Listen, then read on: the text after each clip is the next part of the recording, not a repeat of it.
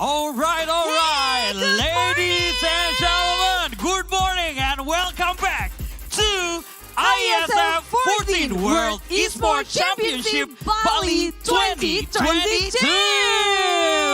Oh, well, we are on the Earth stage, and of course, there will be DOTA 2 match today, but only has 2 lower bracket matches. Exactly, and after that we will have the grand final of CSGO Female. Of course, you have Bude Clara Monster here, and Darius Drew to accompany you through all the day. That's And right. Exactly, and today we will like to have 2 lower bracket matches like what Bude Clara have already told us.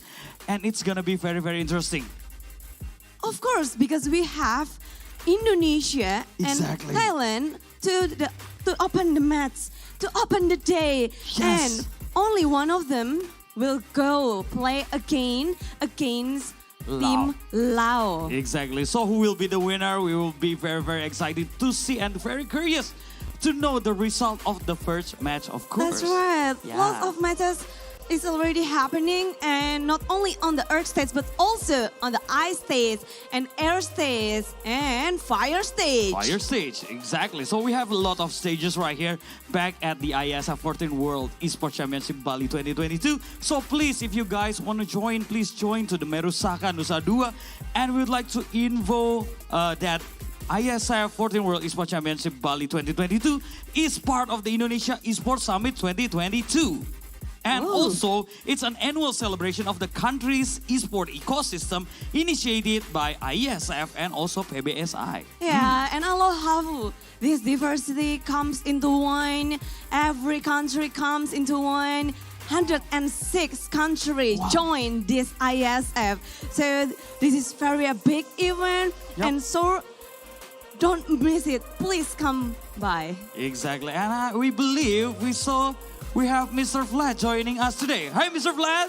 Hello, Mr. Vlad. Hi, morning. I'm so happy to see you here, joining us, chilling. Exactly. In this sunny day. So, enjoying Bali, Mr. Vlad? Wow. The best. Thank you so much. Thank you so much. Of course. All right. But as you know, we have a lower bracket, so anyone who cannot win this match will just stop the journey. Yes, they will stop their journey right now. But we believe both of the teams, either teams Thailand and also team Indonesia, will give their best to be able to enter the next lower bracket stages, right? That's right. Because who doesn't want to be the champion of IESF Bali? True, exactly. The biggest event of esports outdoor right now. So, without further ado, let's invite the first team who will have their matches today. Please welcome Team Thailand!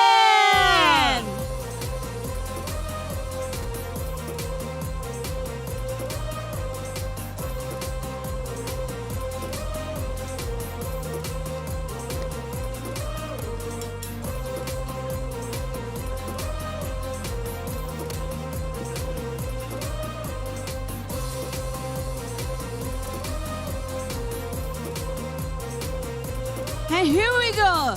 Please give round of applause for Team Thailand with Fearless, TNT, Lionex, KNP, and Boom Boy.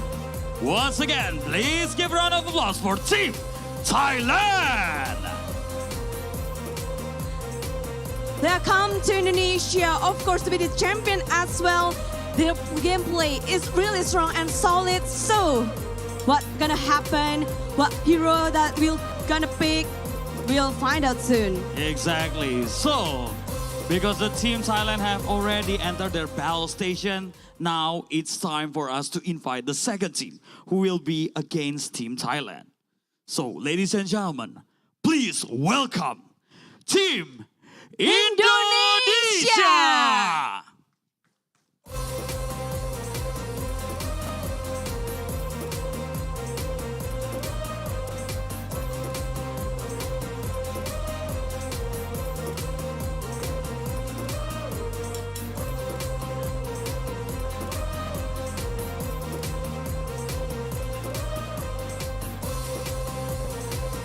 Please This is Team Indonesia. Give round of applause with Wami, Jokem, Dream Hotel, Mikoto, and Whitemon.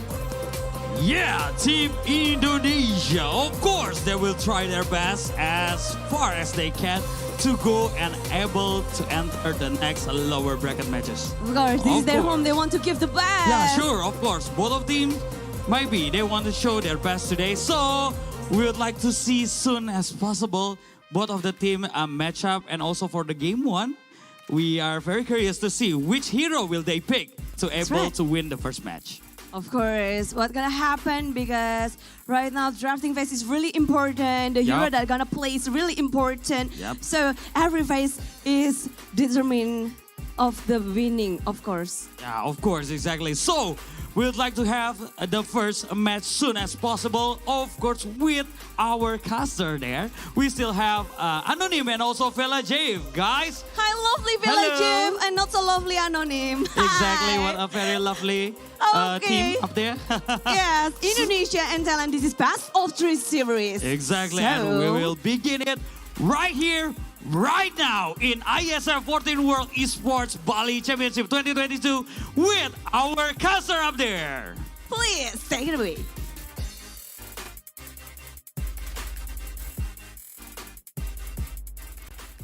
Yep, thank you so much, Clara Mongsar and Darius Drew, is very lovely for today. Back to the caster table here with me, Vela J, and also my partner, Anonym, for this first match. This is going to be the lower bracket between Indonesia along with Thailand with best of 3 series. Yeah. It's going to be super interesting because, once again, they really want to go to the next stage. And it's going to be quite hard opponent, especially coming from Indonesia against Thailand.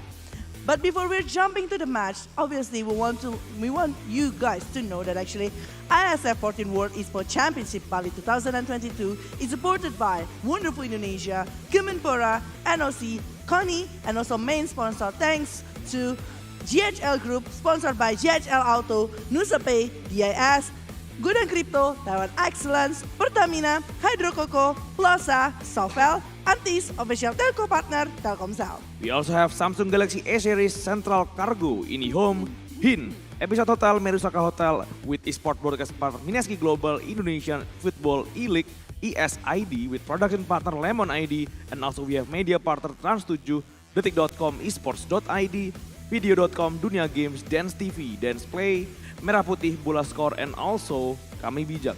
Thank you so much for all of the updates regarding all of the events that happening, because it's not only the esports tournament, we also have the food and beverage place, and we have also the people that are actually enjoying the beach. Yeah, it's pretty much a festival. Yeah, Esports it festival. is. Yeah. And I'm so happy, like seeing in the morning they're doing the yoga to actually like, calm everything before going to the tournament. It's just like so crazy that everything that happens. Remember, we will still have it until 11th of December. So for you guys who wants to join us, please come to the Merusaka Hotel Nusa Dua Bali, because we will be having a very interesting thing happen. Yeah. And so But- this is the bracket, Yeah. the tournament that we already have before. Thailand looked really strong before. They're losing to Laos in the upper bracket. It But is. they're proving themselves again. North Macedonia right now will be facing Indonesia, who lose their upper bracket match against Philippines, and also beating Kazakhstan in the lower bracket match yesterday. Which is very interesting because, yeah, Thailand, Indonesia. We saw that actually Thailand was having quite a hard time after going into the main event. Yeah. At first, they were doing really great in the upper bracket, but the fall downs happened. Same goes with Indonesia, actually. After they're losing to the Philippines, actually, it's like a huge things that happen. And also the different things that happen inside of even the gameplay that happens inside of the Indonesian team. I see that a lot of improvements coming from the Thailand as well to get that one. But yes, this is going to be a 2-day schedule. Yeah. You know, it's going to be like Thailand versus Indonesia, but whoever wins will be will be going against one of the most improved team inside of ISF. Yeah. It's going to be Lao. Yeah, so the winner in this match will play again against Laos after today. So today we only have 2 lower bracket matches, and tomorrow we gonna have the we're gonna have the grand final. We will see who gonna face Philippines in the grand final today. Yeah. After today, yeah. This is the lineup from Team Thailand. There's Fearless, TNT, Leonax, Kanompang, also Bumbui. That is showing really good performance, especially coming from the Lionx. The aggressive movement coming from the Lionx itself as a support is just so crazy. Despite that he is using Crystal Maiden, Undying, the aggressive movement is always there. And the ability to actually winning the lane for the carry is just so crazy from the side of Thailand. And this is Indonesia. Idrimochal, Whitemon, Womi, Jokem, along with Mikoto. They are showing a really good performance also yesterday. Yeah. Playing really well, a kind of different team. We see different Indonesia in the upper bracket and the lower bracket. They are playing really well yesterday against Kazakhstan. They are. Yeah. Despite it's quite a long game and almost like having so much things. Kazakhstan is actually a really strong team. They have a is. top tier team also in Europe. This is the head-to-head between Kanompang against Drimochal. Not too much difference with the kill, death, assist also, but Drimochal generally have a better GPN and also XPM. Yeah, because the Drimochal type is more into the farming situation until he got like, maybe he believed that power spike that he's having is enough to go and join for the war. And he is always chasing for moment that they are going to be winning. But this is this player's spotlight. And it's well deserved for Whitemon because he's showing a really good potential, especially when he's using the clockwork. I do feel like when they are using the clockwork, that is the best time from coming from the Indonesian team. And we can see that actually the kill, death, and assist. That's the average of the assists that he always gets whenever he is the opener for the war coming from the side of Team Indonesia. Yeah, a really good combination along with Mirana yesterday. Yeah. The setup from the hook shot onto the power clock, onto the arrow coming from Mirana.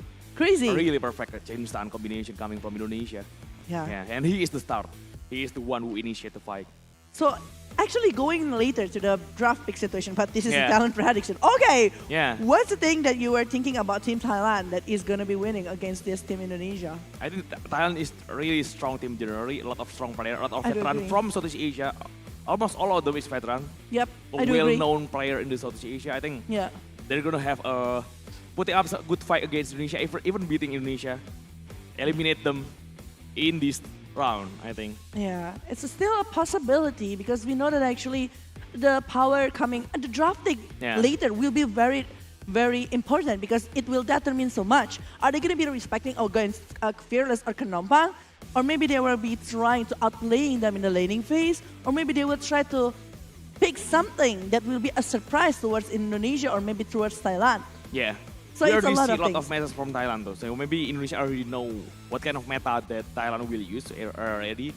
Especially if Fearless using the Amber. I think like that's the best power coming from the side of Team Thailand. One of his signature hero. Yeah, it is. And it's showing really good performance. Like, despite that he's using, losing in the laning phase, but he's still going to be able to maybe do a better in the war. Yeah. So a lot of things that can be happen from the Fearless, but not only from that one. Actually, from Lionx, I do kind of worry here because Lionx, along with Whitemon, having the same kind of movement, same kind of initiation, aggressive movement coming from both the sides. So maybe coming from the early potential kill from the Lionx along with the Whitemon, it's still going to be like pretty much 50-50 coming from Indonesia and Thailand. Yeah, Whitemon also have a really good hero potential, a really huge hero pool coming. He can play defensively, he can play aggressively, he can adapt into the situation based on the draft. Not just a single-minded play, just aggressive or just defensive. He's adapting really well into every meta of the game. Yeah, you're right about that one. And coming from the Fearless against Mikoto, we saw yesterday actually plenty of times that from the opponent that going against Indonesia, they are always try to make Mikoto lose in every aspect. Laning phase, killing him, trying to pick him up often, and focusing over Mikoto, which means the power coming from Indonesia might be coming from Mikoto. Yeah, of course. Mikoto actually like a post one playing in the mid lane. He's using something like Lina, or a really good hero at scaling into the late game. Shadowfin also. The same concept, right? Morphing in the mid lane, Templar Assassin in the mid lane. He's actually playing a carry from the mid lane. Yeah. While Drimochal that. adapting pretty well into maybe some kind of magic D hero onto the side line with the Pats, Last Rock, maybe something like Riser Bloodstone. He used yesterday against Philippines, right? Doesn't kind of work out, but it's the potential that they have. They kind of have the ability to switch the roles, even though they are still playing in their own lane. Yeah. This with the role in the late game actually. Something like that maybe. And also, like, if they're they're focusing over Mikoto against, like, that one. I think, like, from Kanova, that is having, like, a huge potential with the Naga Siren, with all of the heroes that he's using, the ability to actually counter-initiate the opponent inside of ISF. Yeah. It's just showing a really good potential. So, yeah, drafting. I really, really wonder what kind of hero that will be picked. Because so far, we are seeing a repetitive hero inside of ISF. Yeah, a lot of hero being prioritized by same team again and again. And we're gonna see this one, Lina, Drake being banned from Thailand. It's a really good hero from Mikoto. Mikoto played a lot of Lina, a lot of Shidovi in the mid lane. A lot of good hero, right-click hero that can scale pretty well onto the late game. And Mirana along with one more hero from Indonesia, they will ban one other pick. Maybe they will. Oh yeah, this is our house. Hi, Clara Mongsar. Hi, Daddy Drew. Who are you supporting for? Is it gonna be Indonesia or Thailand? Hi. Oh, hello again. Wow, always there to support every game he wants. Oh. Yeah, a really Hi, Goliath. diehard supporter of Dota. Oh, a lot of support for Dota at this moment, yeah. Wow. Indonesia. Indonesia supporters right there. Undying already getting banned by Thailand, and we got the second ban right now from Indonesia. Well, are they gonna be trying to ban? I mean, like, Mirana is the one that is gonna be very good for them, but they also like going against it. Is Silencer gonna be picked? Because so far we saw that actually coming from Southeast Asia region, they are prioritizing over the Silencer, either ban it or picking it. Yeah, pick it on the first place of the pick. Yeah. Yeah, even like prioritize. There is Silencer, I'm going for it. a really natural combo breaker coming with Silencer. It is. Tiny. Second pick Tiny from Indonesia. Pass is actually a very good one. It's just pretty still safe. on the pool. Yeah. Strike being picked by Thailand right now on the first pick. There's still a Brute Mother if they're aiming for the Brute Mother coming from the side of Indonesia. Again with the same combination, or Mars with the clock. Oh, yeah. Maybe. Hi, everyone. With power cock onto spear. Oh, a lot of fans here. Who are you guys supporting for? Thailand or Indonesia? Indonesia, oh. Okay. But yeah, Mars. Actually, we saw that actually coming from Indonesia. When Womi using the Mars, they're having plenty of options as the combo. The Dark Willow, the Path that can be picked here. Or even like something that can continue with the Freezing Field, even coming from the side of Crystal Maiden. Crystal Maiden, a generally strong hero, also gonna be the second pick from Indonesia. A good hero generally. People doesn't even realize Crystal Maiden is strong when they are reading the paths until someone actually using 10 seconds it. The remaining. Freezing Veil, Frost Nova is really hard to deal 5 with. seconds I remaining. do feel like, especially if the Crystal Maiden bringing Mango and spamming over the Frostbite, you are unable to get away from that hell. Yeah, from the landing phase, right? Yeah. The attack speed slow is really good at the landing. Crystal Nova is annoying. Yeah. 80% of damage output coming from the right click early in the landing stage. So without any attack speed, you cannot do anything. The zone out coming. He just kept getting harassed. Well, we can see that actually from the side of TAS, it can be combo with a lot of hero. We saw it with the Skyrat Mage so far inside of the ISF, but Morphling early pick here coming from the side of Team Thailand. Yeah, a crucial pick before the banning phase begins. So a really good choice to pick over Morphling right now. He can have a 3 spots to ban. It's a Draw Ranger, good hero against Morphling. Morphling is also kind of countered by a diffusal builder, a natural diffusal builder hero. Something like Phantom Lancer maybe, something like Ursa Warrior, something like that. Kind of good against Morphling also. Well, Draw and also Lashrak already being eliminated so far. They don't want someone that actually going to be playing quite in their long range, which is mean that Sniper is still going to be available. And if you're talking about Morphling, I do feel like Morphling is good, but also have some that can actually counter the initiation coming from that hero and Naga. The initiation hero that is been used a lot actually by Kanopang before is the one that is getting eliminated here inside of the drafting phase. A hard hero to deal with. 10 seconds Naga remaining. along with the Draw Ranger. Yeah. So Indonesia have to 5 choose their seconds fourth remaining. ban right now.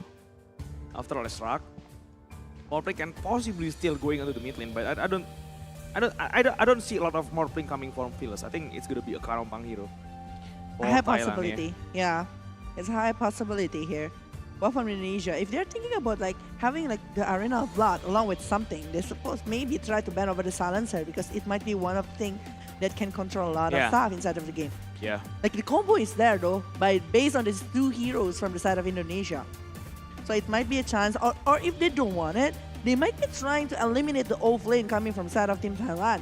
Because I think like they are Radiant also team having a back. really good potential, and Lycan Yeah. is the one that is being Lycan. eliminated. Lycan, a good hero to push the pressure. Okay, Annoying hero though. it is. The offering meta coming from DI is a hero that can farm the enemy jungle early 10 on. seconds Brood remaining. Mother, Enigma, Lycan, Beastmaster, something like that. Still, Dire team almost the back. same with this meta right now. Lycan still being prioritized along with Beastmaster. Enigma is kinda left behind in this meta actually. Mhm. No one doesn't really pick it anymore. We only see it once inside of the ISF, and it doesn't really work. It's because- early on though. It's early on. After that, people Yeah. realized that this hero doesn't really that good 10 anymore. seconds Yeah, remaining. and after that, no one's actually picking over the Enigma, especially if they are 5 going against a seconds Mirana Yeah. before with Medusa along with the Starfall. Yeah, a lot of good hero trying to Yeah, just easily kill the Eidolons coming from Enigma. that's right. And playing only ban, a good hero against Morpling, a diffusal builder also. Morpling doesn't like to face mana break kind of hero. So that's the one that they are eliminating at this moment. Hello, who are you supporting for this one? Is it Indonesia or Thailand? Well, okay, Yeah. one husband here coming from the son of Indonesia before we're going to another pick pace here. Well, actually, if they want to eliminate the Brood Mother, it's still on the Oh. pool though, but it's Silencer. We talk about this. The combo is still gonna be there. So if they want to eliminate the Silencer, it's still gonna be a very good one. Yeah, they're banning Silencer right now. A good combo breaker. You don't want to face Silencer, especially if you have a really good chain stun potential. And hard to face Silencer. Radiant team back. There's a Dark Willow Oh. again. The classic combination coming from Indonesia. Dark Willow Mars terrorized with Arena of Blood combination. Really good one. Oh my god. This is Yeah. like In three hero combos already. In terms of team fight, this three hero already 10 really strong seconds remaining. from It Indonesia. is. Yeah, It is. the potential combination coming from the three hero 5 seconds is remaining. really crazy right now. The chain stun as well. Yeah. Rumble Maze. Thailand need a lot of Frostbite. BKB. Thailand need a lot of Radiant team pick. defensive Oh. spells maybe. And Amber again for Fearless. His signature hero still on the pole. Instantly getting picked on the third pick. So they show the mid lane, they show the carry right now. Maybe another offlane or a support for Beastmaster. the fourth pick. Yeah, Beastmaster is still in the pole. Beastmaster gonna be very 10 nice. seconds But maybe they remaining. will show some supports first. Supports hero, I think. Because he 5 doesn't seconds know remaining. yet the carry from Indonesia. Doesn't know the Dire matchup. team The pick. Skyward mates supports. Skywrath Maid. Yeah. The hero that always like picking off the players from the opponent by this combo task along with the Skyward Mage. Even with just with Searing Chain Mystic Flare, Searing Chain Anto Mystic Flare is really good though at picking off people. 10 seconds remaining. It's just plenty much a lot here 5 with the seconds Mystic Flare remaining. coming from the Skyward Mage, and either lands will be like helping so much later. And the pick off motivation coming from the side of Team Thailand here. One pick, they may be picking over the hero for the Dream Hotel first before picking and deciding hero for the Mikoto. Mid lane is fine because he already know the matchup. It's gonna be against Ember Spirit. If Is you it want- another spirit? Radiant team back. Oh, Ooh, Arrow Destroyer mid lane from Mikoto. A good save hero. Generally an annoying hero. It's good also against Morpling. Morpling doesn't like to have a low mana. The Astral Impersonment coming in. Potential setup for the spear. yeah. 10 Yeah. seconds remaining. And again, the combo is still gonna be working from the side of Indonesia. 5 seconds It's a remaining. non-stop combo that can be brought by them. And now we're coming to the banning phase again. Indonesia, they're still looking for one hero that can be put. Is Outward Devourer actually? Outward Destroyer actually it's going to be very okay if they put it inside of the carry side or still on the Still on the mid, I think. Still on the mid. It's gonna be something like Meteor Hammer kind of. Okay. Kind Armor of setup. Destroyer, Yeah. A really good hero against Morphling also. You need to burst Morphling to making sure he doesn't have time to shift the strength. Shift into the strength with the attribute shift. Yeah. You don't want any DPS hero against Morphling. Kind of hard to deal with Morphling with that. You need one burst for the Sanity Eclipse. I think a really good potential to kill Morphling instantly. Well, it means we still need one carry here from the side of Team Indonesia. While from Team Thailand, they still need one Offlane. XP. Either offlane or support. It depends on the Taskar maybe. Taskar still a flexible pick coming from Thailand. But they still need someone that actually gonna Yeah. be stopping the rest of the player coming from the side of Indonesia. Like a Dire team CC back. kind of hero that can be used right there. I think it's gonna be very great if they're having that. Faces, oh no, I don't think Radiant Faces Point is team being back. used and offlane anymore, right? Yeah, and it's not. And Beastmaster getting banned. An offlane potential coming from Thailand. They don't want to deal with any kind of pushing hero. Animal kind of hero is kind of hard to deal with. No one like to face against animal 10 hero, seconds Chance and remaining. Chandra, something like that. Especially in the offlane with 5 Beastmaster seconds along with remaining. Lycan. Mm-hmm. Yeah, just a generally annoying hero to face against. One more ban here. Reserve time is getting lower and lower from both of the sides. They're still deciding what kind of hero that they will try to eliminate for this. Because this is going to be a very important game. The first game of Best of 3 series between Thailand and Indonesia in the lower bracket. And one slot will be put in the lower bracket final. So yeah. Here from Dire Indonesia, team ban. okay, it's gonna be Bloodseeker ban coming from the side of Team Thailand and Indonesia. One last ban, Radiant it's a team dead prophet. Yeah, they drop it offlane. They're betting out for it. So Thailand will have to choose first. That's why Indonesia doesn't want to show any carry because of the matchup. Indonesia will know the matchup from the offlane first Dire before team deciding about going for the carry. Oh, that's why Bloodseeker are getting banned. Yeah, they want to take Brood a brood. Mother, yeah. The one that is very still free right now. The ability to actually doing some split push coming from the side of Team Thailand with the heroes that he is picking. But again, there is Mars. Mars is actually 10 a seconds very good remaining. hero to actually counter the Spider Links from Yeah. the side of Team Thailand 5 here, from the seconds Brood remaining. Mother itself, well for Indonesia. What kind of hero is going to be very good for the carry at this moment? Slark, is it? Stark Edition depends. If you try to beat more playing Aghanim, you need some Lincoln. Slug is good, yeah.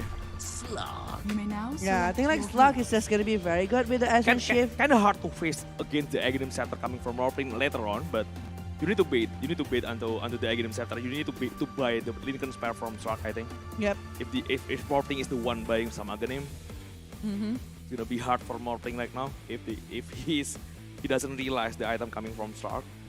Yeah. But the Diffusal Slark is going to be like really Yeah. helping from the side of Indonesia later. Yeah, one of the hero that can do really good for buying Diffusal Blade. I think like for both of the sides, they have their own winning situation here.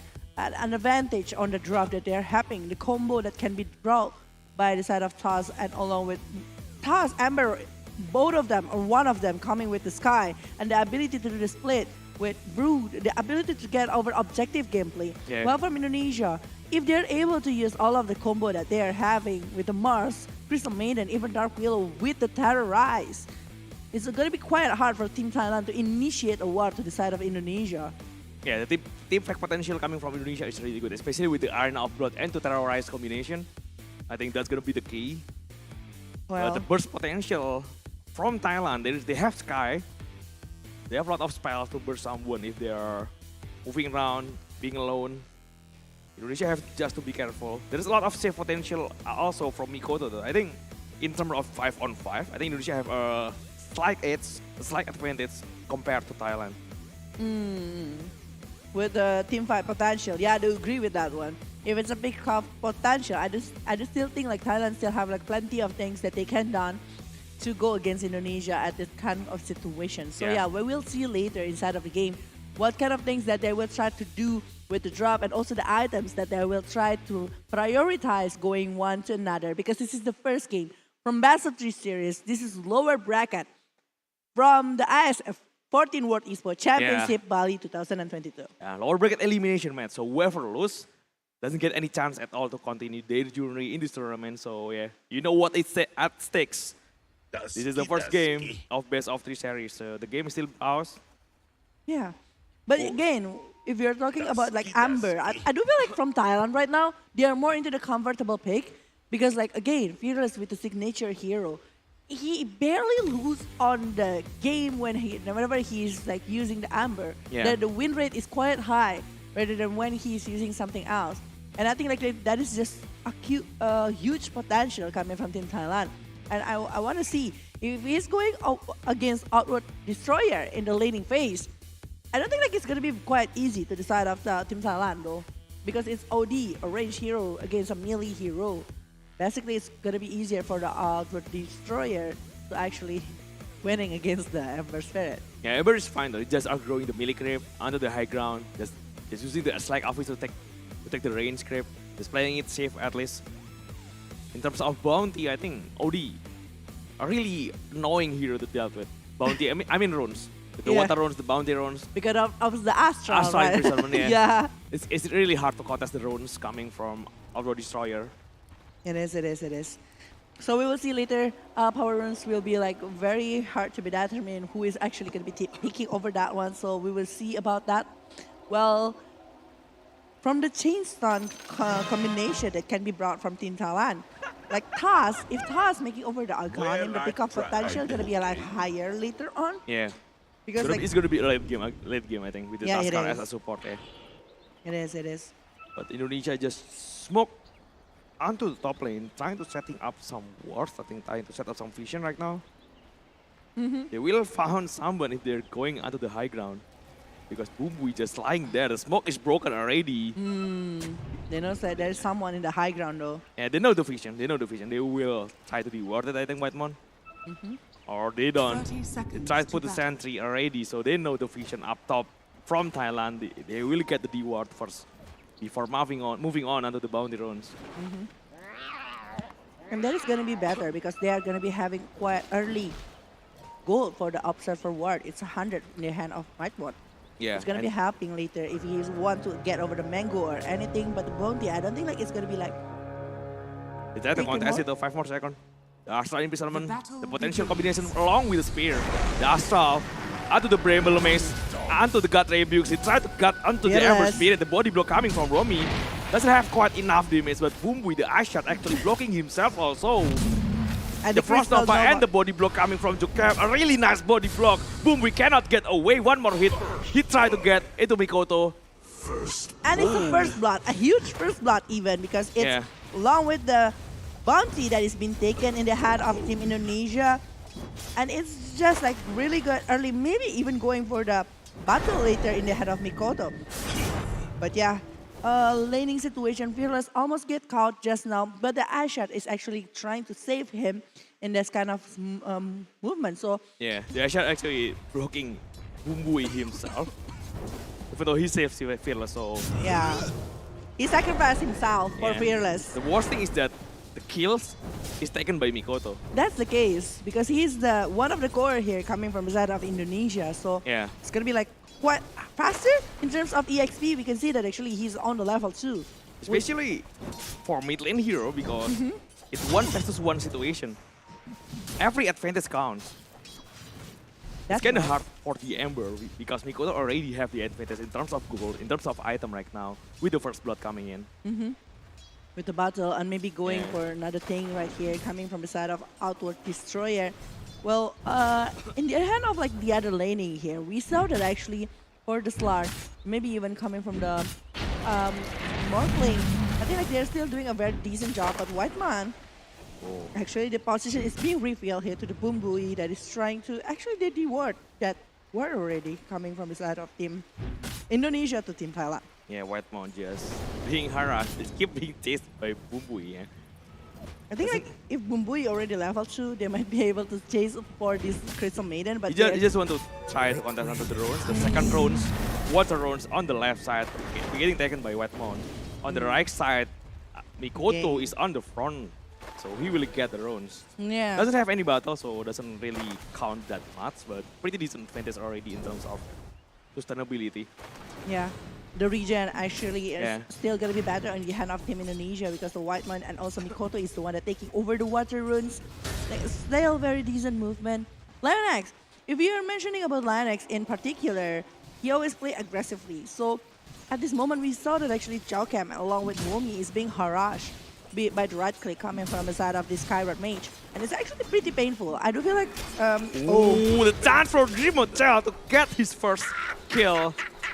Anto Bumbui in the top lane. A really decent start coming from Indonesia. 2-0 already. And Bramble also Mage. in the bottom lane, the spear coming into the second Bramble Mage in the behind. He's trying to get Kanom back out of his side. But it's still going to be pretty safe for the side of this Morphling. It's 2-0. It's still a huge chance though. I mean like Drimocha along with Mikoto, the one who get the early kill. It's going to be helping them to actually build something on their items. Yeah. Which is pretty bad here. But in the top lane again. Would they still have the pounds, is it? No, they Doesn't. don't. It doesn't, yeah. TNT still Able to go get back. away. But Mandak still looking for him though. Doesn't even realize that TNT already going back. Yeah, but now he's showing himself with using the healing salve as well. So I think like it's still they're pretty much using a lot of resources in this early situation coming from the side of Team Thailand because it's actually pretty hard on their bottom lane. They are able to maybe harass a bit to the side of Indonesia, but Indonesia also like able to clear, maybe even do the farm pretty well here. Maybe with the spear, maybe with something else, and maybe trying to push it back to the side of Team Thailand. While in the top lane, the Slar actually doing a very decent job. While in the mid lane, the Bramble Mage is connected, but they're pretty hard to actually chase over the Fearless in the backline. Yeah. It is solid last hit from Mikoto. 27 with 8 denies. Compared to Ember Spirit who have only 15. Yeah. And he's still dominating the runes contest. But the water runes again because it doesn't buy any battle, so it's fine. I think like that's why it's getting harder because the first blood and also the advantage over the EXP Yeah. because he's level 2 already. So the harassment going harder to the side of this Fearless. And he is even having more hard time to farm and able to scrapping for the gold in the mid lane Yeah. itself. And because I think gonna be going straight for the Major Hammer without any battle, without any other item from him. It's gonna be a really huge skill potential if he already bought the item. Because he wants to do early aggression, I think, from the side of Indonesia with the Yeah. heroes that they're having. I think like it's pretty much makes sense. Well, from the side of Team Thailand, they really need to be careful about the action shift that will be taken in the hand of Drimocha. Because if they're doing a slight mistake again, it will be The taken. Frostbite doesn't want to commit too far, too far to the Yeah. tower. Fortified. It's going to be very, very dangerous if they're actually aiming for that because there's still going to be a backup coming from the Noble, but Hostile Imprisonment is just a hell here for Oh, Fearless. Yeah, Mikoto going for Midas. Mikoto going for Midas, a greedy item early on from Mikoto here. I thought it's gonna be Major Hammer. He just stays going for Midas, hand of Midas, if you know. Yeah. And Drimocha still having a really good lane. Also 11 deny at the top lane. It means that from the side of Mikoto, he really considered this for the late game situation with the hand of Midas on his hand. So the progress of item later coming from the side of Outward Destroyer, it will be destroying a lot of things here Yeah. to the side of Team in Thailand maybe. But I want to mention about TNT, that TNT's potential coming against this Slash, despite that he's losing in the terms of the last hit. But I think like from this moment, the TNT is just like gonna be very hard to catch on or maybe even pick off Yeah. later on. Yeah. A really bad equilibrium right now for the top lane at least. You need to start pulling the creep, start trying to have a decent equilibrium, to have a really good kill potential. They have really good potential, but the creep just too far forward. They need to get the creep behind. Yeah, because it's going to the side of the Mortal and everyone, so it's quite hard maybe. Yeah, too near the tower from Root Mother perspective. Well, Mikoto reaching level 6. Again, it's Fearless that having like 24 only last year. It's actually doubled, almost doubled from the hand of Mikoto because of the last deny that he did to the side of this Amber Spirit. And Well, the Outward Destroyer actually might be finishing off the Hand of Midas quite fast if he's doing this kind of tempo. It's already on courier though. Oh He's my just God. trying to receive it right now. So It's so fast though. it's so fast. It is, From it is. Mikoto. Would have a really huge advantage coming in terms of farm, also with the level. And Whitemon, I think like potential coming from the side of Indonesia, might be an opening coming from the side of Whitemon with the Frostbite or maybe the Crystal Nova that can be used here to the side of Team Thailand. And there you go, the Frostbite is there, aiming at TNT, the Crystal Nova aiming, but I think the TNT is still going to be able to go back and run away from that kind of situation. Yeah, having still Magic One to help himself back on again. The bottom lane Bomi still decent, even though he's not ahead compared to Morpling. Regeneration runes taken by Jokem. They try to get away, the TP away. He got it. It's very hard to actually secure a Dark Willow if you're not actually doing a CC to the side of it in the early situation. So Dark Willow still pretty much safe to be picked off, but Morphling, this Morphling is actually very free in terms of farming because it's just like quite hard for the side of Mars or maybe the other thing to jump in and aiming for this Mars that is always having the spear to throw them away, maybe like having a lot of CC along with the presence coming from the side of this Dark Willow with the Bramble Maze and stuff. Yeah, Rimochal. Kind of hard to deal with Brute Mother, especially when he already reached his level 6. With the Spiderlings coming on. Kind of tricky. Stark have the Dark Pack, but there is no... He can't burst with Spiderling just one with just one Dark Pack, right? Yeah. So he still needs another help right there. But the crown is already being used from Jokem to the side of this Kyrat Mage along with the Bramble Maze. But there is no other follow-up. And the one that is going to be picked up maybe coming from the side of this Jokem. Whoa, yeah, taking a lot of damage already. Jokem trying to run behind the tree, but Amber just keeps spotting him. Not right now, Jokem. It's pretty hard situation here. It's definitely, they want to aim. They want to try to pick up somebody from the side of Team Thailand. But it's not really working. And the one that is getting picked off is actually Jokem itself. So, Ooh, there is a chance to kill Anto Leonak. We still have the arena Anto the spear. He will have enough damage. He run out behind the arena of blood. The calling over Mikoto and also with Jokem. With the creep, with the waveform already being used by Kanompang. Kanompang is in a really bad position. The Sanity Eclipse is ready also. The spear again. Mikoto, the Astral coming. Without using any Sanity Eclipse at all. Wait. yeah. Wide camera, okay. Morpling already being taken by Jokem. Well, I think like it's quite hard because actually it's 3 members from the side of Team Indonesia are coming and going against this Kanombang. I think like KNP is just having quite under attack. bad momentum right there. It's actually a huge kill though coming to the side of Indonesia, but in the top lane, Rimochal going against 2 hero. The Ice Shard is there, still a punch to go back and save himself. Does not have enough disable, I think. Radiant's If they want to go bottom under tower is Dream under Watch attack. They need to have an instant disable Radiant before structures Dream are Watch have a fortified. chance to use the Dark Pack. It means that everyone needs to be there though. Coming from the top maybe along the with Morph. Dragon from Daskar, the Silence coming from Skyward Mist. What of it is actually pretty instant. Which is going to be very good if they are aiming at Rimochal that is still free, doing the farm that he needs on the top lane. Yes, kind of hard for now at least to find kill under Dreamwatchal. But smoke is already being used by Thailand. They try to move under the right side. They know Jokem there. They have the vision.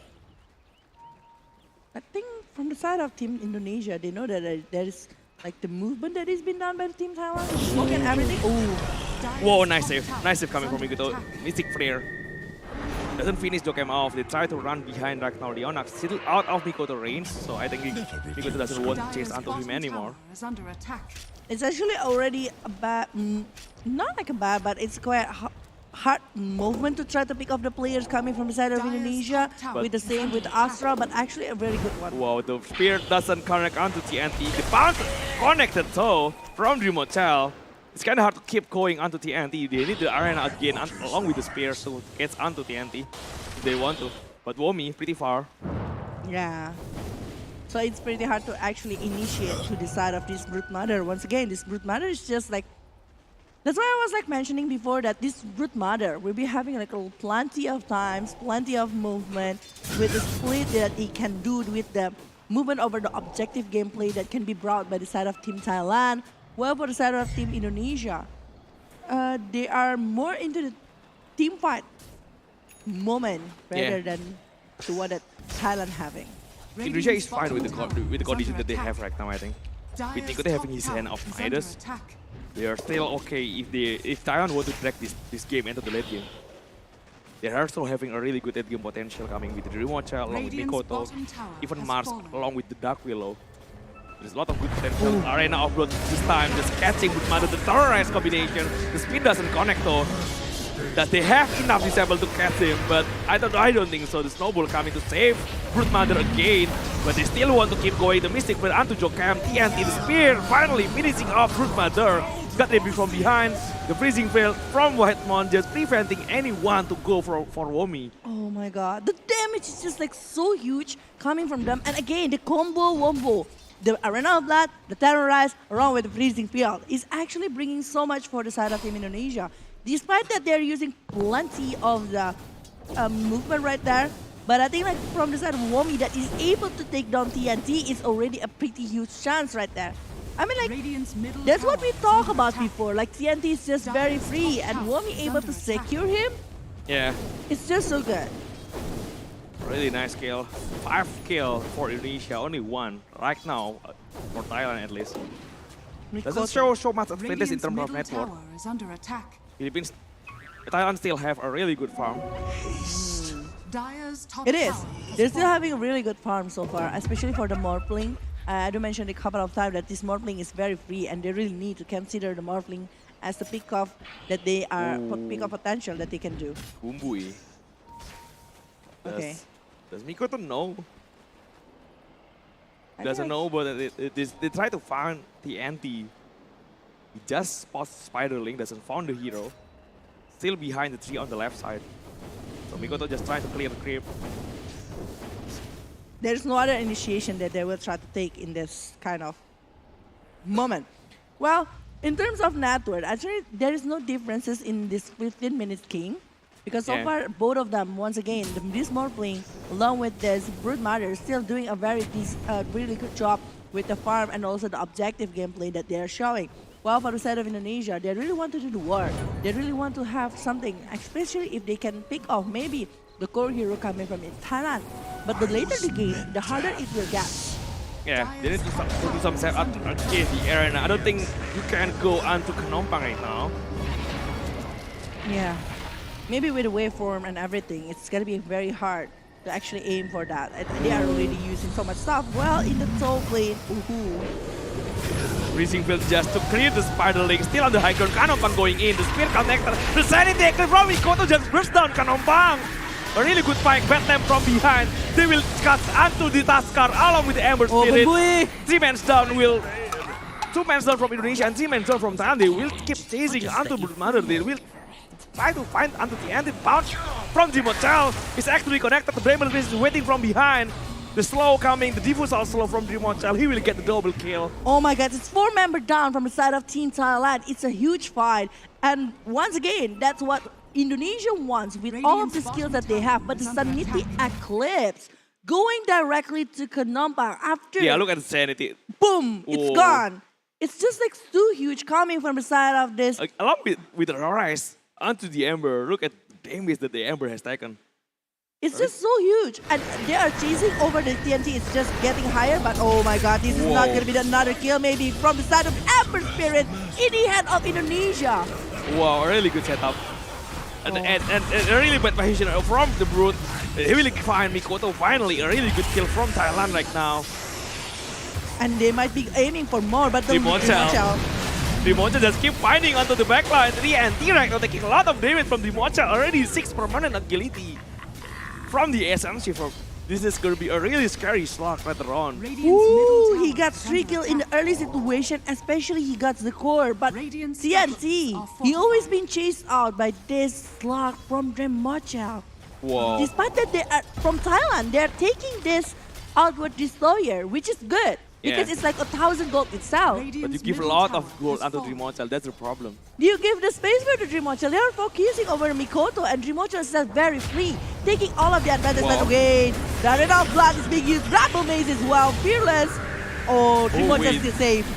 Dreamwatch is safe. You want to got in again. A lot of disable onto the Ember, he cannot go away. Oh my So much God. disable right now for Indonesia.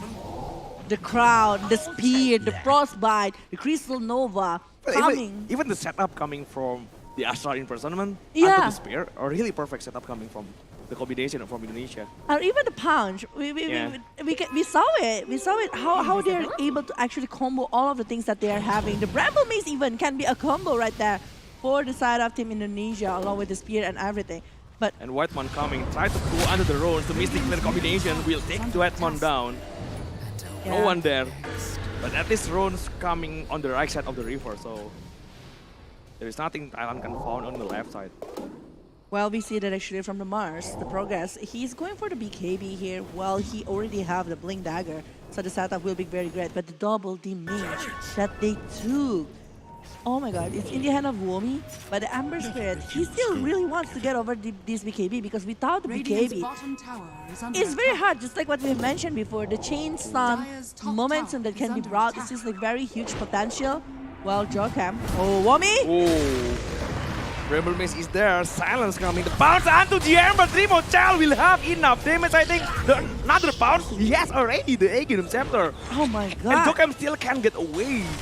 TNT doesn't have enough to finish. Jokam, the arena, found TNT inside the arena. Dreamwatch Spear. is waiting from behind. The bounce is almost ready though. Can he get TNT onto the bounce? And he is get it. Another kill. Oh, Oh wait. wait, TNT? Still on Really? the high He say? ground. One more hit. Okay. Yeah, They still got it. They still got they it. still Kill. got it. But Dreamwatcher finishing off the Aghanim is just like so fast coming from the Dreamwatcher Wow. itself after the defusal. I don't know where he got all of the money for, but he already reached 10k net worth right now at the moment, and they are aiming for the Roshan. Wow, it's gonna be a huge Roshan. Really hits one. Oh my god. This is only like 19 minutes game so far coming from the side of Indonesia against Thailand. Thailand, suddenly they are playing the game, mind games of Indonesia. And in Mikoto actually giving like a lot of moment for Dreamwatcher to able to beat this fat for the items along with the damage. Well, Womi, they really need a good setup coming from Womi with Arena of Blood or even a spear. Who they found? Bounce! Almost got the Ember. The bounce second bounce. The Diffusal will break all his mana. Doesn't have any mana left of the Ember. So he will be taken again by Dreamwatch. It's a fifth time, if I'm not mistaken, that this fearless Mikoto found Leonax. Another bounce onto Leonax. This Dreamwatch is just keep chasing onto everyone he found. at this moment, he's no longer farming over the creep, he farms hero. Yeah, he doesn't get the kill though, but he's getting the essence from Marine Agility. It's really good also. I think like he got plenty already, double digit kind of essential right now from the hand of this Lark. Maybe 8 or 10? yeah, something like that. 9. 9. Yeah. Okay, he got 9, almost reaching the 10 here. And Yeah. it's so far from the Whitemon, he always tried to He- give the vision right there. He found Kanompang. Oh. Now Womi has the dagger along with combination from the spear. Is it gonna be able to be done? But Bui is still there though. The snowball gonna be trying to help for Yeah. the side of this Morphling to I be think- able to survive. Indonesia need Mikoto to handle Mortling because it's still I do agree. on the bottom lane. Trying to keep pushing onto the wave. Because Yeah, we know that actually the potential coming from the Brute Mother. We saw the Brute Mother's movement right now. It's trying to give the space for the side of this Morphling along with Amber to try to recover from their loss because they are behind of 7,000 net worth. But Indonesia mirroring what they are doing Radiant's by bottom taking the tower objective is under might be in the attack. bottom lane. Dire's Because from the top tower outward is under destroyer attack. itself, already finishing Dire's off over the Hurricane of Pike Radiant's and still bottom holding the tower is Aegis of falling. Immortal. They look for something. Does they know? A lot of Thailand players still in the Indonesian jungle. Oh. They're just camping, trying to farm the jungle from Indonesia. And there is an arcane rune right there if Yeah. someone is actually on the way to that Dreamochel area. tried to find TNT up top still. Womi with the Arena of Blood under the bounce from Dreamochel. The spear is ready also. But the second bounce is also ready. The Womi will be the one taking the kill. The freezing field onto the Ember Spirit.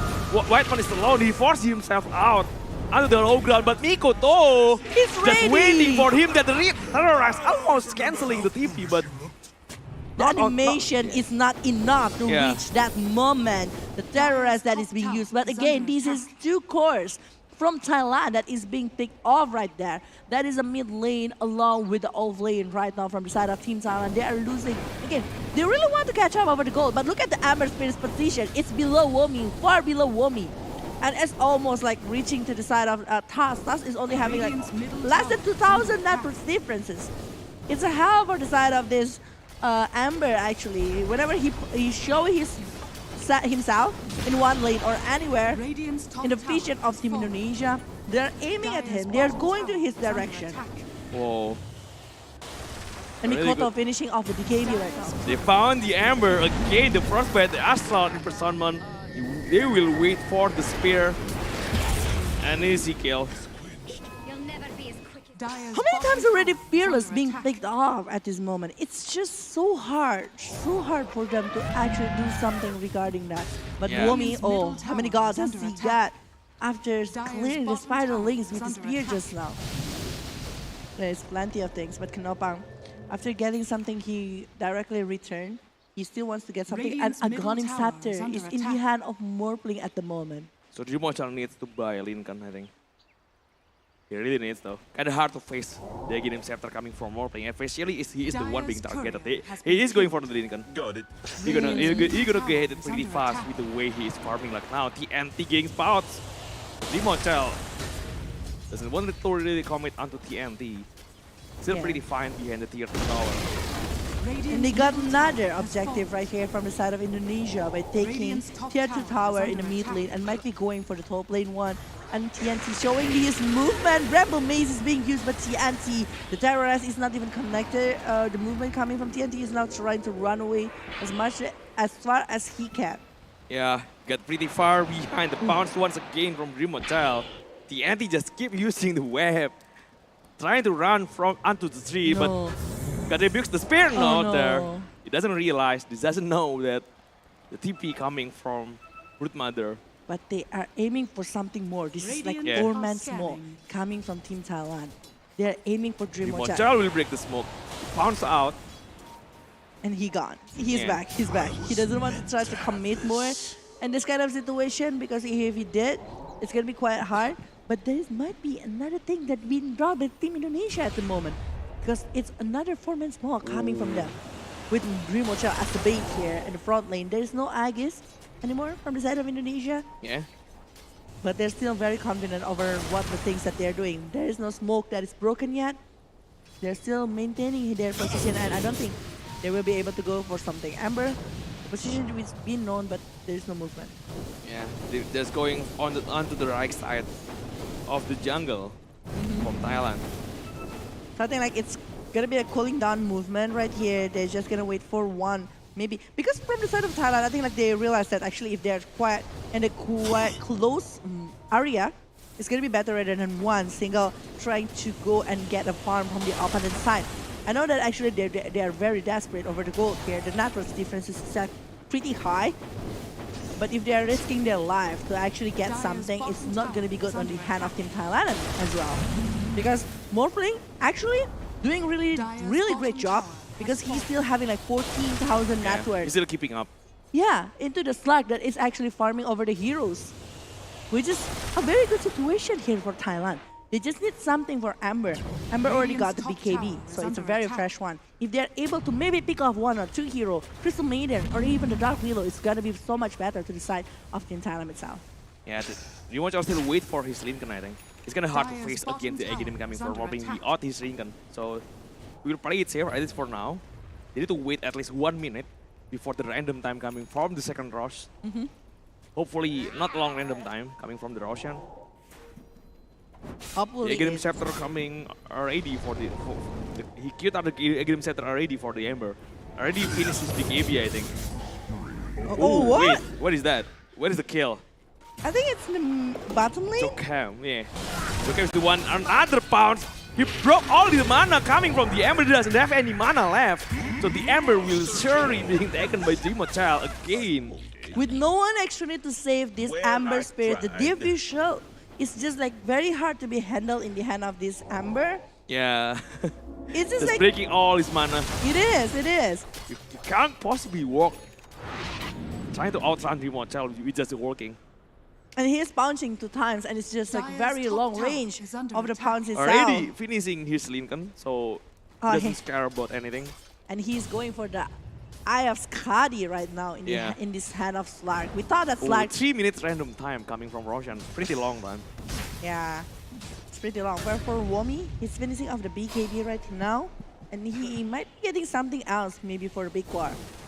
Well, I mean like from the side of the Morphling, we haven't seen like Morphling joining a big war here from the side of Team Thailand. They don't want to do a big team fight, but eventually they really need to do it. Yeah. How they're going to be able to like back and forth from the situation, that's the case. If they are able to maybe hold of the damage with a pipe of inside or maybe something else with the Guardian Graves or maybe even Mechans, it's going to be so much better because like plenty of magical damage that is given by the side of Team Indonesia at the moment. Yeah, Dreamochild just keep pressuring. He bring Gum of True Strike. So it's a really good item in the hand of Last Strike. In the hand of Strike, I mean. You always know if there is the vision from the enemy because the Shadow Dance passive, right? Yeah. You just realize it if your Shadow Dance doesn't activate. So he knows there is somebody nearby. There is some vision. He just try to reward every vision from Thailand outside of the base. The TNT keep running behind the trees. It's kind of hard to find him. It is Dreamochild hard. also, yeah. Dreamochild also trying to get the jackpot, maybe just running randomly under the tree, trying to pounce, blind pounce, just in case if there is They some found, yeah. spider found on the tree.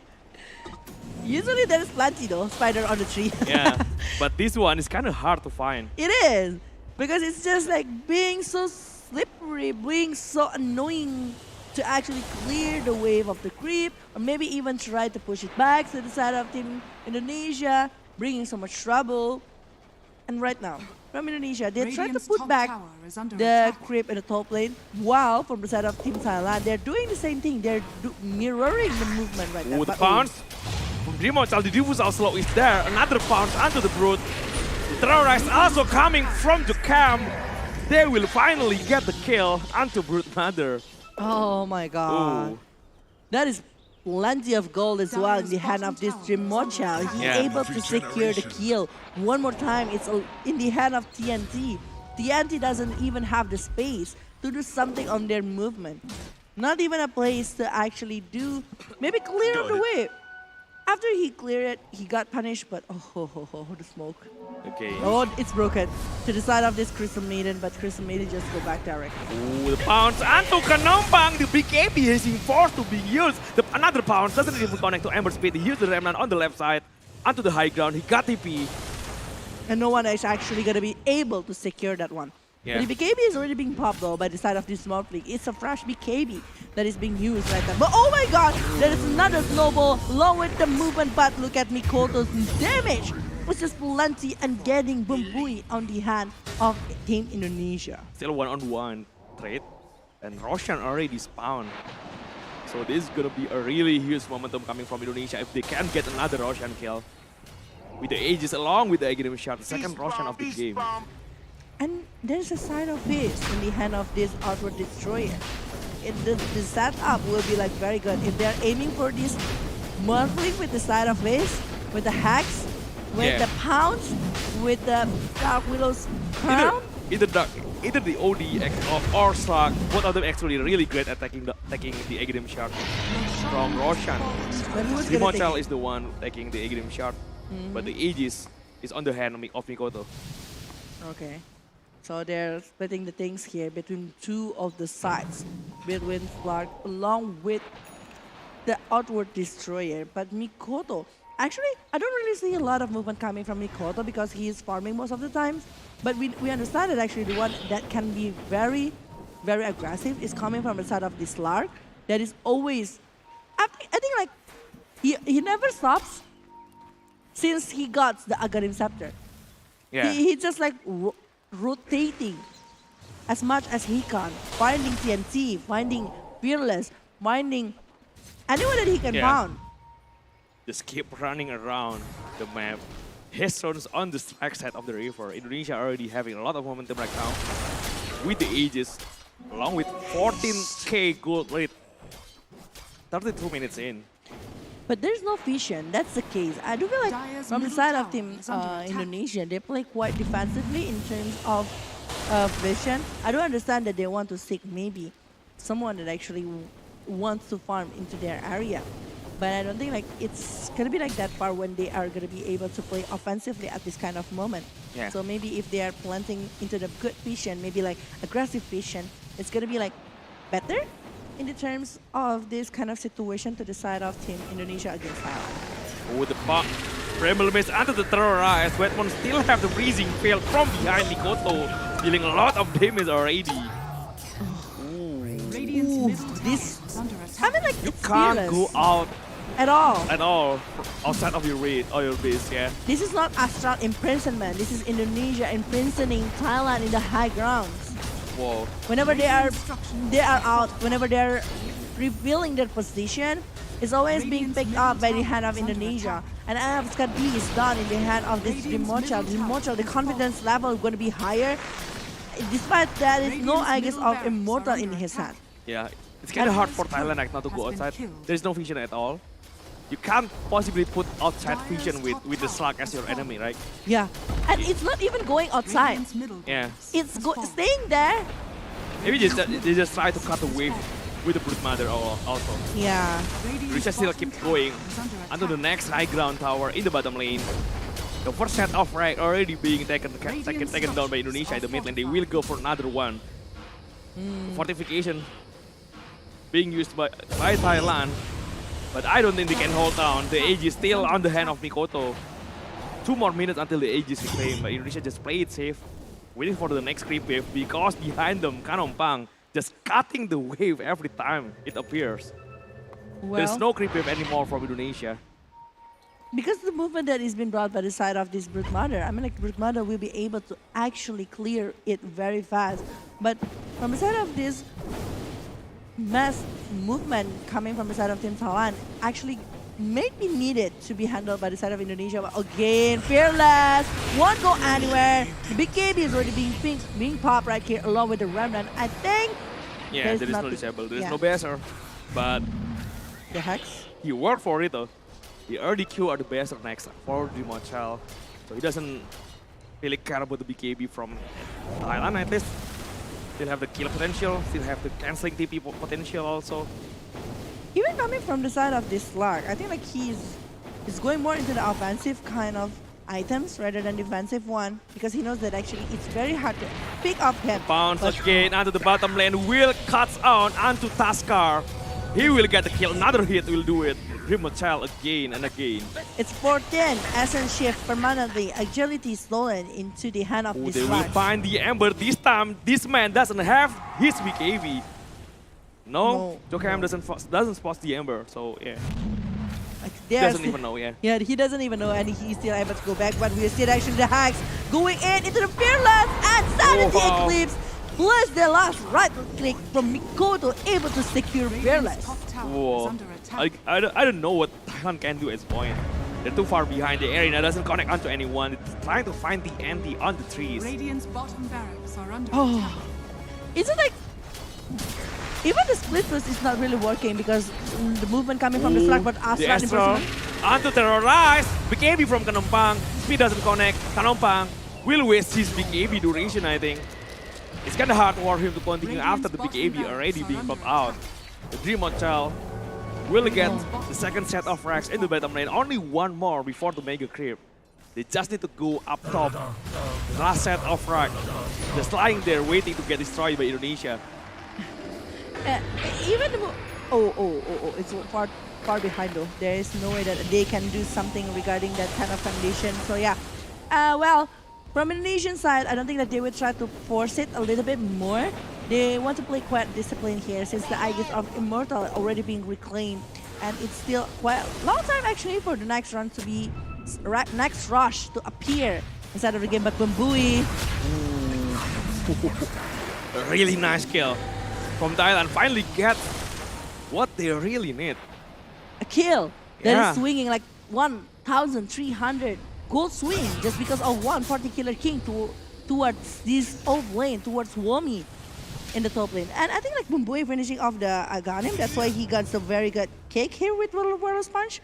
I think like that's the ability that they have with the setup. Really think the smoke already broken. The anti something, not knowing that something is going on the high ground. The problem is coming out to the Ember. Maybe they force the Big AB deck. Not Big AB already being propped out. Dimonchal being disarmed. It's like off his prop onto the high ground. They got a lot of damage onto Taskar. The Big AB almost. Wait! Crystal Maiden. Dimonchal still fine. He want to keep going. Kanompang behind him. Dimonchal still want to go, but Kanompang Aghanim Scepter trying to go onto Dimonchal. He just tries to bounce away. The buyback coming from the sky. Try to force Nikoto out. Nikoto getting chased a lot. Nikoto will be taken by Kanompang. A really good situation coming from Thailand right now. Oh my god, they are able to secure the kill here to the Womi, to the outward divert. It means that the Mikoto with the gold swinging is just like very hard to decide. But oh my god, there's Diffusal along with the pounce directly to the side of Kanompang. Kanompang needs to get back. But the head! Onto Dimonchal, he takes a lot of damage, but Dimonchal still have the Shido there, trying to get away. Dimonchal have to go out. He gets Kanompang first though, along with the Brute Mother taking a lot of damage with the Curse Crown still on his body, TNT.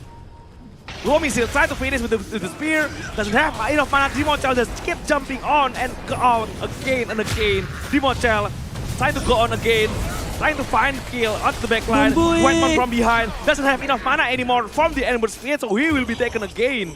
Oh my god, and they're not even stopping. They still want for taking this Lion Axe that needs to get back as soon as possible. But how he can do that? And it's the last tier 3 tower in the top lane. At If one there's- moment, Dimonchal almost being taken by Kanompang there. The pounce already the in. buyback. Diffusal slow onto TNT. The Shadow Dance. He has a lot of agility right now. Dimonchal doesn't have pounce in 2 more seconds. Dimonchal trying to use the Aghanim shot. The pounce is already there. Dimonchal keeping chased on the Lincoln already popped. Dimonchal with the Glimmer help. He tries to get out. The pounce connect onto Dimonchal again. 2 more seconds until he get another pounce. Dimonchal keep my being chased God. out. It's gonna be a really great kill from Thailand. It's a godlike. But a 3-man buyback, all the core from Thailand use the buyback. Kanompang used the buyback, Ember Speed used the buyback, Brute Mother used the buyback, so That is a huge fight. That they actually, need to it go for was Russian, I think, for Thailand right now. The only way they can have the advantage. Actually, it was like, oh my god, the hacks. If it's a dieback, it's gonna be very huge. That's not for the side of Team Thailand. Kanompang still aiming for Mikoto. Doesn't have detection. Okay. The Oh. one was kicked from behind. They will find Jokam. Right now, Thailand trying to turn back the table on their hand. Well, Yeah. from the side of Indonesia, they are still on the upper hand in the terms of network, but the momentum and maybe even the Roshan, they're also having the refresher shard on the movement here. It's gonna be pretty heavy if they are the one who get the Aegis of Immortal, especially going to the side of Kanompang. Oh yeah, And they are gonna be getting it. they're gonna get it. Indonesia needs to reset the final. They need to wait until Dimonchal along with Jokam already respawn. They need to gather as a 5-man again. And it's still 30 seconds of the game. It Yeah. means that Wildman Womi along with Mikoto need to play quiet, defensive. Yeah, they need to wait though. Yeah. Even Thailand has the ages. I feel like they were gonna be pretty scared with the condition that they have in terms of buyback. They already spent so much buyback in the fight Dire's middle before. tower is So under one attack. hero die gonna be a really Very hard situation. hard punishment for Thailand. But the thing is, like, they still have this spider links from the Brute Mother to actually do some push and Fearless. And I mean, like, right now, this is the time for Fearless to try to catch up with the differences that they got with all of the things that is happening before. Yeah. And I think, like, if that's happening, the damage later from Fearless needs to be considered by the side of Team Indonesia. Maybe they try to force something Dimonchal. Oh, Already the Shadow Dance. Already have the attack speed bonus and try to pop the Aegis. Coming to 2 heroes here. from Womi, they got both the kills. It's a dieback from Amber along with Skyward Mates. Kanompak already used the big EB, trying to go onto White Fawn, but he tried to TP out. The best is not there yet from Dreamonchal, but he will get the Brute Mantle kill at least. Bumbui just TP out from behind. 3 men down without any buyback. 3 men down without any buyback, without any IESF of Immortal in the hand of Morphling. Will they be able to hold it up? Because we can see that actually from Indonesia, they are bringing 2 waves in the mid lane along in the bottom lane. They might be aiming for the top lane one, but they might be trying to add the game. Yeah, a GG push. It's gonna be a GG push. It's too long of a respawn time to have though. 60 seconds, 75 seconds again. Radiant's middle tower. They try to go straight, try to find the last kill. Taskar still have the buyback. Yeah. But I don't know what can he do about it. Radiant's middle It's gonna be a GG. The spear stinging him outside of the fountain. Kanompak doesn't have any buyback. The And GG GG. call already called by Thailand. Dire It's gonna be the first win for Indonesia in the game 1. Pretty heavy things right there. I think like the buyback is changing so much to the hand of Team Indonesia. Despite, I think like that particular moment, actually they are just being baited by the presence coming from the Slark, because the Slark is still there and they really want to get a kill over the Slark. They're doing a lot of buyback only to take care of the Slark, where they are the one that is getting punished over it. They got the Slark, but they're playing so aggressive, and they're not trying to even maybe doing some wave management first, going for the top lane or mid lane, try to drag the time, try to make Morphling more faster rather than what they're having. Maybe aiming for the butter or maybe aiming for something that make this Morphling gonna be better for the lane. But Indonesia, I think like they executed really well because they are focusing on this Amber along with this Morphling. Even the anti, the one that we thought will be able to farm pretty well, doesn't even have the time or even the chance to do it. So crazy, but we will see the highlight here from this first game from Best of 3 series. We see that actually this is a very good potential first blood because it helps Mikoto to get level 2 along with the items because he is directly going for the hand of Midas, not going for the battle and everything. Yeah, a lot of good advantage early on from Indonesia. They're playing really solid from the get-go, from the start of the game. Even we saw that actually some movement that is being brought by Bumbui along with Lionex, able to secure over the kill here. But the thing is, the one that they shut down, the one that they kill, is mostly coming to the side of Whiteman. Yeah, Dreamonchal, it's really fast. No one cannot do anything about it. Yeah. Only support is dealt by Thailand. No one is actually, even the dominating, it's got like 10 times, right? Yeah. It's like because Dreamonchal is not being picked up. There is no rotation coming directly to the side of Dreamonchal. They just let Dreamonchal. It's this one. He almost being taken down in the mid lane. Yeah. Ooh, what a moment with the Shadow Dance. And he got back. He got back after waiting for his regen. Getting back at almost full SP, going in again with the Amber doesn't have any more mana. The Diffusal just punishing him really, really hard. You can't possibly do anything with Amber without any more mana. Yeah. There is no right click, there is no Slack Office, there is no Remnant. There's nothing. But this is the moment when they actually got the kill. But also the kill is taken to the side of Leonax. Yeah. It's not to the side of Morphling or what. At what cost though? They used 3 buyback for the kill. That's right.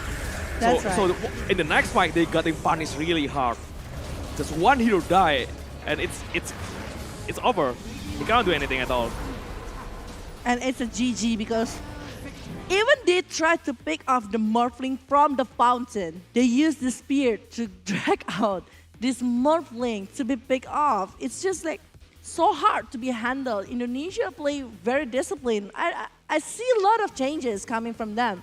I didn't expect actually for them to play this good, to play that really strong, but this is going to be the MVP for this game. Dreamonchal with 15-1 and 13. With Mr. Streamer is our MVP, yeah. People call it Mr. Streamer. Okay, because he streams a lot? Because he doesn't have any team and just streams. Ah. Yeah, so I think MVP, yeah.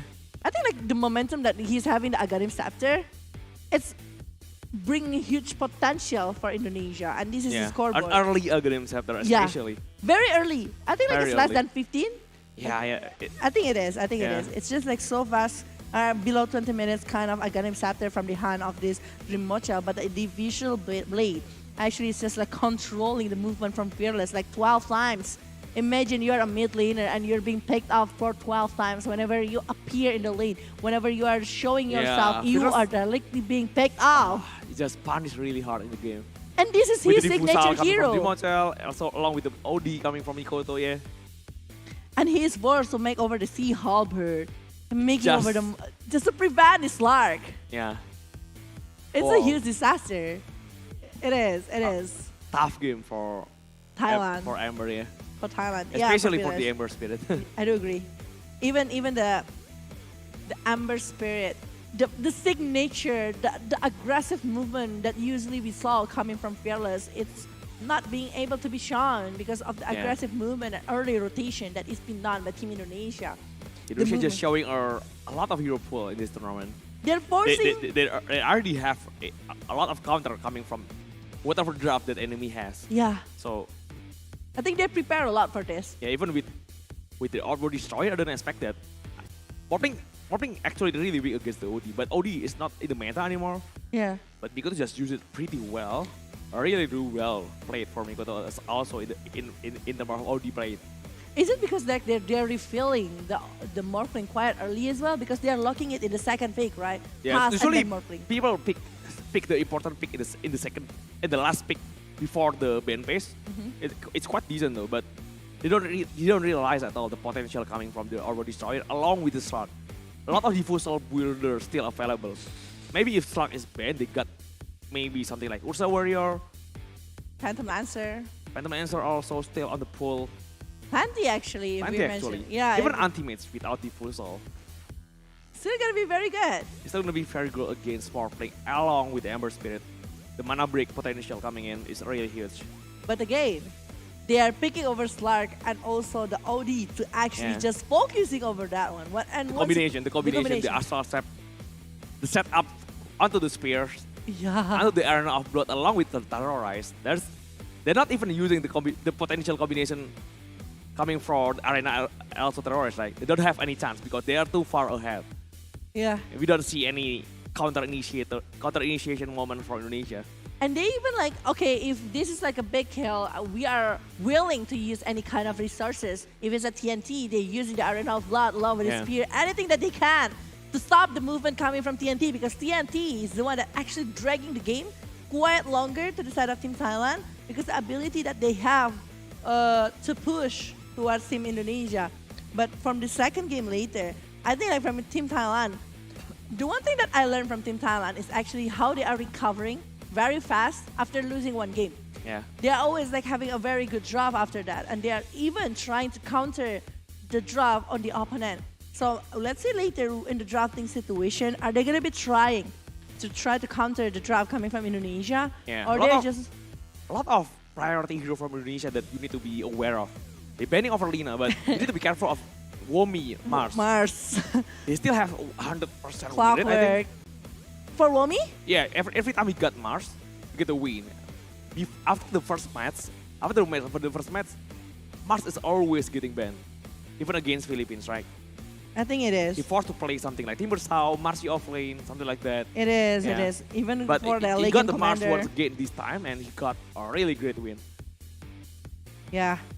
Yeah, I think it is. Yeah. Whenever they are using the Mars, they always win. You're right about that one, actually. 100% for Womi itself using Yep. the Mars. A lot of ban coming from other team for Mars though. Mars. So this doesn't get a lot of time to use it actually. Because of the respect coming towards Yeah. Womi that always having a really good So setup. it's kind of confusing for Thailand to ban either either Lina, Lina, Mars, Mars, something like maybe or Clockwork, along with Mirana, Mirana, Tiny even. Tiny, Lanti. Because Indonesia, I think like they are the one who actually They're showing like, a lot of using- hero pool, yeah. Yeah, showing a lot of hero pools, even the Razor, even the LC. We saw a lot of not- unique picks here coming from the side of Indonesia. And it's a very good thing. Well, for the side of Team Thailand, I think like they also need to break over their safe draft. I'm Yeah, actually like maybe. they need to Fine. try to over break things that they are having because at this moment, everyone from the ISF about trying to read their draft and might be able to read it. because of the heroes that they always repetitively use inside of the game. Yeah. Ooh. Usually when we are going against Thailand, we're just going to be banning over the Amber, but this is not the case. They are the one who actually slaying, punishing the Amber pick coming from Thailand. Yeah, maybe Thailand need another pick to rely on. I do agree. Maybe some Primal with mid lane is good, I think. Oh, but yeah, here you go, Anonym. This is going to be the draw for the second game. 10 What kind of seconds hero that remaining. is going to be picked? What kind of movement that is going to be shown from Team Thailand? Because once again, remaining. this is Team elimination match. If they are losing on this particular match, they won't be able to go to the final lower bracket. Radiant team back. Because Lao already waiting for that particular moment inside of the final lower bracket. But there you go. We're seeing Lina ban from Thailand, respecting coming from the side of Mikoto, while Indonesia is still banning over the Tiny here. 10 Yeah, seconds Lina remaining. always getting banned. He doesn't want to face Mikoto 5 Lina, seconds yeah. remaining. Do you want to face Mikoto with the Lina that he's Yeah. showing so far? No, definitely Yeah, no. no. With the Lina in the mid lane, Mochel can have a really huge hero pool also. Yeah. Not using any carry kind of hero in the same lane is fine when Mikoto is on the mid lane because he's kind of be like a carry also. With the scaling item potential from the right click. Dire Yeah. team Right. back. So Mochel doesn't have to be a carry at all when Mikoto playing Lina. Well, Tiny, Crystal Maiden already being banned from the side of Indonesia. While from Team Thailand, it's Lina. Might be Radiant going team for pick. another Mirana that is being eliminated. But the Dire task is team still there and it's going to be picked by the side of Team Indonesia with a really good potential with the Snowball, Ice Shard, and very aggressive movement with this kind of hero on the head of the teams that using it. Yeah, Mirana along with Lina for Thailand ban. They're gonna pick 2 picks for 10 Thailand. seconds remaining. Dire team pick. There is Last Truck. Radiant Ooh, along with Nyx Assassin. Oh.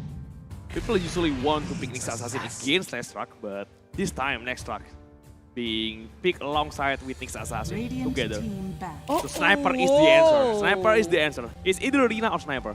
Because Lina is out of the pool already, so the perfect answer right now is Sniper. Last Truck usually want to face against a lot of melee heroes surrounding him.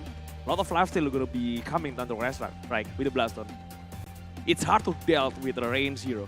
A very If- long if- range one, especially. Yeah, if you're playing Last Truck, so you don't want to face against Sniper, you don't want to face against Lina. Sniper is a really good pick, especially against Last Truck. But he really needs to be 10 careful because of the remaining. vendetta coming from the Nyx Assassin. The pick-up potential is still Yeah. going to be there here from the side of Team Thailand, for Indonesia. team back. Banning over the Lycan because you know that actually that if there is a Lycan, it will be easier for the Lycan to actually jump into the sniper and aiming at him. Wow. Thailand banning over the patch here. Maybe they're just respecting every kind of role here from the side of Indonesia. team Without the back. patch, it's going to be eliminating one of the comfort hero coming from the side of Jim Mochel, but the Naga is also going to be eliminated because I do feel like Naga is one of the hero is going to be very good to open up and set up a war. Yeah, setting up. Radiant If team or back. ever one Sniper being taught by Song of the Siren, people will surround Sniper. Yeah. It's gonna be a really hard scenario for Sniper to get out. You don't want that kind of scenario to happen to you. That's right. It's scary potential already. For the 5th ban from Indonesia right now. 10 seconds remaining. Well, it's also Brute Mother getting Yeah. eliminated. 5 At this rate, if the seconds Miss remaining. Master also being eliminated, I'm not going to be like super surprised because if they are able to actually jumping, maybe using the Blink Dagger, going directly into the sniper, using the Primal Roar, try to lock Dire him team up, back. Yeah. it's actually going to be very good. But Pangolier is the one that is getting eliminated with the Rolling Thunder that actually can jump to the backline and maybe even focusing over the sniper. Yeah. They're trying to ban anyone that can force their way onto the backline. Yeah. Lycan 10 with the seconds Shift Shift, Pangolier with the Rolling Thunder also. Dire team pick. Well, from this one, Beastmaster. Yeah, Beastmaster. Yeah, They're banning over Beastmaster, so they're gonna have their 3rd pick for Thailand. They already have Last Truck, still pretty flexible pick. With Jack Hero along with Nyx Assassin as a support, they already have their supports duo.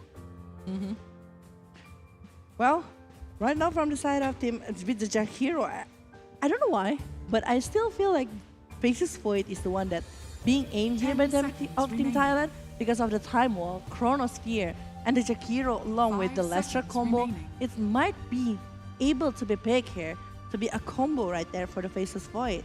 Unless, Yeah, it's good. It's good. yeah, unless they have a different kind of perspective or maybe approach regarding this. I think like if they want to pick another thing such as draw, I don't think like draw is gonna be good though. Yeah. I mean, it's range versus range, not gonna be very rushed. Yeah, you cannot possibly outtrain sniper. Yeah. Yeah, so it's kind of hard. Maybe you want to find something like Phantom Assassin is fine. Radiant team Rubik. I think it's a nice defensive hero though. Especially if you have the Aghanim Shard telekinesis. It's gonna be hard to cut onto sniper after that. Really nice spell steal potential also. You have Phoenix Assassin, possibly Impale. Ice Pad is good. 10 Micro Pride if you seconds can get it. Even just Dire dual bread team is fine. And Enchantress. this is gonna be a Tuskar mid lane or maybe Tuskar off lane. Because Indonesia picking over another supports here. And Chantress. So Tuskar core, either mid or maybe offlane. I don't ever see Mikoto using Tuskar a lot. So maybe I think it's gonna 10 be Womi seconds Tuskar. remaining. We saw it. Yeah. We saw Womi using the 5 Tuskar seconds before, and remaining. actually it's very good combination that he's using with the Tuskar, the aggressive Radiant movement, maybe team even back. coming from the Rubik, but the Morphling pick once again here from the side of Team Dire Thailand. back. Oh, again. I think like they still want to try to actually outdraft, maybe like playing, out farming the sniper, because I do feel like the Morphling still doing a really, really good job when he is farming, 10 despite seconds it's a remaining. very hard game in the previous game. So yeah, might be they are 5 just like very seconds confident remaining. with the Morphling on their hand. That's why they're still going to be trying to pick it, but there is no Bread Rider. They eliminate the Bread Rider, because Bread Rider, if he's using the Firefly and jumping in and using the Blink Dagger and focusing over the sniper, they just eliminate any kind of possibility to go against the sniper right here. Yeah. It's kind of hard to face against Morphling right now. You can't possibly play greedy with two characters. Like, you cannot possibly pick another something like Antimate, something like another carry. I think it's gonna be really hard as you try to force to counter the Morphling. Maybe just play your own game. Doesn't really need to counter everyone Radiant team in the enemy back. draft. So OD again. This is one hero that played really well by Mikoto. Yeah, I think like they just try to eliminate any kind of possibility here. If the Shadow Fiend is the one that is being, I don't think it's gonna be good though. They need someone that actually can 10 stop, seconds maybe remaining. over the last round or maybe even Dire more team playing. back. Yeah, but I wanna ask, is there any chance that actually the sniper going for a mid lane and they are gonna be picking something else Radiant for the team carry? There is though, but I think it's not gonna be a greedy carry. Like Razor one maybe? Yeah, maybe something like Razor, something like a carry that doesn't not need a lot of farms. So Sniper can be a main carry even playing from the mid lane. There's some potential to that though. 10 And seconds LC, remaining. Legion Commander, is the last band coming from Thailand. 5 Indonesia have to seconds choose first. remaining. So they need to reveal it no Yeah, matter they- what happened. They're betting over Legion Commander because they think there is a possibility of Tuskar going onto the mid lane. It's really hard to face Sniper if Legion Commander is the one to keep picking him up. And the one that is being picked from Indonesia. Well, it might be still going. Enchantress is no longer a carry, right? So it's not going to be a very good one if they're aiming for that one. Razor is still available, but I do feel they still need something to go against this last track, especially. Maybe some safe hero or something like Queen of Pain, something like. Queen of Pain is Queen of decent. Are they gonna be- A safe one. Doesn't really counter anyone, but a pretty balanced pick overall from Indonesia. So it's going to be pretty strong as well. Yeah, or maybe Shadowfin. I think Shadowfin is pretty decent also. Dire team pick. But But it's Lone is gonna be Sniper mid lane.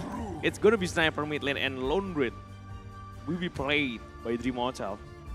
It's a signature hero from Dream Hotel. He just won a comfortable pick, I think. It's kind of greedy. It's kind of greedy. Because of the problem that Be honest, they yeah. need to 10 be seconds divided remaining. between sniper along with the lone druid, right? Yeah. Or maybe they will just 5 use the lone seconds druid to go remaining. farm into the jungle of the opponent. I don't think so. I don't think so. It's not. It's kind of hard to do that with Lone Druid. Maybe they try to mount the pressure from early on with the objective power from Lone Druid. They're trying to keep pressuring them. They have a lot of advantage in terms of range. Even though they are kind of weak early on, if no one can jump behind, it's really hard to build against Sniper along with Lone Druid.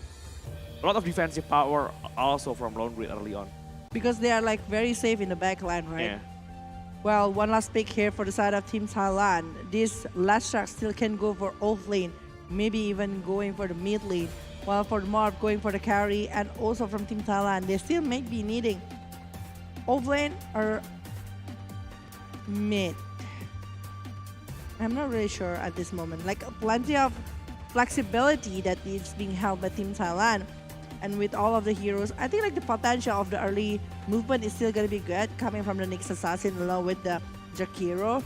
At least they will be able to poke the damage towards the opponent. Yeah. So another off-lane potential coming from Thailand right now. They will face against Lone Druid. Kind of hard to deal with Lone Druid. Lone Druid. It's just maybe Especially if you're a melee hero. So there's no range off lane anymore. That is good. Maybe Viper, but what if it's Last Shark is the one that is put as on the off lane? That's off lane. That's off lane. It's gonna be a Storm Spirit mid lane. Yeah, I think like that's why because like Last Shark is just gonna be like so much better if you put at the off lane at this moment. While they're picking something else to actually can jump, and it's a very good one Yeah. because Storm Spirit can be focusing over this sniper from the side of Team Indonesia, and he can jump in. Despite there are plenty of things, maybe plenty of saves that can be done from Indonesia, but it's a huge chances though for them to actually burst out and maybe even picking off the sniper itself. Yeah. So Thailand got all of their pick. They have the jumps potential. They will try to find sniper. They will try to find Lone Druid. But does they have enough damage? So they need a really good momentum early on. They need to stack up every advantage that they can have in terms of flash hit, in terms of kill early, Stacks maybe. everything they can found for the Storm Spirit to get a lot of money early. So they can keep going on. Maybe the chance to snowball onto the game. Yeah. Yeah. But if it's not working, it's gonna be pretty heavy and for the Storm Spirit later in the late game. Yeah. Despite that it's still a 50-50 situation, but imagine if he's going for the late game with Aghanim and focusing over Sniper along with the Lone Druid. It's just gonna be super hard to be handled by the side of Indonesia. So I think Yeah. I think the hardest part is handling the telekinesis coming from Rubik. Yeah. Storm can jump pretty far, but the telekinesis the instant disable is coming from telekinesis. yeah. A really good setup for taking down the Storm Spirits. So yeah, I think we will just jump to the second game right here. Best of 3 series. This is a lower bracket that will determine who will be eliminated along who is going for the lower bracket final. And there you go. Going inside of the game, Thailand is still on 0 point, while Indonesia is 1 point ahead from this best of 3. Yeah, Indonesia will be played the second game from Radiant, while Thailand will be played from Dire sides in the second game. They try to find some setup in the world, into the boundary runs. With the smoke, 5-man smoke from Indonesia right now onto the right side. Thailand is actually being there also. I think like they will meet each other at this kind of moment. Yeah, Maybe they will try to force the fight on the 4-man stun into the Earth Spirit coming from TNT. Womi taking a lot of damage. He will use the snowball just to delay his death. But the Fairy Fire Pop cannot really do much to help him survive.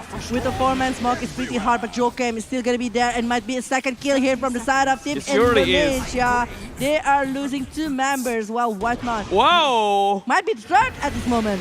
Wow, it's gonna be 3-man kill. The body block coming on from Bumbui. The stun from Nesrak. Oh. Still out of Whitemon range. So 2 kills is enough for Thailand. But They it's already still, got a really good advantage.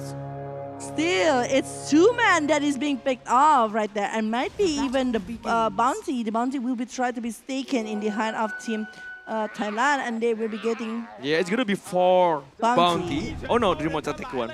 Dreamocha take one with the bear. it's 3 With the bear men. up top, 2 for 2. Actually, Dreamocha taking 2. Yeah, Dreamocha alone with the bear. The bear is stand by on top, on the left side of the map, taking one from the river, taking one onto near the outpost. So he still have 2 bounties onto Still very Dreamocha. decent one, yeah. It's very, very good. Taken over the bounty here from the side of Team Indonesia, from the side of Jumocha, but 2 kill. It's just so huge here, and maybe even helping Careless to having more. But in terms of the situation, we know that actually from Indonesia, they really need a late game condition for the sniper along with the lone druid. They need plenty of farm. Will they be able to get it? Because from Mikoto's side, even right now, we can see that actually the Stone Spirit doing a really good job to stop the movement. Look at one last hit only in the hand of this sniper. Yeah, kind of hard. The creep wave keep pushing behind the tower. It's got a pretty decent amount in front of his stone tower. Deny from the range creep. 4 last hit with 3 denies. Pretty much the same. It's actually pretty heavy right now. Well, we can see from the other lanes, from the last truck itself, I think like the last truck going against this. I think like it's still pretty decent on their landing phase. Yeah. Only the thing is, but from the side of this task, actually from this task, it's gonna be like quite hard because of facing Kanopang with the range, 2 range hero apparently. Especially Jakiro. Jakiro Jakiro is with- just yeah. a strong landing base here. with the Ice on Fire. With the dual bird, yeah. The attack speed dual flow bird. coming from the liquefier also. 2 spells that having attack speed reduction. In fact, it's kind of hard to deal with that. Warming from behind, liquefier along with the dual bread, dealing a lot of damage. They doesn't have any attack speed at all to trade some damage onto Leonax. That's why. Again, they're focusing over Womi and they might be taking something. Look at that one. Dual Brat, Womi getting burn effect so much that he is unable to even get something on the last hit. Jokem tried to get something on that one because he's the range hero that actually going to be able to get something from the side of Team Thailand. But at some rate, they really need to get back and even using a lot of resources. Maybe here in South, maybe along with Mango, the maybe actually with this kind of situation from Team Thailand, they're supposed to take the advantage. Maybe try to, maybe waiting for the as well coming from the side of Lionx, so actually aiming for the Womi. Yeah. With the ice pad combination later on.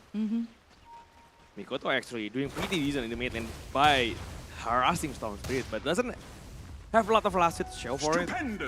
Still behind in terms of last hit at least. Not by much though, not by much. So we can see that actually from the movement, it's gonna be a quite slow tempo from Indonesia. Well, from Team Thailand, they're gonna play quite aggressive. Maybe later, level 6 of the Sun Spirit, he might be aiming for kills here from Indonesia. While Womi receiving a dual Brat along with the liquid fire here. Womi still trying to use a tango and survive, but the burn effect is just like Dyer's courier pretty has much been painful. killed. Yeah, a lot of DPS coming from Jack Hero. It's kind of hard. It's really hard as a tasker. But Nice again, shot. nice shot. It's Just- preventing Leonax to take the creep. The creep on the river actually met each other. Yeah. They are going to be He's taking... trying to beat the creep at the behind the tier 1 tower to have some space for Taskar to farm, maybe forcing some kind of stalemate. But Lionx is actually looking where is the position of Jokam. They are Yeah. going anywhere looking for it, looking where they can get something. But TNT, Whoa, a lot of damage from Dreamocha along with Whitemon. He will get the kill, the first kill from Indonesia in this game. first kill in the hand of Whitemon after a very, very Very, quiet very- game. Yeah, Quiet very game. rough early also from Indonesia after giving up 2 kills. But again, Jokam along with Lionx, they will just going over and over against this to positioning. They just want to stop the movement coming from the side of Joker, might be coming from the side of Lionx, the Faithball, Liquefier will be spammed onto another because they don't want someone to actually get the wave of the creep to let this Wumi farm with Yeah. that one. Yeah. Pretty stable right now. Dimochal, impetus also from Wetmon, keep chasing onto Bumbui. Already behind the tier 1 top, they played really aggressive right now. With the creep from Wetmon. Stun come on onto TNT. Dimochal cannot really help. The position from Wetmon is just too deep. It's just too deep, and they are able to secure 1 kill again here from TNT. And especially it's for TNT. We know that actually he's going to be aiming for the Bloodstone, and it's going to be like pretty hard if they are not going to be able to secure a lot of stuff right there. But Mikoto, the mid lane with the Sharpnel, not even taking, he's taking the Sharpnel, but he's not using it to actually farm inside of the Sun Spirit. He's actually securing the Sharpnel to maybe a particular moment, but Whitemon? Yeah, doesn't really want to waste his mana as of now. But he wants to try to find something in the mid lane. Try to force Storm Spirit's kill. But Storm just run onto the left side. And still able to survive from that kind of condition. Despite there is some rotation that happens from the side of Team Indonesia going for the mid lane. Well, from the side of Team Thailand, right though, I think like Whitemon even doing some rotation with some movement towards Lionx, the Ice Bat, It's gonna be a kill. Dire's middle tower is under It's gonna be an easy kill right now. Team-man from Indonesia in the mid lane with the supports coming to help onto Mikoto. A really good rotation though coming from the side of Indonesia to get and secure a kill here to the mid lane of Team Thailand, despite they only got a Jakiro right there in the mid lane. But Knompang is very free along with the actually 3 of the cores here is very free. Knompang, Mikoto, Primochal. But the thing about the Storm Spirit, Dimochal, he has to save his role to save his life, trying to get away. Doesn't have his level 6 yet, so he doesn't have the transform. and it's a very huge kill actually Yeah. for Fearless. Able to secure the kill towards Primocha in this kind of situation. After like, that's why I was like mentioning that it's actually very, very free cores here that doing a lot of farms, coming from Morphling, coming from Lone Druid, coming from Sniper, all of them having a very free space. And Storm Spirit is the one that actually going to be able to pick up somebody from the side of Indonesia. Well, from Indonesia, I think the rotation that can be made by the hand of Pass, maybe even something else. Micro pace onto the Sharpnel. This is like a really good setup onto Mikoto. The Ice Bat is there. The telekinesis, Mikoto cannot go away. But the Sharpnel damage is still there. Mikoto will take the kill even from his grave. It's just a really good kill as a revenge. Despite it's only like Bumbui and he doesn't get a lot of EXP over that. He doesn't get any XP at all when Yeah, he die. So but he got a gold, so actually it's going to be helping for the progress of the item itself. Dragon Lanes might be the first item that it's going to be aimed by the Sniper because we need more range coming from him. Later, for the saver condition with the longer range from the side of Sniper, well, from the side of Rubik. Oh, the mid lane! Okay, Ice Bat. Rubik, Jokham is the target right now. Really good rotation. Coming from Fearless again and again. He got the kill on the Mikoto, he got the kill on the Jokham. The Storm Spirit already doing a really good job early on. It is. And it might be continuous movement from Storm Yeah, Spirit. they need to. They don't want to drag this game onto the late game, I think. Because Lone Grid is really strong, especially against Morphling. Usually when you play Morphling in the matchup against an agility hero, you just try to buy Aghanim Scepter. But against Lone Grid, you cannot possibly do that. You don't want to copy Lone Grid, right? Because the stronger hero is actually his bear. It doesn't receive any stats reduction at all using the bear. So maybe you want to go to still copy the Sniper, I think, with the Aghanim. It's actually a better target rather than Lone Grid, so you don't have any answer to Lone Grid at all later on. It is, it is. It does much more make sense right there. Well, for the Storm Spirit, I mean like the continuous movement that he is doing, and he is doing it to the side of this Sniper or maybe even the Lone Druid. The 2 kills that he got actually is a very huge kill because he's aiming for the core and he got it really well, despite that he got some support coming from the side of Indonesia, but slowing the growth coming from Sniper and Lone Druid is going to be like so much better, and even catching up with the differences that they got. But this Morphling is just very free, while Indonesia having quite a hard time to even farm, because like Dreamochel, now he's going to be like very cautious about the presence that might be brought by the side of the Storm Spirit. Yeah, just keep on farming. Thailand is actually the one that needs to do something about it. Indonesia just play it safe. Doesn't really care about anything. Doesn't really have to play aggressive. Maybe doing some counter initiation kind of things. Might be. Just react to Thailand movement. Doesn't want to start the fight on his own. I think like Womi will be really needed for the war. Yeah. And maybe after getting one particular item from Womi, Maybe dagger or something like that. yeah, he needs to stop farming on his lane and let maybe Lone Druid or even Sniper got it. Instead, actually, from the neutral, just locking onto Wetmon. An unfortunate moment from Wetmon in front of the nature crypt. Dire's Yeah. middle tower Yeah. is under attack. And the SAS movement from the neutrals. just helping the initiation, yeah. Just helping the initiation, the engineer The waiting sus for the storm to movement. come in, yeah. Dire's middle tower It is under suspicious though. Yeah. Understandable if you say that. I'm like the perfect moment, right? The Storm Spirit was like passing by and there's Yeah. a setup coming from the neutral crypt. Unimaginable combo, actually. Yeah. But okay, right now in the mid lane, I think like they want to try to exchange something, and with the range that is being held by Mikoto, they really want to take over the mid lane tower right here, the first tier tower, and actually they almost got it because it's only like what 20% left, but boom They boom. found Whitemon again. It's gonna be another Whitemon kills on the hand of Thailand. And it's gonna be aiming for more because Mikoto. The Vendetta is there though. Yeah. They have the vision, they have the sentry up top. They know it's Boomboy there, the next assassin using the impale, try to find onto Mikoto also in the bottom lane. The jump from Rubik, he got the assassinate. Try to find Boomboy there, he has the damage, he has TNT with the world spot. Oh. Again, Mikoto with the double kill. I think this is Double the kill? Yeah, I think this is the approach that Indonesia really wants. They don't want to fight on his own. They don't want to find the initiation. They just want to react to the initiation coming from Thailand. They have a really good countermeasure movement like there. A really good backup also. And Even Dream Hotel just tipping up top, trying to help also in the fight.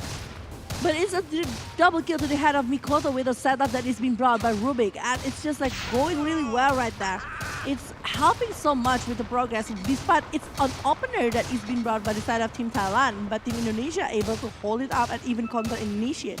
Yeah, just like what you mentioned, Anonym, I do agree. If they are able to actually spotting everything inside of the game, even using the sentry or maybe like the other patient does an appearance, it's gonna be good for the sniper.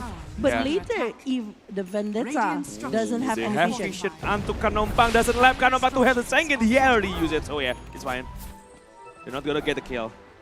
they're not gonna get the kill. Dire's top Whiteman tower just is like under tried to attack. poke the damage towards Kanampang right Yeah, there. trying to prevent the attribute Dire's shift top tower has fallen. Yeah. moment though from Radiant's Morphling, bottom but tower yeah, is under a really attack. fast reaction time coming from Kanompang. Well, for the side of Dreamochel, he is able to secure the first tier tower in the top lane in an exchange from Thailand to the bottom lane one here.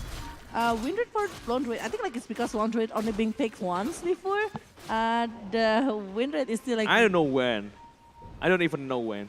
Yeah. I think like before the qualifier or what, but oh my god, they're saying Dire's middle Wommy. tower is under Assassinate is there. This joint movement coming with the zip. Dire's Peter middle still tower has can fallen. get out. But there is no sentry. The scouts Boomby, he just kept running around. And that might be a very huge information from the side of Team They have sentry Thailand. on the low ground. If he gets down there, Radiant he gets are spot scanning. maybe. And there's even a scan Yeah. coming from From- one of the side, From Indonesia. from Indonesia. The Radiant using the scan, trying to find Searching for next assassin. Nyx Assassin. They don't want Nyx Assassin to actually have the moment to able to get something. But oh, really nice catch here from Whitemon to actually steal the creep here from Kanompang. Trying to slow down the progress of Kanompang. Despite that Yeah. he's still on the top of the list, it's quite hard to actually stop the Morphling with waveform, the change that he have. Well, Mikoto, I think like he already have like one Mass of Madness, so he can try to put a lot of attack speed along with the lifesteal. That he Vision got. up top. They know Jokem is on the low ground. The stun with the impale onto the earth speed. TNT dealing a lot of damage already. Womi from behind. He just need to be careful. Like Womi really wants to save him, but cannot. They couldn't. The movement is just not on the time for the side of Indonesia, so it's just gonna be given to the side of Team Thailand no matter what happened. It's Yeah. still a very good kill though coming from the side of Team Thailand, but oh my god, top lane. Yeah. Sangin, I don't think Kanompang can be taken right now. Radiant's middle tower You need, is under you attack. need an instant disable against Mortal. Snowball coming. Womi is the target. Chief against one. In this scenario, 4 Esports Assassin coming from the low ground. Mikoto takes the kill. But the White Mon already TP Jokem from behind. The telekinesis kind of lead. Mikoto doesn't want to get into high ground. Doesn't care at all. He just go back farm into the mid lane. Radiant's middle Because he tower knows is the under potential attack. is not really great because Storm Yeah. Spirit is there. If he's the one that being picked off, it's gonna be very hard for the hand of a sniper. If he's the one that is actually losing the chances, it's gonna be pretty heavy here. But yeah. From the side of Jokem, I do feel like Jokem doing a really great job here with the Fate Ball that's actually quite painful to the side of Team Indonesia. They really need a burst damage though, going against a Murphy. Or even coming from the Drimocha, because I think like we haven't seen the progress of the item coming from the Drimocha. I think it's still on the bear. Yeah. All of it's supposed to be in a bear. Yeah. Well, So for that- Womi is going for the BKB, I think, for handling the damage, and also the CC coming from the side of Team Thailand. Almost got his BKB, Mikoto. Just couple more Radiant's golds, courier has been 150 I think. Dire's top We will get it tower after is this under attack. ancient camp stacks. No stacks, but just ancient camp. Yeah. Just taking everything at the moment, farming. 50 This- more. And he will get the BKB coming. But Bumbui. Bumbui onto Jokem with the waveform coming also. Oh. Pretty deep. Pretty far forward from Jokem. Yeah. He might be seeking for information, but not getting it. And even getting picked up is just like very huge. But Fearless gonna be aiming for the Whitemon and might be taking the kill here. Ice Patch. Everything is being used towards this Whitemon, and Wow. they are getting the kill here from the side of Team Thailand. Yeah. Another movement from Fearless. Bear the fruits. The Mochel just trying to run around the jungle. He's trying to farm around this area. They call for something. TNT being spotted. Snowball onto Water Spawn. They still have the Blast Stone. You have need to be careful. The damage is there from the Mochel. But the Blast Stone left tail is also really strong. TNT, one more hit. The Mochel will get the kill. Mikoto already used the BKB. Onto Fearless. Using a lot of mana from Fearless to get away. And the last track is the one that they are able to secure for. I think they will be trying to play with the movement. Oh, they over- want the double damage? Maybe this time for Roshan. It's quite early A perfect runes. They have tag team. They have lone raid. They have the perfect opportunity to try to get this rush.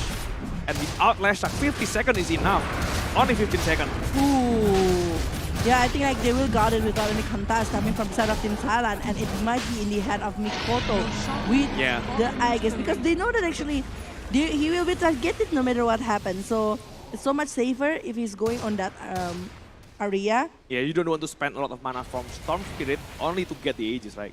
It's Yeah. kind of hard to go for the second round after the Aegis being used. Well, we saw that actually for this Morphling already going for that. Already have like one ultimate orb and going for the Eye of Skadi, which is like very fast. Actually, the progress of the item coming from the side of that one is just like very huge. But Mass Yeah. of Madness inside of The bear. bear. The bear, yeah. and also the Daysol. Don't ever say the name of the bear Okay. from Dream Hotel. you Yeah. know. Don't ever say it.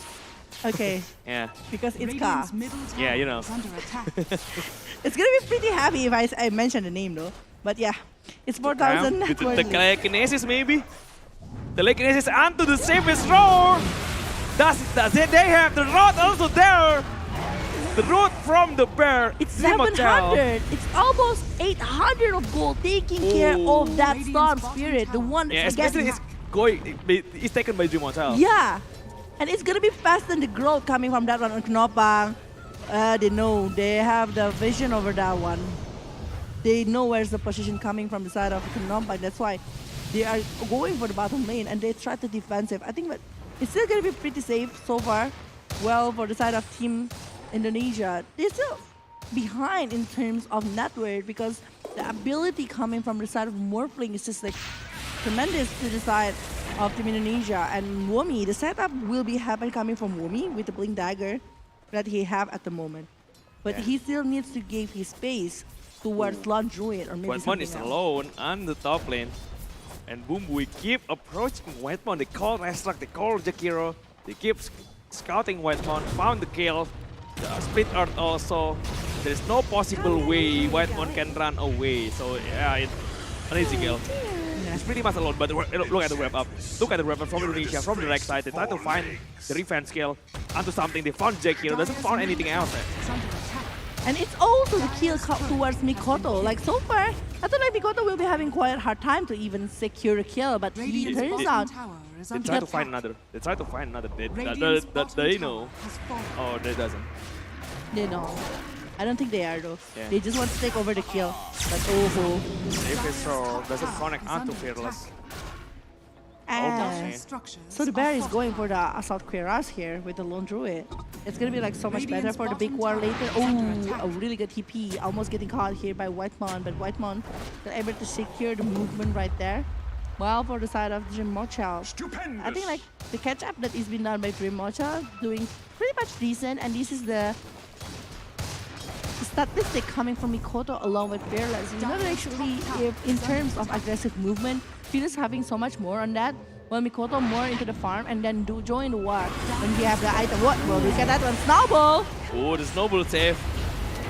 For Jukam, the telekinesis is there. They have a lot of damage. The save is thrown along with the damage from Demon Child. They try to go onto this Lester. Lester cannot really do anything. The stun is there. The impetus damage. Demon Child want to keep going on. Fearless taking a lot of damage also, but Mikoto is being taken down behind.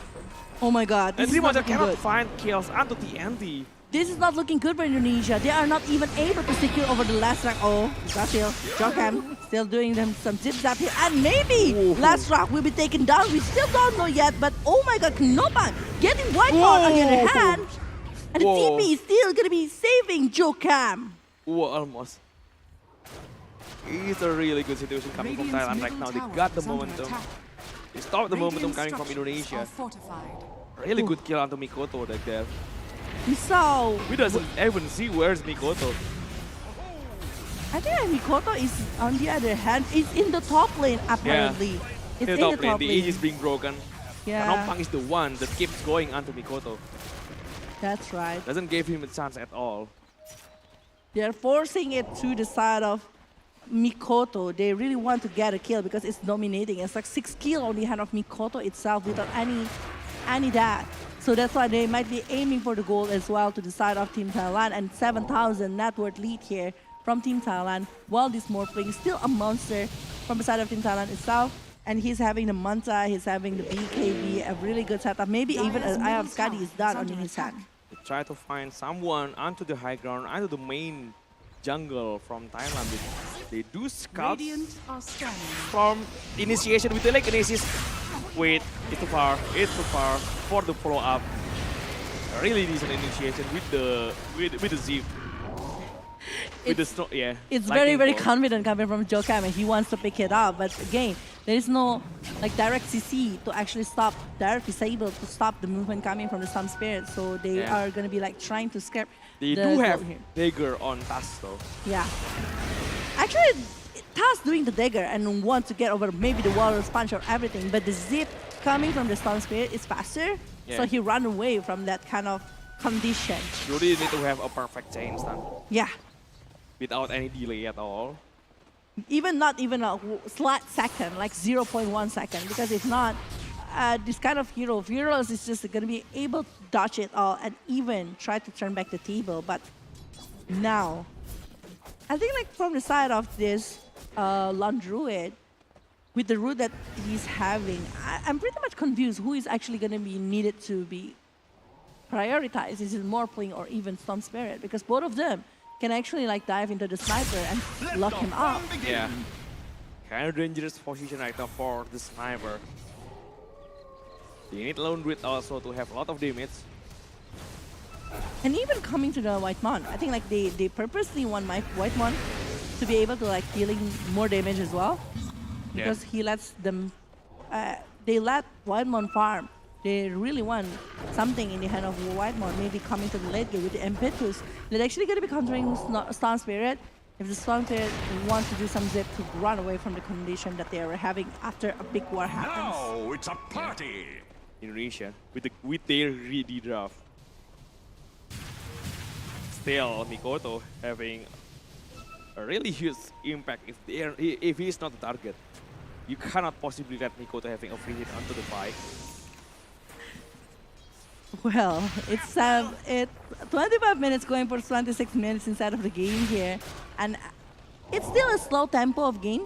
Sometimes there is a pick off that happens, but they're still gonna be needing for their items. I think both of the sides going to the late game, I think it's still gonna be very decent coming from both of the heroes, because I do feel like for the late game, Morphling gonna be like very strong along with Lashrak. Yeah. And even countering the Lone Druid. Ooh, look at the mid lane. Man Smoke coming from Thailand. They try to find something. They really need to find something. They don't want to drag this out. Dire are scanning. There is some vision, but Rimochel going Dire's pretty top deep with the tower White Mon. is They're under putting attack. up some vision. White Mon trying to stay on the trees. The creep already reached high ground. That's why Kanompang trying to defend, trying to clear the creep. A really good time for Indonesia to force Morphling to TP up top. So Indonesia can just trying to counter smoke right now. Yeah.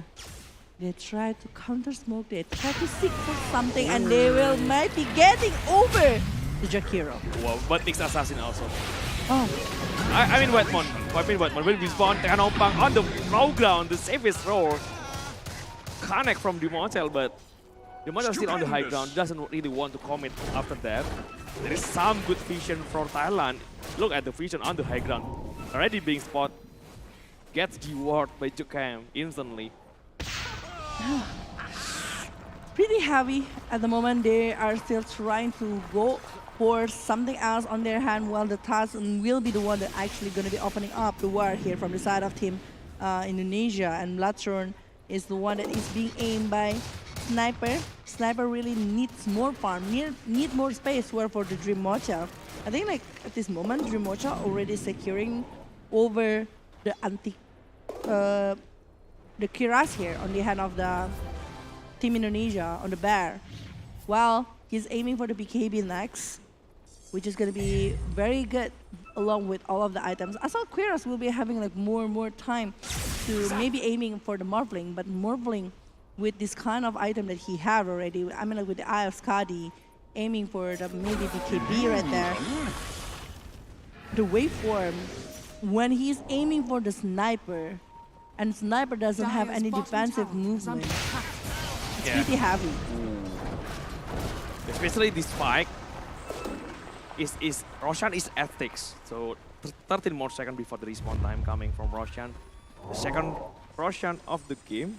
Yeah, the second one. It's gonna be a really huge fight coming on. Smoke is already broken from Indonesia. They try to find something to smoke. The stun coming in, but there is some stun again from Jokam. And the two men, Dreamoncha is being taken down. Mikoto try to beat chased by Kanompang along with TNT. Mikoto have to get behind. Mikoto still doesn't have any detection at all. Oh, they're using 2 BKBs already from the side of Indonesia, from Thailand. Despite they're getting 2 here, but Jokam will be stuck here. Have the Warframe. Doesn't have the chance to use the Warframe from Jokam. He will be taken onto the low ground. He does the TP. Not enough. No. Ooh. It's gonna be 3 kills here from the side of Team Thailand. Despite they're getting the Storm Spirit along with the next Assassin. Mikoto is still very free, but the Lone Druid is being taken down. It's a very, very expensive exchange. We saw that A actually. bad position for Dreamoncha, I think. He doesn't even have the time to use the transform. Doesn't even have the chance to use the ultimate.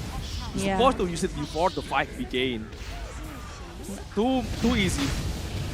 And they will be going for Roshan, and this Roshan might be consist of another thing inside of the Another Aegis. shot along with Aegis. Yep. We try to find something right now. Sharpnel from Sniper already scuffed the rush. Snowball coming from Womi.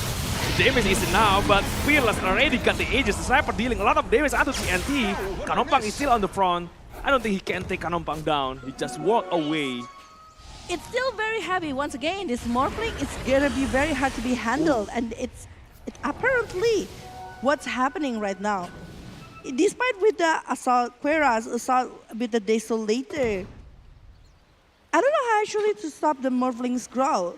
This Morphling, just like the previous game, I think like the previous game they have the Divisal coming from the Slark, and maybe even coming from the Outward Destroyer. But from this game, how can they like stopping the Morphling? Maybe side of his. But who's gonna be making that?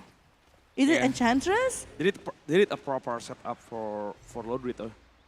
The bear can do a lot of damage onto Morphling, but the monster need to survive.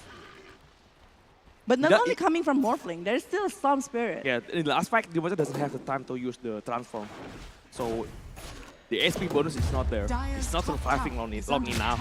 Even when the bear is strong, you cannot possibly survive if you're not using your ultimate. So it's kind of hard for Jumontel. Gotcha. He kind of being caught off guard though. So yeah. Yeah. Indonesia need to be prepared for the next fight. Sniper already dealing a lot of damage. Pretty decent damage. It is. It is. Queue up Chrysalis. Still going under that Daedalus. Silver Age? Gonna be Daedalus or Silver Edge, yes, Silver Edge maybe. Silver Age, I think, might be the thing that he is going to be aiming for from the side of this Sniper. Yeah. I think if they don't want to make over the side of these, I think like Orchid is going to be very nice. But back again, what's going to be actually making over that? I think it's at least another CC to make this Sun Spirit, or even for the side of this Morphling to not be able to run away from the condition that they were having. For now, they just relying on the telekinesis to start the initiation. Yeah. Onto Storm. Or maybe the spell that Ruby already stolen. Bumbui doesn't have any detection in front of Indonesia. They know something's going on right now. They jump onto Dream Hotel again. Doesn't even have the chance to use the transform once more. Womi trying to TP out with the big AB. Mikoto just trying to get out also, already trying to run behind the tower, but Mikoto with the damage. The big AB trying to TP out. Kanompang doesn't have enough. Disable onto the spell immune. Oh, but the snowball. Again, a bad position. Doesn't realize anything. It's a one support and Drimocha one more time. It's being picked off just like that. He is on a really bad position right there. Doesn't have time at all again to use the transform. Is it because like they're facing like heroes? Yeah, they doesn't know about the smoke. They are already being caught off guard once more.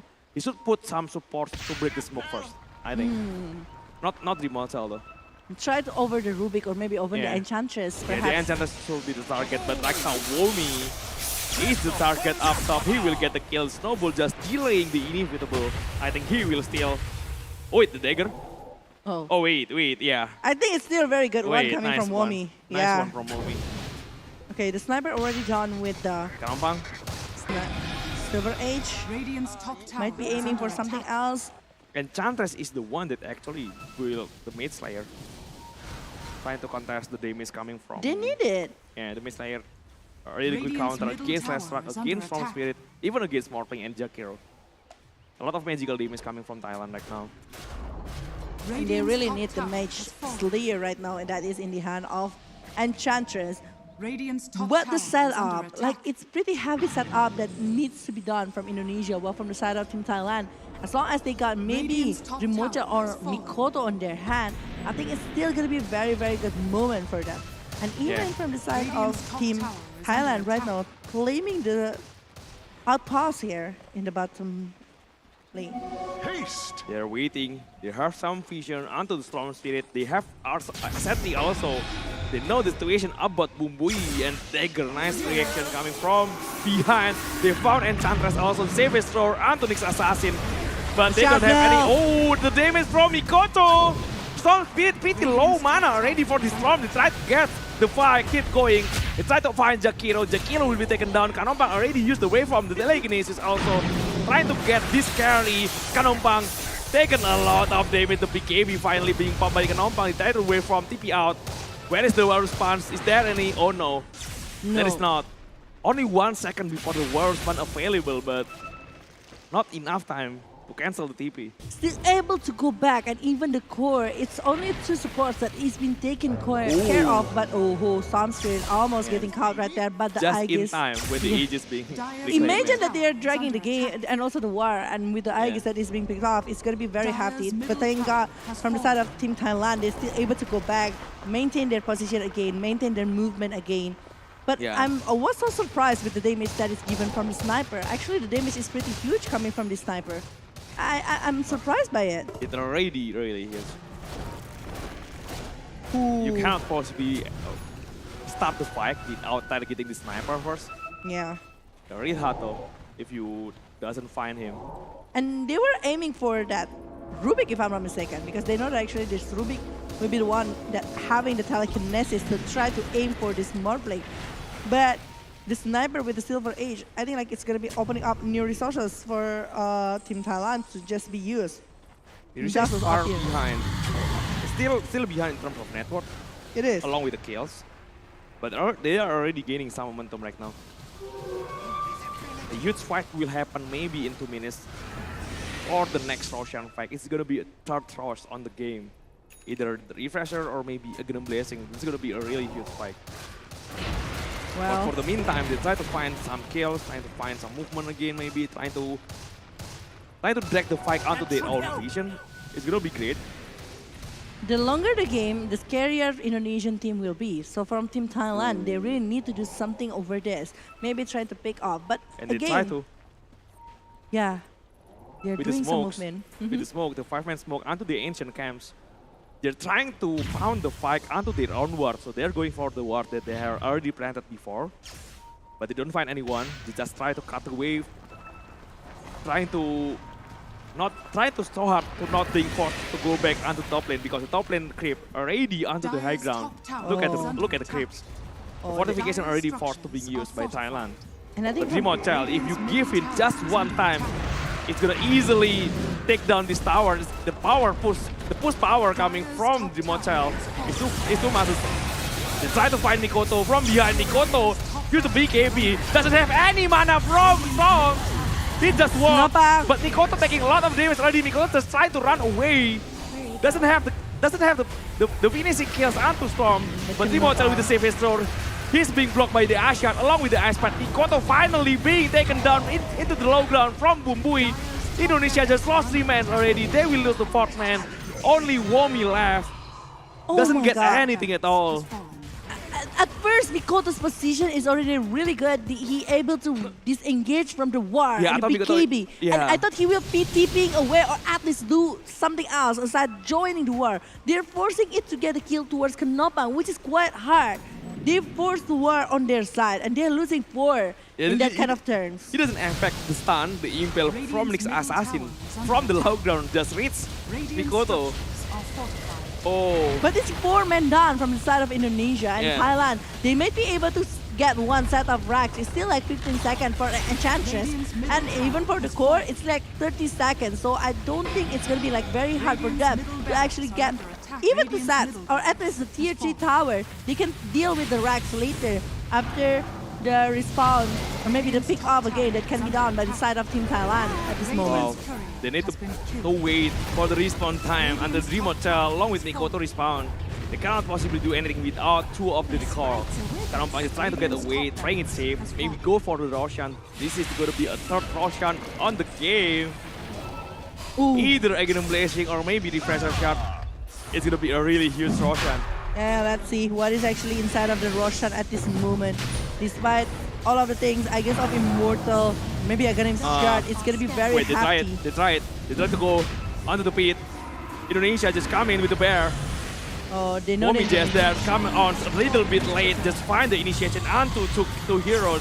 Lion But X. Womi still have the big AB, they got the kill onto Jakiro, the stun is there. But the bear from Remote Child taking so much damage, he's already being taken care of. Remote Child also on the low ground, he tries to get out, but Remote Child already being taken down along with Mikoto, trying to get away with the Aghanim Shard. But I don't think Mikoto can survive this gust into the low ground. Still trying to run away, one by one Mikoto. from Indonesia, the snowball is there. But what can you do? 2 men down, 3 men down, 4 men, one more hero from Jukam. Still on the left side of the map. No one spots him from now, but it's already a disaster from Indonesia. A really good fight from Thailand. They got everything they want. The ages, the kills. And even for kills right now to the side of Indonesia, Yeah. they are losing so much. And now we know that actually there is no, it might be a GG push, you know, and forcing a buyback, 2 buybacks even, or 3 buybacks. Is it going to be 4 buybacks? Because there is still a Dream Mochel right now trying to hold. He doesn't even have a buyback.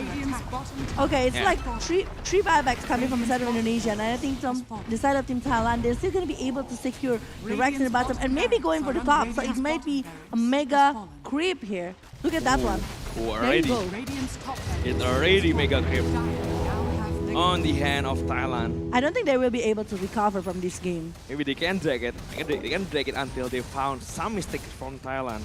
I think from Mikoto, Miles and Mjolnir are going to be very good against like these kind of mega creep situation. I do understand for the high ground, they are having a very good heroes on their hand, like with the Enchantress, with the Sniper, along with maybe with Womi, with Eyeshot and everything, to actually initiate and maybe scare the rest of the player coming from the side of Team Thailand. The longer the game, it's going to be so much better for the Lone Druid, along with the Sniper. But they are being pressured really hard. That's the case. They cannot go out to find farms. They cannot go out to find the atom. The advantage from Thailand gonna be just keep growing, I think, until the late game. And this Morphin, Already 31,000k gold lead. that is so 31k, huge. yeah. That is so huge. And this Morphling, I have studied $8. Like, that is too much damage to be handled. There's plenty of things.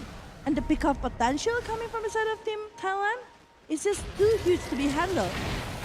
Oh, they're even clearing everything here by the vision to the side of Team Indonesia. Oh wait, Womi. He gave it the leg ace along with the wild spans to try to find the kill. The Iron is from Nick's assassin to save himself out of the danger. Well, Indonesia is 42 minutes right now in the second game of Best of 3 series, lower bracket. They still try to hold the game here. But from the side of Team Thailand, they're having so much potential, even from the punch, Ice Bat. The stun, 2 heroes, Storm Speed coming behind with the Aghanim Scepter. They try to find some initiation. Nick's assassin already used the buyback, but they got to camp, they got Whitemon instantly buyback from the camp. We'll try to find the bear first. The bear already being taken down. Dimochel taking a lot of damage. Dimochel begin being chased on. So you still have the buyback, but they don't have anything at all after that. It's gonna be GG, I think, from Indonesia. Also kill for Kenompang. And we gonna have the third game. The first match. Wow. Oh, The Kenompang in this game is really unstoppable. No one stopped the Morphling. Who and how they're gonna be able to stop the Morphling? It's just like very free. Even they're trying it, and also the not only like the very free coming from the side of Morphling, but also the ability coming from the side of Storm Spirit to lock down the players coming to the side of Team Indonesia. Look at how fast they're taking over the Rubik or even the Enchantress. And even the Sniper, look at the Sniper. Despite the Sniper only been taken down for what, once? yeah. Aside of that one, the threat is there. I think Indonesia just a little bit too overthinking in terms of the draft. They try to counter everything. They try to counter the attack with the sniper. They don't play their own hero. And a little bit greedy also when they see more playing. agree. They don't want sniper to be carry. They want another carry, but maybe it's too greedy. It from is too Indonesia. greedy. Yeah. It is too greedy. Betting over that one. But yeah, we will see the highlight here from this second game that is being shown. That actually the potential, even coming from the early game. We saw that actually when he is going for the bounty in the early situation, is already giving 2 kills to the side of Team Thailand. And Yeah. after that, the rotation that they are doing, especially coming from Fearless, along with the Storm Spirit coming from the side of, and the last shot coming from the side of Team Thailand, actually giving so much. Even Rimochel that is being caught in the middle of the last track situation, it's pretty hefty. Yeah, it's hard to fight against Last as a lone druid. It's just like giving so much time for them to actually farm, and along with the Morphling that doing a really great job. Look at that one. Actually, there's nothing from I think, Rimochel yeah. can do at that kind of situation. There's not enough chainstone also, I think, against Storm Spirit. They have some setup, they have telekinesis, I think, but the chainstone is not there. It's not. It's yeah. This is the position. This is the position. Always Dreamhotel Always. on the early game. Yeah. Early situation of war, Dreamhotel is the main target. If they're going to be able to take over the Mikoto, they will go for it. But I think like this is a very good moment for Mikoto because he is coming from the high ground and he able to secure the kill here on his hand, despite its quite hard situation after that.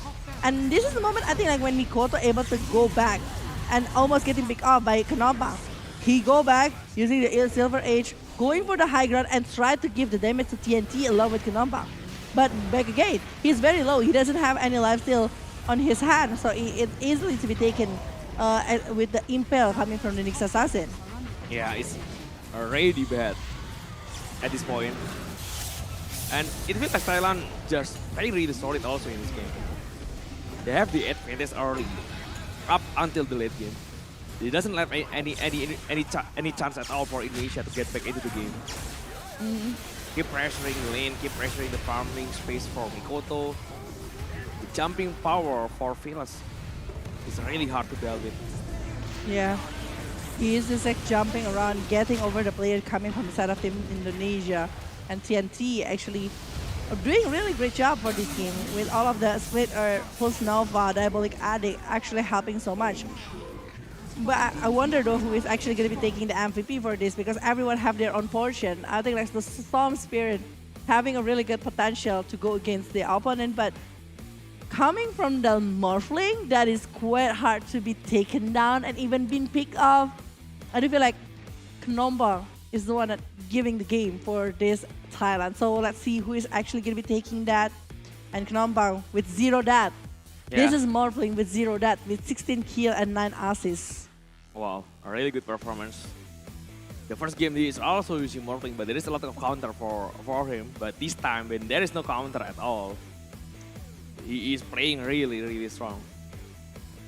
And very free as well. Yeah. The items is like very fast, even like in the 25 minutes, they're already having the Eye of Skadi here in the hand of Morphling, which is a very good item for the Morphling for the sustainability and everything. But we will see the scoreboard as well from the side of Team Thailand. The Storm Spirit with Aghanim Scepter. I do mention it before. If there is Aghanim, it's gonna be harder because with the Zip going in, try to get some players. Even Jokam and Whitemon was stuck in the middle of Fearless movement, and it's just very hard to watch because everyone has been taken down very fast from the side of Thailand to the side of Indonesia. Yeah, the last pick that they have, Lone Druid, I don't think it's working. It's a signature hero for Dreamhotel, But it's too but much. they already have Sniper. They That's already the have a case. greedy hero in the mid lane. I think If they are using some kind of like pots, maybe some kind of like, less greedy hero on the safe lane, I think it's fine. but it's They're not just- yeah, happening. they're just overthinking it by so much to fight against Lesrock. But well, that is the second game. This is best of 3 series, so we will still have another game for this. But before we're jumping to the third game, we will take a short break, so don't go anywhere. Stay inside of IESF 14th World Esports Championship 2022. We will be back.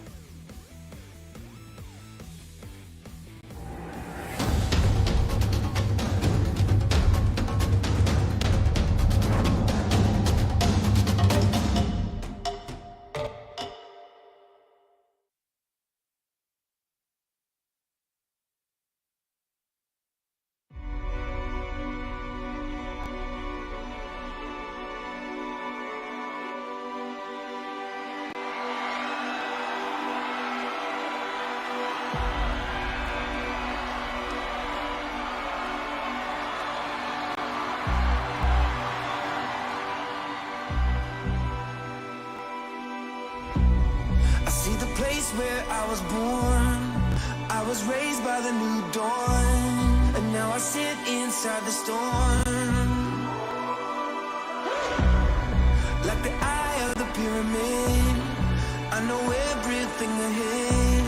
I'm in the hunt, don't you forget. Gotta work for it, every day work for it. Gotta work for it, every day work for it. I sing alone, can't get much higher. It's in my bones, love's true survivor.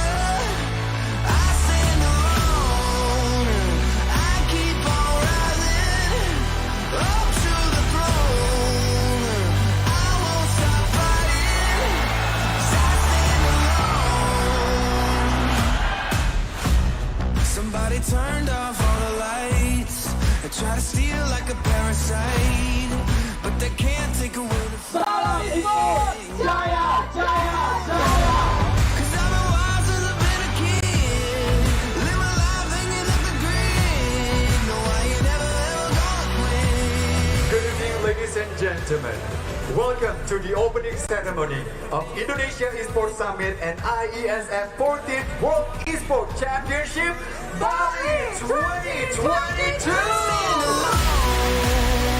Can't get much higher. It's in my bones.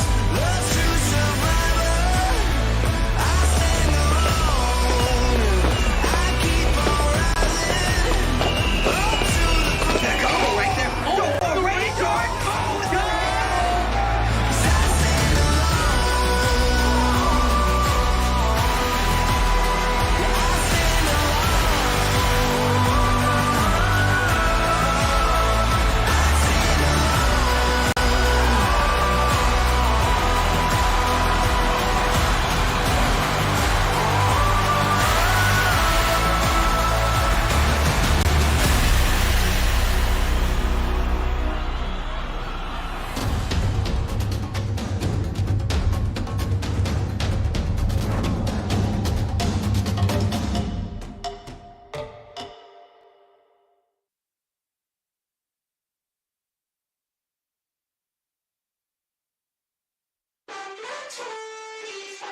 Missing little moments, it was easy just feeling alive. 2 a.m. wide awake, talking like we had the whole night. And I don't know if I said this right. No, I don't know how the days gone by. Missing little moments, it was easy just feeling alive.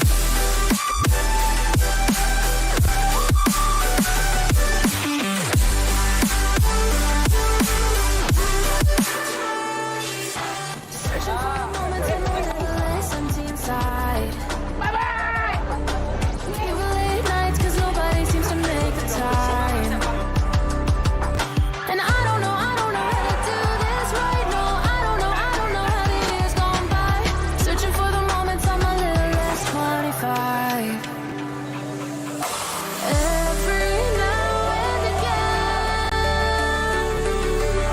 I trace my steps back to then.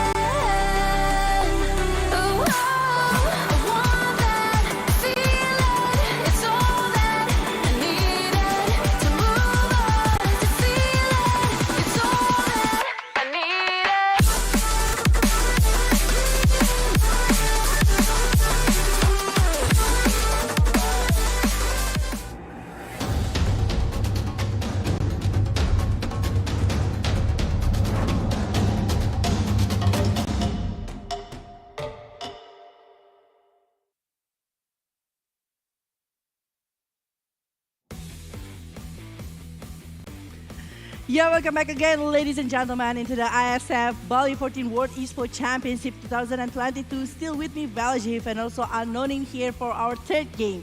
This is still a lower bracket coming from Indonesia against Thailand with the same score 1-1. Wow. And We it's don't, know, like- we don't know yet. Yeah, Elimination match, so this is gonna be a really huge upset potential maybe.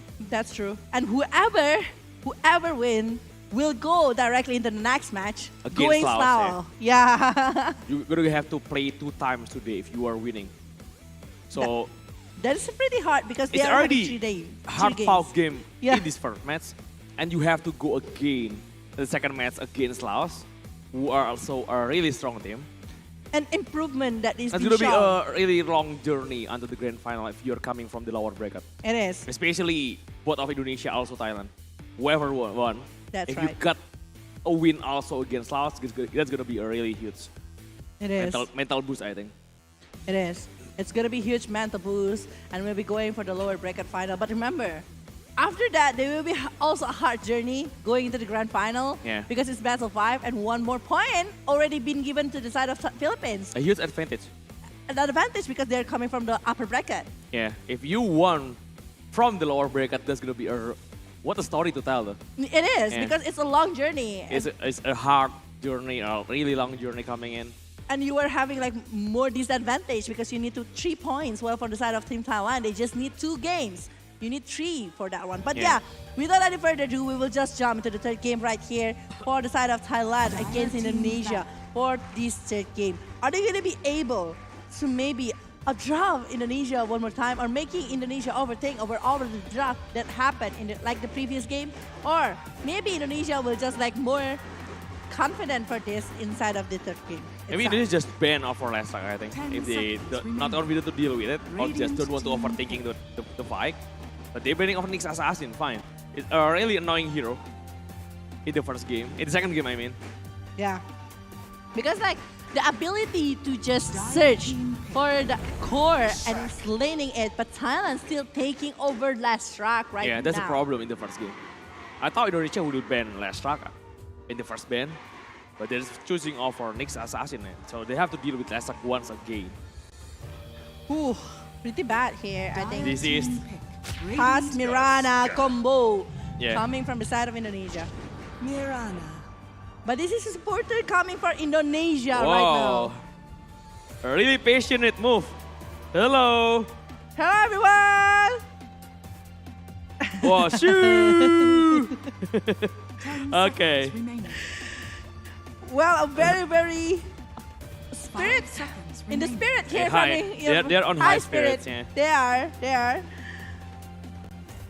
But also from both of the team here, from the side of Thailand and Indonesia, they're both in the high spirit because Yeah, they really want to game. I really want to this see the player to do the celebration also. Something Oh. like football player does, you know, after Okay. after the win, like After shoot the or win. something. Yeah. they already show it. game. Yeah, they already show a lot of things right there. But Maybe yeah. maybe Dream Hotel want to do it. Okay, Yeah. we will be waiting for that. But the Naga, we know that actually Naga is Oh, yeah. one of the Team very back. comfortable hero for Knopa. A And really they hard give it. hero to deal with. Bot Naga also. Last track. track. So a lot of homework already for Indonesia right now. With the heroes. But you know what? Yeah. There is this one particular hero that actually can stop them, which is might be banned later on. Silencer is still gonna be there though. Chancer is there. Yeah. Silencer is there. Decent hero 10 against seconds Naga along with remaining. last track. Maybe Doom is also possible if you want to 5 deal with seconds remaining. with the combo that last track also Naga potentially has. Mm-hmm. Oh, there is Ching Doto. Hello. Hello. Still supporting for Indonesia here Yeah. for all the viewers at the moment. And even the veteran player. Yeah, the veteran player for Indonesia. Yeah. But Legend Commander, Patch, they are really respecting all of the possibility here from Womi, Mikoto, along with the Dream Mochel. All of the comfortable hero already being banned. Yeah, a lot of band are ready. Brood Mother also, LC. So Indonesia still thinking about it. What is a possibility hero that will be very good against Naga or even the last track at this kind of particular moment? Maybe Pats, but it's kind of hard to fight against last track. The thing is, Patch is already been banned. Oh yeah, Pats are already being banned, sorry. Life It- Stealer is actually decent, Life Stealer. Yeah. Not a bad pick. Ooh. Very tough battle right now in the Radiant drafting team back. situation. This is best of Ooh, one. they won't paying earlier, I think. They're banning off for Grimstroke. Maybe along with the Bloodseeker, I think. Yeah, it might be like that if they're banning over the Bloodseeker later, but will Thailand let go? the So Thailand may familiar? be thinking about something. Maybe they will ban Bloodseeker right 10 now. I mean seconds paying remaining. earlier. Maybe they will ban. They try to ban paying earlier. Dire There's not team much back. reason though to ban Grimstroke. But they're choosing off for Morphling. They don't want to get bait. Morphling is already being banned. They don't want to face against it.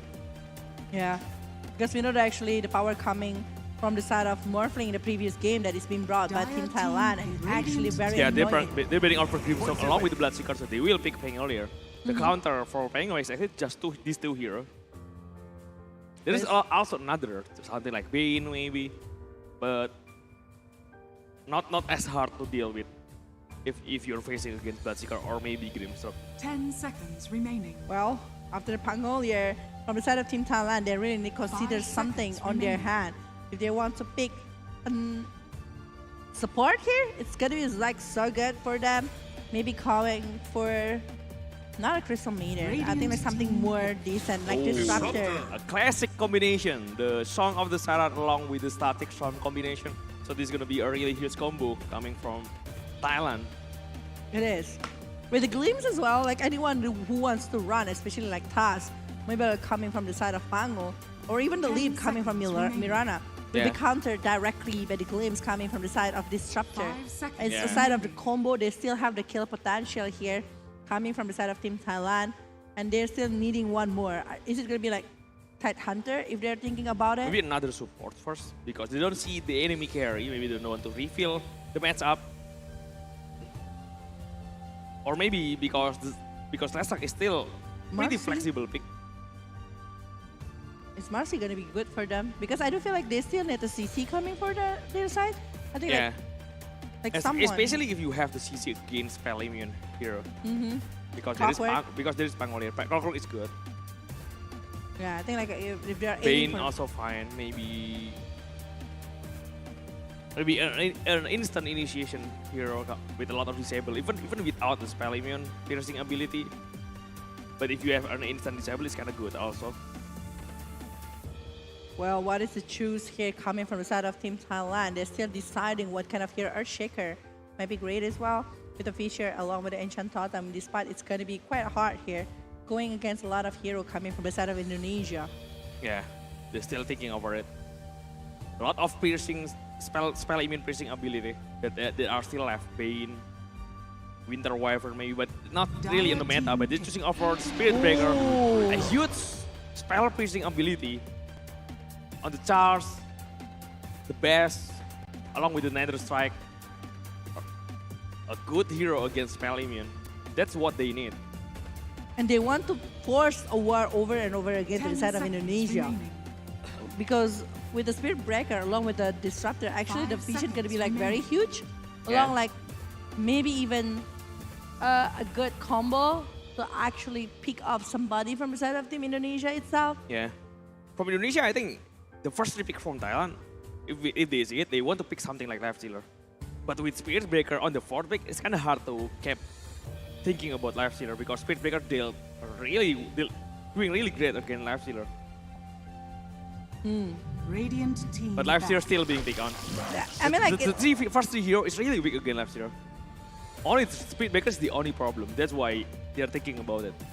but still though, I mean, like it's one against like three. Yeah. Despite that Spirit Breaker is also like one a hero to actually stop the movement for the Life Stealer. It's still Yeah. going to be a very 10 good one seconds against three remaining. heroes coming from the side of Team Thailand. So they're Yeah, a still lot going of to go for it. spell 5 immune seconds piercing remaining. ability coming from Spirit Breaker. Charge, best, Dire Life Stealer, team back. you can't. You don't want to face Spirit Breaker actually. Maybe some he needs some help. Team Life back. Stealer needs some help to deal with the Spirit Breaker later. But he is strong against Naga, against Disruptor. Doesn't really scared about the Glimpse. Doesn't really scared about Lesak also. Ooh, Beastmaster, Lion. They're eliminating like CC1 10 here. seconds remaining. I think from the side of Indonesia, they really did a range 5 of lane, seconds if it's remaining. possible, and if it's that makes sense. Because I do feel like if they have no one that is on the range, Last Track will be like very happy with all of the lifesteal that he's got with the Bloodstone. Yeah. Because it's like, right now it's 3 milli hero coming from the side of Indonesia. Yeah, or maybe just pick Ancient Operation support and make Taskar as an offlane again. Ancient Operation is a really good counter against the Blaston. You don't really care about the lifesteal anymore. Dire team back. But I don't know if they will pick something like that. Kind of weak hero right now, especially on the early game. But well, Bad Rider is the one that is being eliminated from the side of Team Thailand along with Slardar, Slardar. yeah, the counter for Lifestealer, the counter against Lifestealer. You don't want to face Slardar if you are playing Lifestealer. Too much of a counter though. Along with Pangolier also. Both of them relying so much on their spell immune abilities. What if it's like 10 offline that seconds Prophet remaining. coming to the side of Indonesia? It's possible. It's possible. 5 For seconds. Thailand, one remaining. last pick for Thailand. Maybe Razor offlane, I think, is also Dire decent. team pick. But Razor Oh, is Razor is the one. actually, yeah. Oh yeah, Razor offlane for Thailand, I think, this time. Is a- I thought Razor offlane for Indonesia gonna be really great against Naga again, along with Les. But Thailand is the one picking of a Razor offlane. It's gonna be a blast on Razor, right? 10 seconds. Obviously, it is. Yeah, it's also a deny pick because I think it's really great also. Remaining. 5 Yeah. seconds For Indonesia. remaining. From Thailand perspective, it's really great against Life Stealer, dealing so much damage. With the static link also, Life Stealer easily being countered. This is already a strong draft from Thailand. But well, The hero that can deal. Okay. Oh, Wami. You may now This is select one Oh. of his heroes. signature hero. the Pugna? Pakna offlane. Pakna offlane, one of his signature hero from Wami. I think like I- with all of the yeah. skills that is being had, especially for Lastrak, it's gonna be like very good heroes to counter it. Yeah. But is it gonna be like able to go for that way? Because Yeah, I have a lot of doubt though. I have a lot of doubt in terms of draft from Indonesia, especially against Speedbreaker, along with Razor. It's going to be a hard game for Life Stealer. You see the early 3 picks. Oh, this is going to be a really good Life Stealer game. But the last 2 picks, they're These are all very heavy for They're Life really, Stealer. really good at countering Life Stealer. So yeah, especially for the Razor, I do feel Razor like the along with Speedbreaker, both of them actually. it's just like gonna be very hefty here for the side of Indonesia. And I think like from the side of Indonesia, they just like want to do their best with this kind of draft, like very comfortable draft for Indonesia. But I just like very worry about like the Pugna potential here from the side of Team Indonesia. Will they be able to actually get something? Because we don't actually for the side of maybe objective gameplay, Pugna is just like very good hero. Yeah. But the side of that one, going against Last Rock is good. But the sustainability of Pugna is not gonna be like there for Yeah, he's just quite long. relying on the range, I think. Yeah. He's just playing the position from behind. And another ward. With another ward, with the life drain, maybe baking up his teammate with the life drain also. Oh, maybe they want to focus the life drain over the life stealer who is going further as a Yeah, frontliner. Yeah, maybe. Maybe something like that. Well, for the side of Team Thailand, with all of the draft that they are having, a very, very strong movement and even laning phase coming from the side of Team Thailand, but we will witness what is actually going to happen in the third game. This is Indonesia versus Thailand in the third game. Best of 3 series, lower bracket elimination movement before going to the lower bracket final. We will start the third game right now. Don't forget to give and support your favorite team in the comment section and also in the venue. Where is your support for Indonesia and also Thailand? Yeah, both of them. So yeah, you need to keep supporting because maybe just maybe it's gonna be the last chance for you to support your team. Yeah. A possible elimination match right now with Indonesia against Thailand. Whoever loses in this match is gonna eliminate it for the game, but whoever wins still have the chance to play once more today. But it's gonna be very heavy. It's gonna be winning really this hard, one. yeah, against Lao especially. After this one, directly playing for another best of 3 and against Lao, who is already watching for the last 3 games that happened. 30 Yeah. seconds. It's to battle. heavy, definitely heavy right now from both of the sides. They have some vision onto the mid lane from Indonesia. The scouts Kanompang. But yeah, the other way around is also the same. Thailand having some vision on the left side. Scouting after the bounty runs also. They try to contest it. There is potentially a strong arrow combination coming from Indonesia. They have to be careful from Thailand. The But they battle go onto the begins. outpost bounty. They will have the advantage right now, at least from Thailand. They still secure. Oh, two bounty. Kanompang for- just deny 2 bounty for Indonesia, but 1 bounty for Thailand because Kanompang denying the bounty, but just using the illusion. Yeah, I think with the mirror image that he's using on the other hand. Yeah. But yeah, the laning phase, Fangolier always like losing in a lot of things, especially going on ranged hero. But later on for the setup with the Sweats Battle along with the Rolling Thunder, I don't feel like it's gonna be a very good one. And look at how aggressive Mikoto is going against a Lestrak in the laning phase. Yeah, just missing 1 life set with his Sailor Crash, but it's fine. It's a melee creep. He still got the other one. He still tried to force Lestrak to get back. Lestrak using the speed art perfectly to get 2 last hit, 3 last hit right now.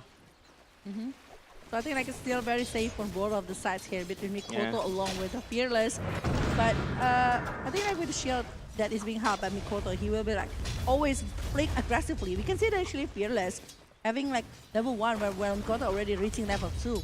Because how aggressive he wants and along with the bounty that they got in the early situation. Fast battle is already Trying there. to deny the range grip, but kind of hard the arrow, kind of counter Spirit Breaker. This is Spirit Breaker supports on the top lane, just helping TNT to farm. But TNT having a really rough lane. Only one last hit. I mean like Razor's was like having a really great time for farming, but with depending on the plasma build only, because like the presence coming from Whitemon, the one who plays very aggressive, even Bumbui, even slight mistake of movement. Oh, but in bottom lane, Lionex almost Being kicked out. caught, the ice. Oh, wait. That is Wow. a really good The start tag team here. damage along with Womi. Pretty painful early on. A really nice kill. The first blood from Indonesia. I think like that's the power coming from the Pugna, you know, the Yeah. spam ability coming from the Pugna with the skills that he's having to actually focus on and maybe try to punish your presence. It's going really well. That's why they are maybe focusing on maybe forcing the movement to the side of team Thailand right now in the early situation. And Mikoto just kind of evenly matched between Mikoto along with the Lesak also. In the mid lane, Shellcast getting the last hit onto the range creep. Lesak still having a lot of creep that he hasn't got the chance to take down. But the thing about the movement that can be brought by Team Indonesia, I think like they're really dependent in the early situation with the Nether Blast that is being spammed over and over, the Aether lanes that need to be made by the hand of this Pugna, by the Spirit Breaker. The ability to actually giving a lot of patience and also try to lock maybe a hero is just gonna be like so good. Yeah, Indonesia have a pretty decent combo also with the arrow combination. Later on, maybe into the snowball, maybe into the ice charge. Oh, the arrow! Again, but inside the tower, so you don't want to dive too much into the tower. At least for now, though, it's too early. It's too early and everyone, I think like from the side of Indonesia, they are not really ready for that kind of momentum because I don't think like the damage is quite enough despite that the Life Stealer is doing a really great job with the farm and everything. Yeah. Well, for the side of Razor, getting only 12 last hits so far inside of the game is actually giving so much pressure to the hand of Team Thailand right now. Well, Bumbui, Arrow onto the Starfall, double Starfall onto Bumbui. A really nice damage coming from Whitemon. yeah. But sadly, it's a kill for Whitemon, not for the Dream Mochel. Despite that, it's still a very good, since like they are sharing EXP for that. But Whitemon, Okay. ooh. The tower damage, Whitemon just need to be careful right now. They're playing really aggressive in the lane. Yeah. I think like that's the condition that they can have. The only way that they are going to be able to maybe gaining something or winning some condition on their hand. That's why they try so hard to actually punish the opponent if they're having the chance to do it. Yeah, really nice thrones for both of the mid lane. Vilas getting onto the left side from the river. Goto also with the water run from the right side. Goto Okay. taking a lot of damage already. But using the water rune to just survive the condition and oh in the bottom lane. Another blast happen again here. Womi actually playing really good with the Pugna and able maybe to do some last hit, but the Naga is still doing a very decent job here to actually farms in the laning situation. Yeah. Despite the difference with the others is not like very far. Nopang kept getting harassed by Womi like now with the right click. Oh. Charge, trying to get away. Bumbui. Yes, using the charge to run. But it's still a very good one. I mean, like from the side of Team Indonesia, still though, they are not going to be like very happy if the Charm of Darkness is being used and also aiming at somebody from the side of Indonesia, especially if they want to initiate. Radiant's It's just middle going to be a tower huge is under disaster attack. if they are maybe saying, okay, Whitemon is there, they are doing the Charm of Darkness, and there is another setup and also back up damage that can be given to the side of Indonesia. A lot of static link damage being taken by against the Mochel. already having a great lane like now TNT, recovering from the early situation that they have. Pretty bad early game. It is. But he is already doing pretty well. The race is on. Charge onto Dreamochel. He want to keep chasing onto TNT. The arrow, does he connect? No, the Starfall, the double Starfall actually killing TNT again. Body The block. body block from onto Bumbu. He got away with TP. At least the lane is safe for now for Dreamochel to farm it. Well, it's still a very good kill because it's in the hand of Dreamochel, so he still secure a very good momentum right there in the top lane. While for the side of the Razor, I think the Razor still doing a very decent job at the Ice Shard, along with the, oh my god, Nether Blast that is being Snowball. used. Snowball, Triptide. Oh, TP though from Lestrak. They try to have the glimpse back onto Womi. He cannot get away. and Womi will be taken down. It's a good TP coming from the side of Lestrak. Yeah, and Mikoto also doing the same. But this time Leonard is the target. Mikoto gets the kill. Try to keep going onto the bottom. The Asher doesn't connect. The Snowball coming along with the Mikoto Snowball. A really nice dot into the mirror image, but Mikoto keep wanting to go onto Kanompang. But I don't think they will have enough damage over that one. Lestrak is the main thing here, but Mikoto will just disengage from this kind of situation since he can try to go back to the mid lane. Well, we see that actually TNT trying to take the mid lane moment right here to secure something on his hand.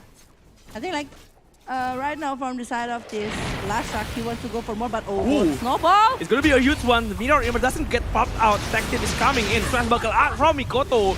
Will it now make the glimpse back? Mikoto also being taken down, but they got Leonard on the break line. The blast is there. Fearless also taking a lot of damage. Jokem cannot survive it. And Womi doesn't get his level 6 yet. He cannot do the life drain. But the Nether Blast is not even like pushing into the side of Lestrak. The Lestrak still doing a very, very good job to even give it the damage using the demo. A lot of things here. And I think like it's quite hard moment since like from the side of Indonesia, they really want to get a kill. But the thing is, the backup coming from the side of team Thailand is quite fast, especially the Lestrak. We actually know that the Lestrak is not going to the lane. It's Razor who's taking care of the mid lane. Yeah. It's actually a huge information, but again, one more time, Bumbu is the main Really target, nice. Nether Blast, and it's gonna be the kill for Indonesia. Really nice like there. The initiation coming from the camp along with the blast. They try to find some things again on the top lane. Look at the movement from Indonesia. They try to find TNT right now. Is under attack. And they will try. They will go into Swashbuckle. Under the Rolling Thunder, they still keep going on. The arrow doesn't connect, but TNT is still on the back line. There is someone TP there. Lestrak is wanting to go on.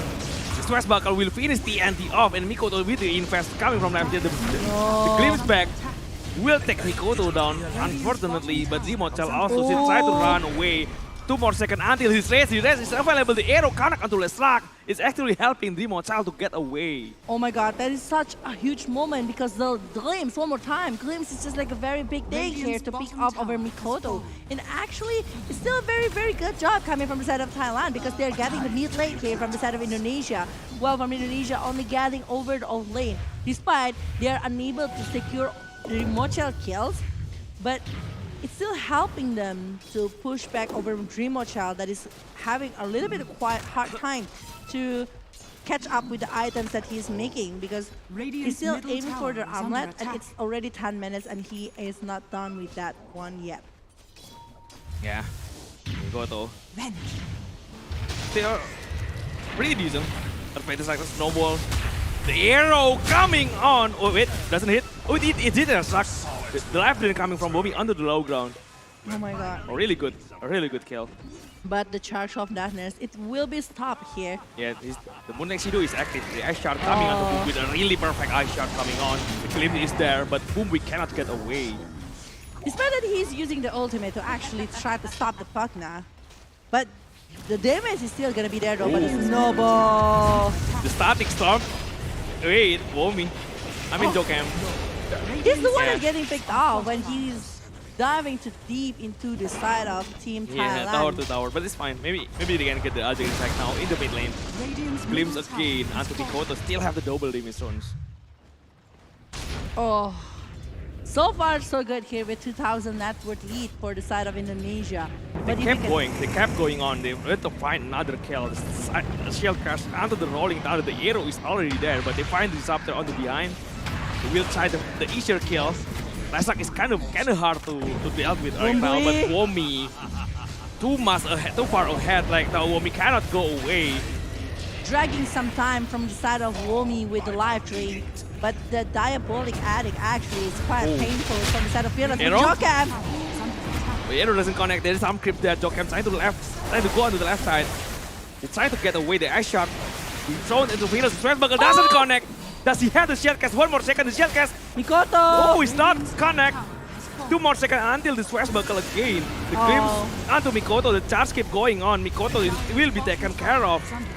Oh, but look at Whoa. the movement is not going real well here. Even Whitemon is being taken care of, but Jocam doesn't have anything when in fast. Coming from Dream Mochel, securing 1 point, and Boom Bui might be next. The live thread is already being used, and the rage is not going for so long. Doesn't have the time to use the armlet. Dream Mochel will be taken down. Also, too far. Too far. They are playing really aggressive to the side of Team Thailand, but also causing so much stuff on their hand. They're giving the chances for Naga to farm. Well, when they are trying to pick up somebody from the side of Team Thailand, they might be getting the last round, but they're losing Dream Mochel along with Womi and also coming from the side of Mikoto. So they're losing basically the cores here from the side of Indonesia. So it's a very huge moment from Thailand, but a lot of undisciplined movement coming from the side of Indonesia. Yeah. The invisibility runs from the camp. Maybe they will try to use it. They will try to seek for something, I guess. But there is some officer with the sentry also on the right side, so the camp already being spotted. Oh. Anopang know about it. Just get back. Because he doesn't want to be picked off at this kind of situation. He's still having a very good time right there with the Yasa on his hand and still aiming for the Manta.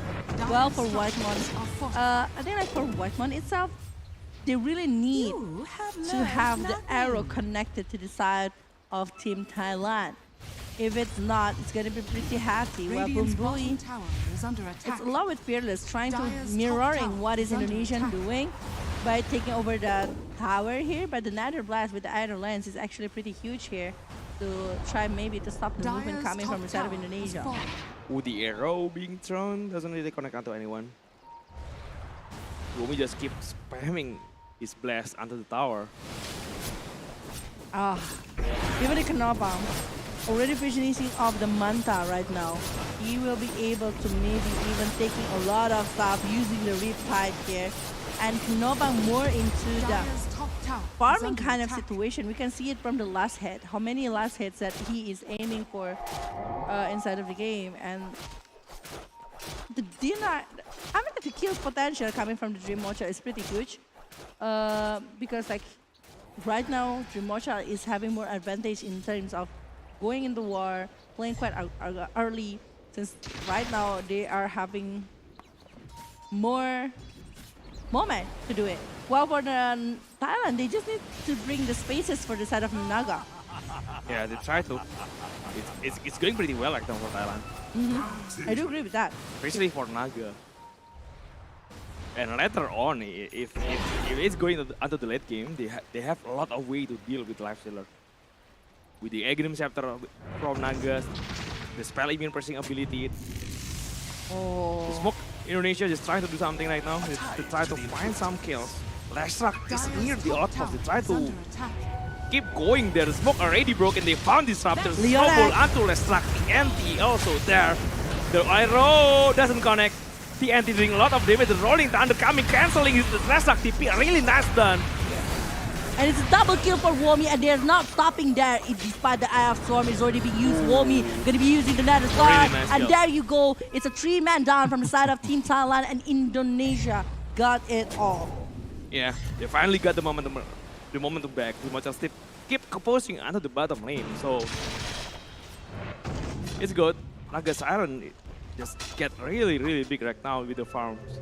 No one can really farm him. Okay.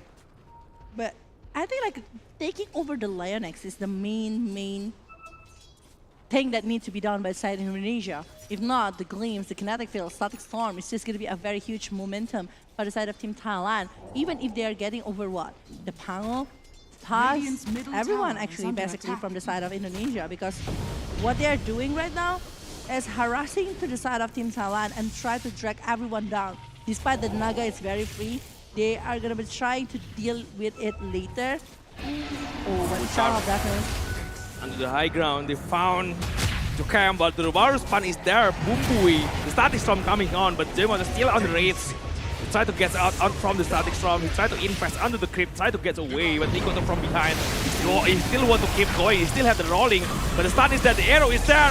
Mikoto doesn't have a chance to use this rolling thunder at all. Fearless keep being chased on, but Rimochel alone cannot do that much.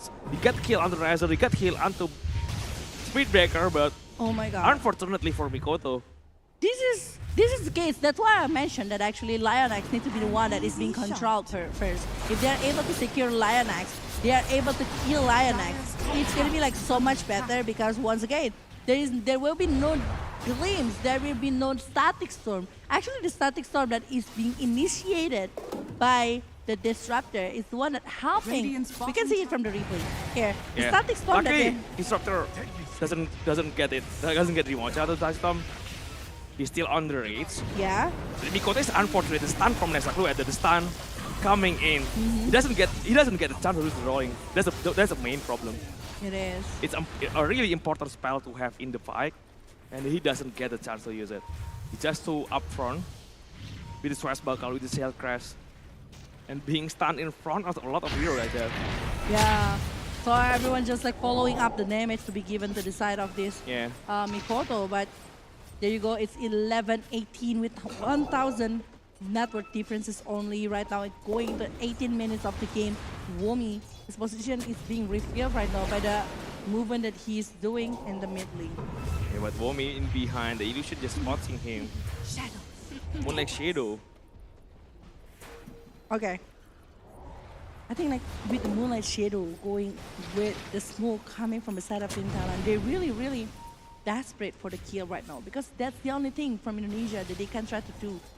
Because we know that actually the power from the Naga, if it's a back and forth movement, I think like Naga will have so much advantage over the movement that they can do at that kind of situation.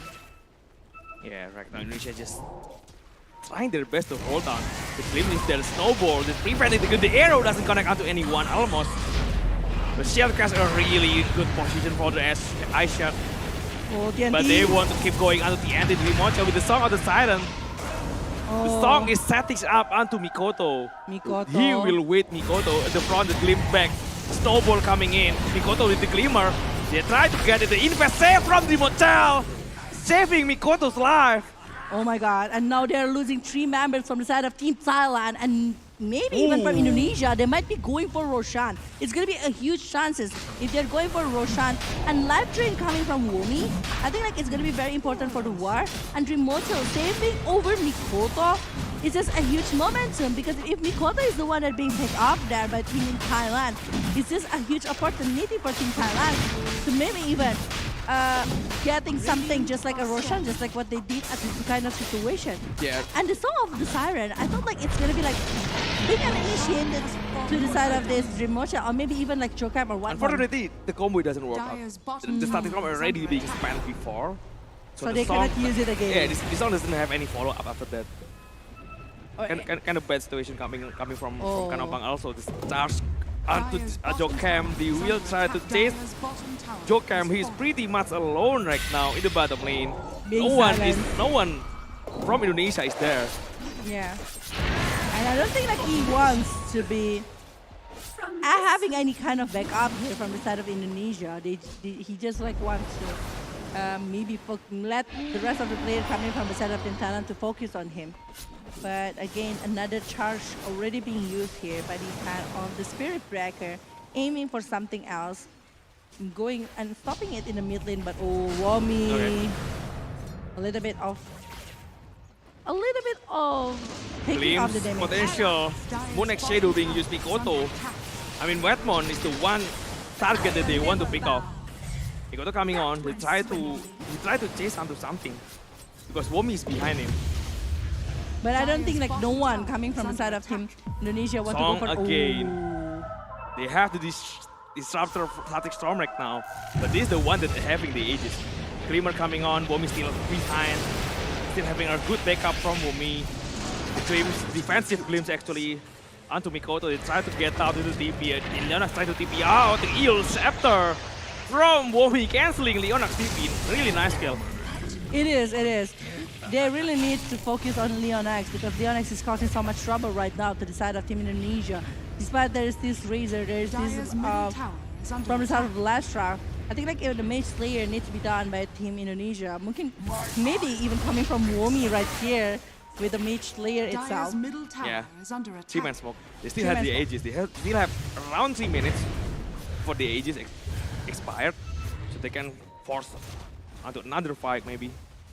They Yeah. want to utilize the ages right now. Radiant structures are fortified. Try to go out on the high Dire's ground. top tower Found is Naga, under I think. attack. Not really. They will found Nesrak. They have the vision. Jokam snowballing. Swashbuckle along with the arrow. He will get the kill. Oh a my really God. good one. A really good kill. Chain Stun, that is coming really well, coming from the side of Indonesia. Walrus Punch, everything that they do with the snowball even.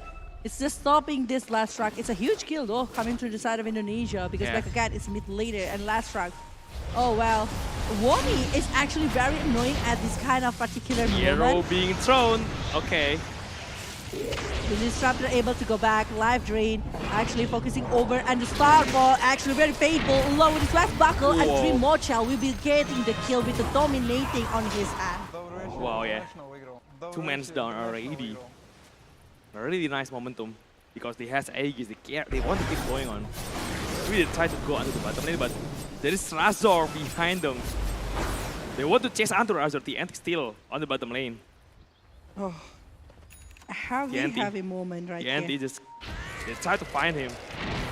Go on the other side. They don't know where the Antic is. He use the TP. He will get away. Able to survive and go Yeah. back really fast here. Just ignoring the chances here coming from the side of Indonesia. Charge of Dire's Darkness one top more tower time is going under to attack. Whitemon. I don't think they will go all in for that. Oh, the silence. Going towards this Mikoto. There is this BKB though. The Swashbuckle already being used as well, and the TP is a safer options for Mikoto. Well, they will find the fight into the mid lane. The arrow combination with the Yes. arrow. That's the Snowball. appearance. But the life drain along with the Nether Ward is already being used in the middle of condition, and Boom Booey is the one that is getting picked off here They from get the him side shot. of Thailand. Really nice move from Romy. Dire's structures Oh are my god, it's at 13:25. At first, it's They don't just find Naga at all. never. They find kill after kill. But Naga is still free. The anti there, keep being chased on by Dream Child. They don't still want to keep going. He will get the kill onto the Razor. And it's on Mikoto's hand. Again, one by one player coming from the side Ooh, of this Thailand. Naga. Oh. The Static Storm potential. There's 3 men. We're onto the Static Storm. The arrow, because it doesn't have the big game. He has the Aegis though. Luckily, he will get he find the kill onto Daskar. He will find another one onto Womi, but Nicola still want to keep going. They try to get away. Dreamochal doesn't have the impact And right snare, now. The glimpse. glimpse back. Dreamochal has the BKB. Try to find the backup right now. Dreamochal cannot do anything. He will TP out. Along with Whitemon on the high ground. There is no cancel at least. 3 members down from the side of Indonesia with a really good That- setup yeah. with the Song of Siren along with Kinetic Field Static Storm coming from Thailand. This is what you mentioned a lot, Dire's Anonym, middle with tower a lot of potential coming from the side of Team Thailand. And I think like this is already the moment for the Naga because the Naga already quite fat here with 18,000 net worth here from the side of Team Thailand itself. Dire's And the courier setup has been that they killed. always bring is always stopping Mikoto or even Womi.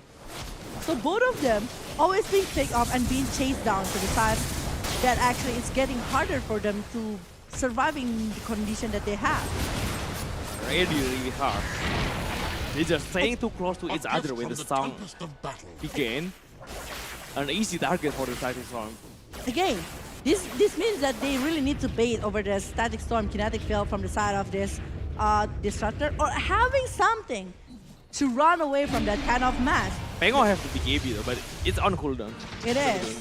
Because he already used it on the top lane. And Pugna have the EO Scepter Yeah. to actually like run from that kind of condition. But it's not only like these two heroes, but all of them need to consider the combo that can be done again from the side of the Naga along with the Disruptor. Well, next here to the Snowball, he tries to find something onto the anti-air Razor. combination coming on.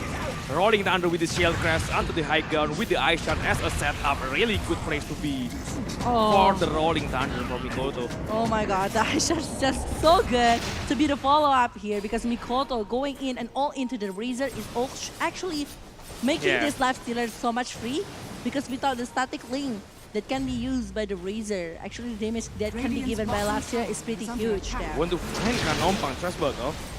It's a really hard hero to find.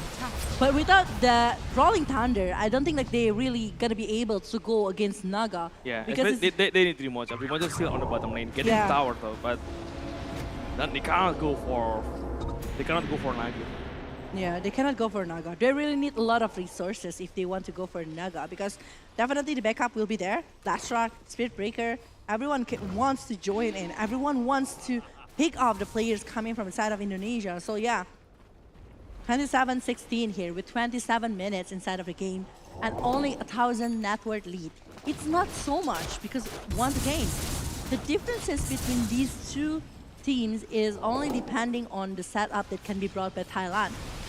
If the setup will be very good coming from them, the combo will be very, very crazy. But Lionex is the main target right there. We The can see arrow coming in. Ooh, but there is some illusion blocking the arrow. The arrow still being taken down by Indonesia. Radiant's middle Mikoto tower with the is under Lotus. attack. If they want to go for war, this is the time because there is no disruptor for the next 35 seconds. Yeah.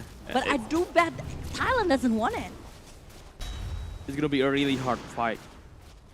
if they're forcing it. Yeah. Yeah, the Roshan will be available Radiant's middle again in tower 40 is under seconds. attack. It's gonna be Radiant's a middle second tower Roshan of the has game. fallen. Second Roshan, Armlet, Mjolnir, BKB on the hand of Lifestealer, aiming for the Dire's School top Bastard. tower If is they're under getting the attack. School Bastard, it might be great to aim for the player coming from the side of Team Thailand. And with the Razor as the opponent, along with Naga Siren, Dire's top I think like they tower really is need under to have attack. something else because the Naga already have the Heart of Taras, along with the Orchid of Malavance. Try to do some movement. Charge onto Jokam, onto the Nether Strike, also the Plasma Field from behind. The arrow cannot connect onto anyone, but Womi is the target right now. They don't care about Jokam. Womi is the bigger target. Here's the EO, Dimochal from behind. Trying to help Womi with the invest. Womi surviving long enough, but the Starfall Bumbui also there. BKB from Dimochal. Dimochal taking a lot of damage. Snowball coming onto Kanompang. Dimochal just playing the armlet, trying to get behind once again. But the dieback from Jokam is punishing him so much. Song of the Siren also catching onto two men from Indonesia. Mikoto, the static storm comes onto him. The swash battle with the BKB used by Mikoto. He got away, but not with Whitemon. Whitemon already being taken down. Three Oh men my down God. from Indonesia, along with the buyback from Jokam. 3 mans down, die back again from Jokam. It's just a huge momentum here from Team Thailand. They might be turning back the table at this kind of situation because they will be pushing it towards the side. And Roshan is there, so they might be going for objective Roshan right now. If they're Wow, yeah. getting the Aegis of Immortal in the hand of this Naga, it's going to be harder to decide of Indonesia because even just now, they are aiming for the Naga, but the Naga is just like very, very tanky because of the Manta, because of the BKB, Heart of the Rush. Everything on that is on his hand at the moment.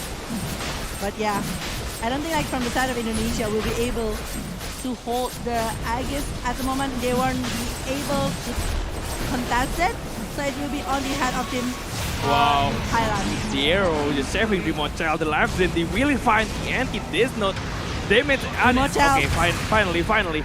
The anti already taken down. Invest onto Mikoto. Mikoto still try to keep going onto this Spirit Breaker.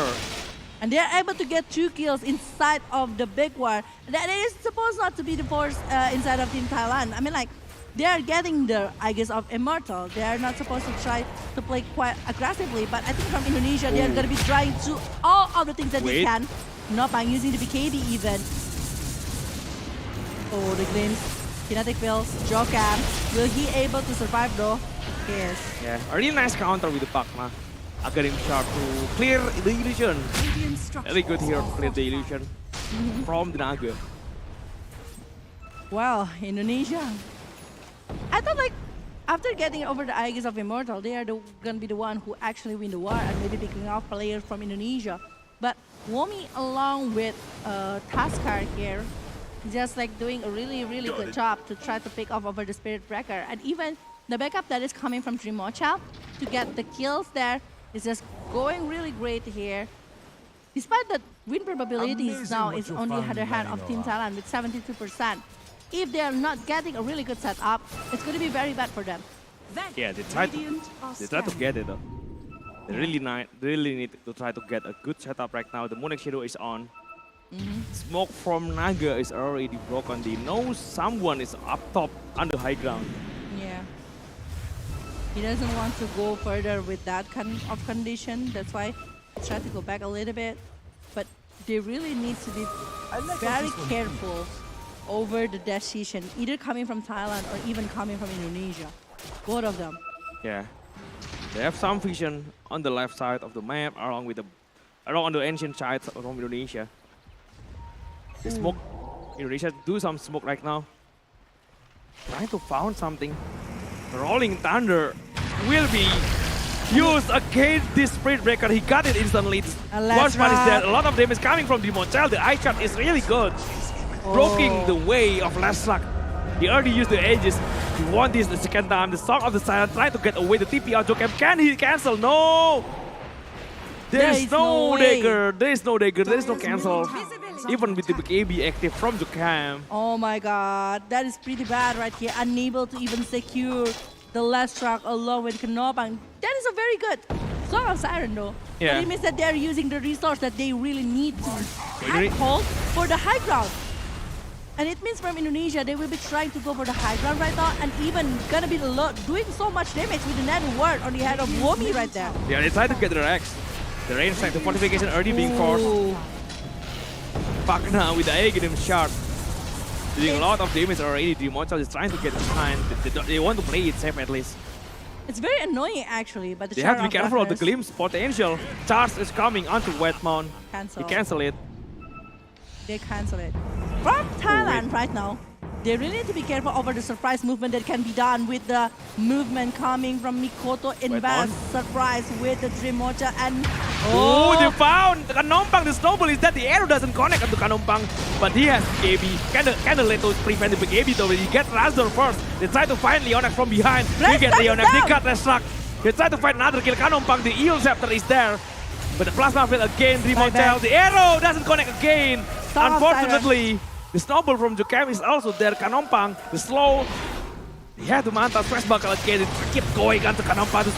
Got the ice shot. The perfect ice shot. Kanompang still has the mirror image. He know who the real hero right now. Kanompang finally being taken down. This is a really huge momentum from Indonesia. Suddenly, they got a lot of advantage right now. without any buyback coming from the side of the Naga Siren for another 60 seconds. I think from the side of Indonesia, they really want to play over the tower here. They are going for the high ground. They are even aiming for the tier 3 in the bottom lane with the Nether Blast and also with the life drain coming from Womi. He will backing up the rest of the players coming from the side of Team Indonesia and Team Thailand. I think Charge of Darkness really need to focus over Womi if they want to stop the movement. But back again, it's on the backline and Mikoto with the Rolling Thunder always backing him up along with the Infast Bomb coming from the Life Stealer. They went for the year 4 already. 30 I don't think seconds. I don't think they will go for the GG because I think they try to find a bonus tower before they forced to get back. What with the Nether Blast coming from the partner, I do believe it can be done. Oh. Yeah, they just try some bonus gold again, trying more Cape Wave, just get back before Naga is spawning again.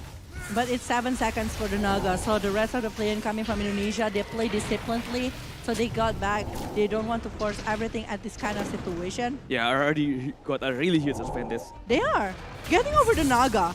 Yeah. Last rock, along Whoa. the focusing over Razor and then taking down the last track before going for the Naga. It's just already so much because A lot if- of illusion getting cleared only is. with the left lane. Mjolnir. But only with left lane in the Nether War. Look at the win probability. Yeah. It was 70% to the side of Team Thailand, and now it's changing to the side of Team Indonesia. Almost It's- 90%. Whoa.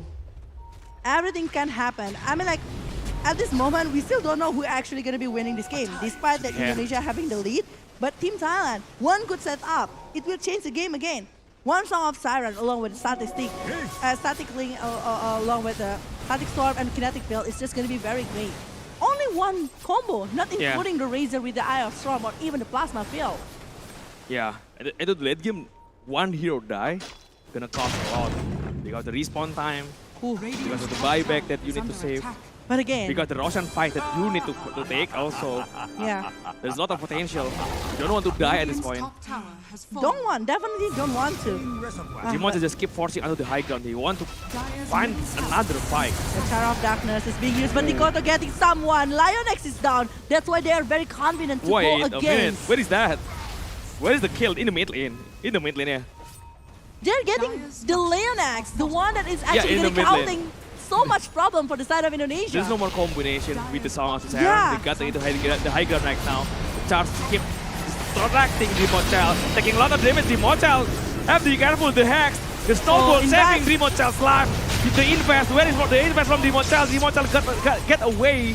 Finally with the invest, getting the kill under Speed Breaker. They try to find another Life one. drain. TNT taking a lot of damage also. They try to get back. 42 buybacks already from Thailand.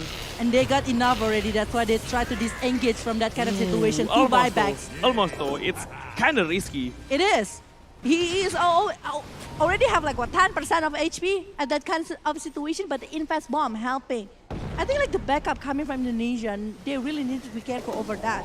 Again, this is two buybacks. They can try to get something. Maybe if the Roshan up, let's see, the random time is like in the 15 seconds. If the random time is quite long, it's going to be very, very hard because the longer the game, it's going to be better for the side of the Naga along with the Razor.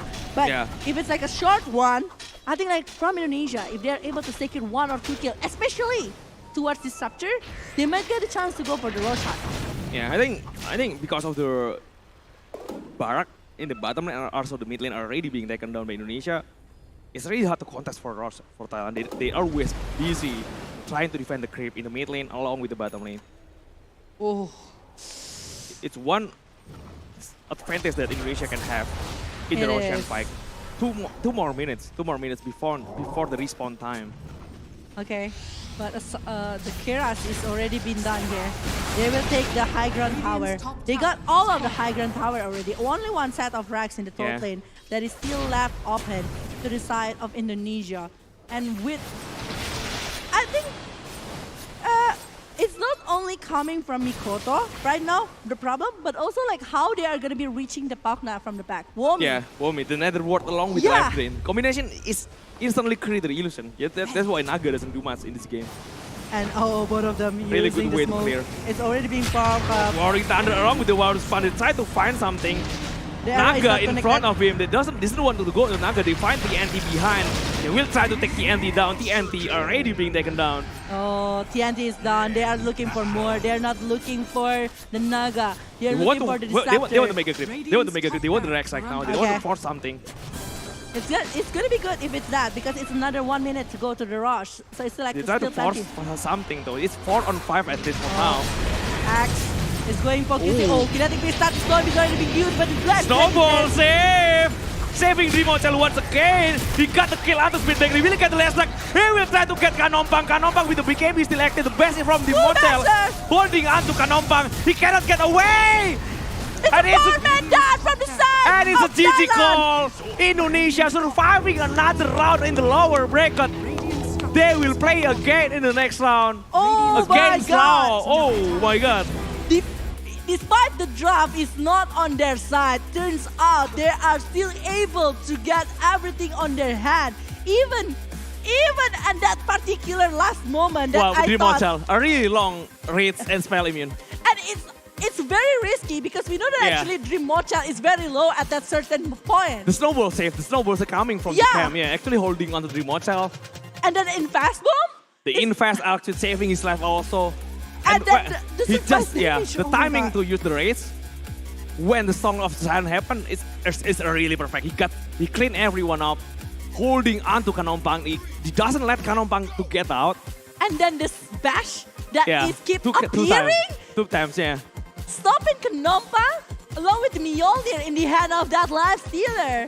Wow. Oh, that is harsh to the side of Thailand, but Thailand still doing a really, really great job here. Good job and amazing performance coming from Thailand in best of 3 series. It is a 50-50 chances from both of the sides.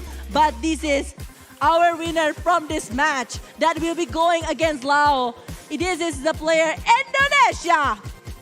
Wow, congratulations once again for Indonesia. Congratulations, Mr. Streamer. Mr. Streamer, this Yeah. is a compliment coming from the side of Anonym. Wow, that is crazy coming from the side of Indonesia. How they are able to focus, even they are not being baited to go against a last rock or maybe chasing them down and only focusing to get over the high ground tower. When they try to do that, the rest of the players coming from the side of Team Thailand try to back it up, but it's not happening. It's not happening. Really hard fought It is. from Thailand. A really good fight that they have. A well played game. I really love to watch this kind of game over and over again. Yeah, really fun to watch. beautiful. Yeah, it's fun to watch.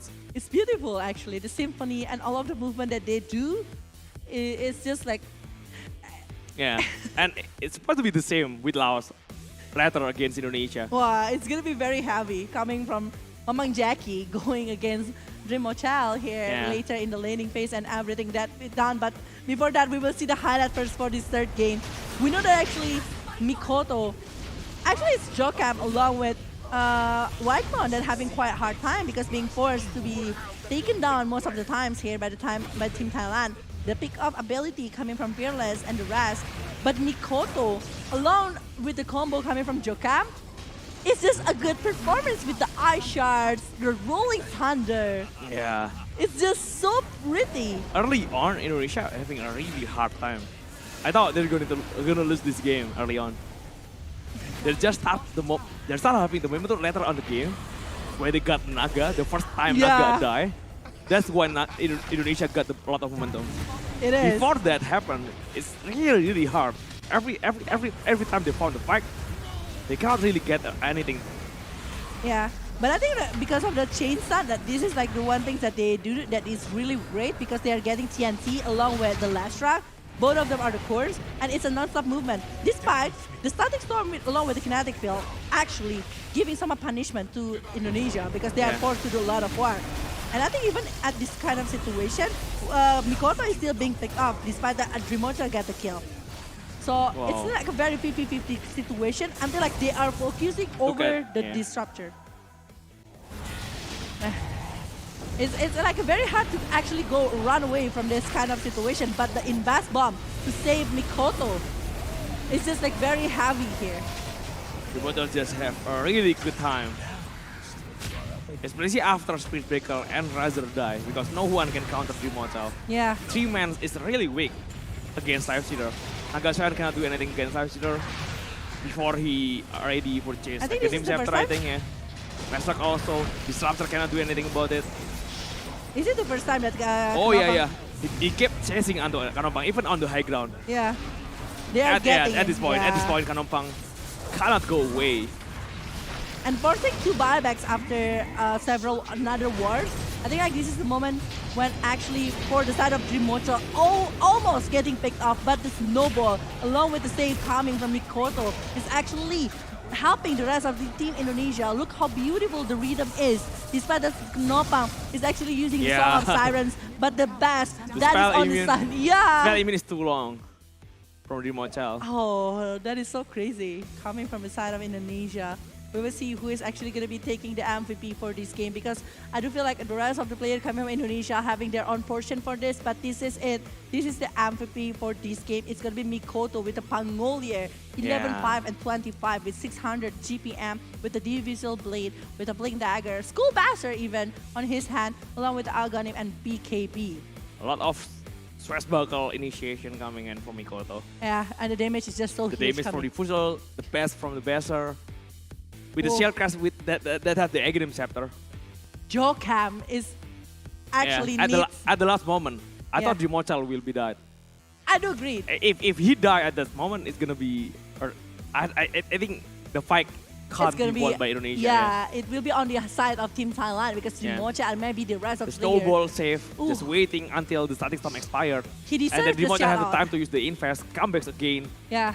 turning the fight back, turning the battle of the tide of the battle onto Naga Siren. Yeah, so it's a really great performance from Jokem along Yeah. with Dreamochal. I really deserve shout out here for Dreamochal along with Joachim, but Womi, Whitemon. I mean, like at this game particularly, they are more into the gameplay that they are used to.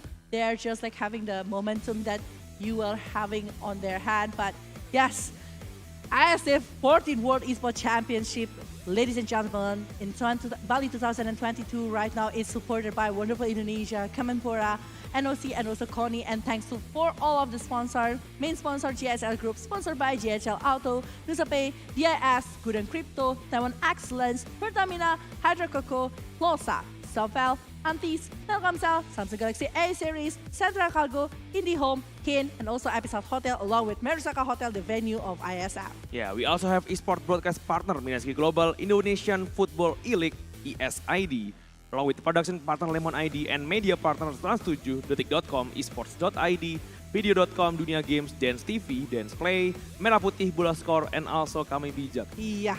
For everyone that is actually in the venue right now, don't forget to visit the booth of Telkomsel because you can actually redeem your point to very interesting merchandise. I got one already. And also you can even anonym put a bid over a smartphone.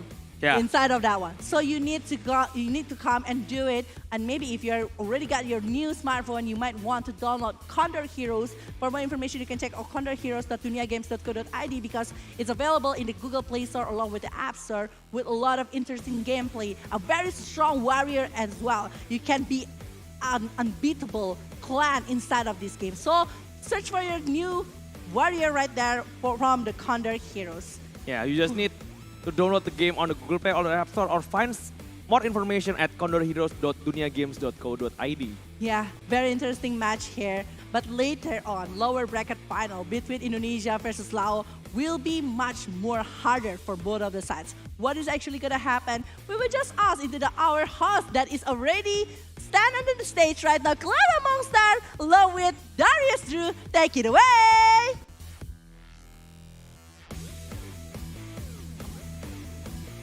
Oh la la, thank you so much our casters, and once again, congratulations to Indonesia! And of course, good game, well played for Team Thailand. Exactly. You did really great, and the fight is just so mesmerizing. Exactly. The battle was epic and It's very intense. That's right. And I was sad Thailand must be eliminated in this Yeah, stage, but true. they come so far and really respect for Thailand team. They're Exactly. really good and great. Exactly. They have done their best, but That's right. in the end, Indonesia able to win and go to the next stage of the lower bracket against Team Laos. That's right. And right after they play 3 games, they have to play another best of 3 matches with Team Laos. So Indonesia or Laos that will fight again tomorrow, we will find out soon. Exactly. Soon, really soon. Soon after this short break, guys. So Really? we would like to Really? have a short break Oh. first due to the heat of the sun. Yeah, and don't forget, join us in Merusaka, Bali. For you guys who are inside a Bali or nearby here, please come join and cheer for your team for Indonesia or Laos. Or just join with us, Clara Mongsar and Darius Drew, and see you guys soon. Okay? We'll be right lower back. bracket final for Indonesia and Laos.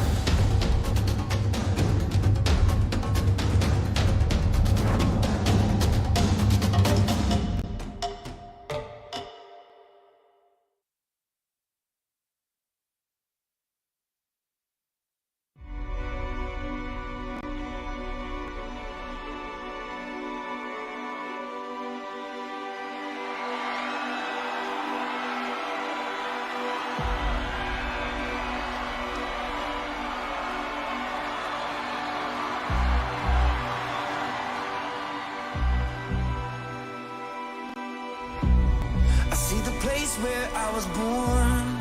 I was raised by the new dawn, and now I sit inside the storm. Like the eye of the pyramid, I know everything ahead. I'm in the hunt, don't you forget. Gotta work for it, every day work for it. Gotta work for it, every day work for it. I sing alone, can't get much higher. It's in my bones, love true survivor. I sing alone, I keep on rising up to the throne. I won't stop fighting, 'cause I sing alone. Somebody turned off all the lights. They try to steal like a parasite, but they can't take away the fight. 'Cause I've been wild since I've been a kid. Live my life hanging up the grid. No, I ain't never ever gonna quit. Good evening, ladies and gentlemen. Welcome to the opening ceremony of Indonesia Esports Summit and IESF 14th World Esports Championship Bali 2022. Can't get much higher. It's in my bones. Love true survivor. I sing alone. I keep on rising up to the combo right there. Go for it, ready, George.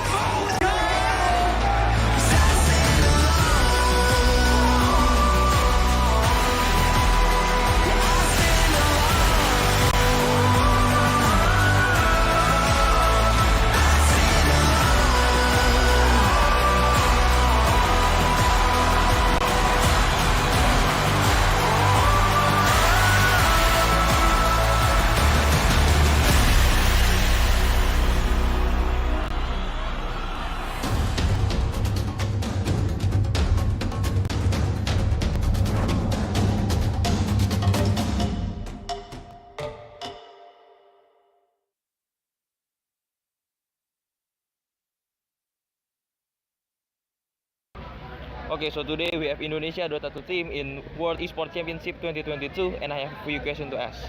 Okay, so the first question, how do you feel about this match? Are you all satisfied, or maybe there's something that you all need to improve?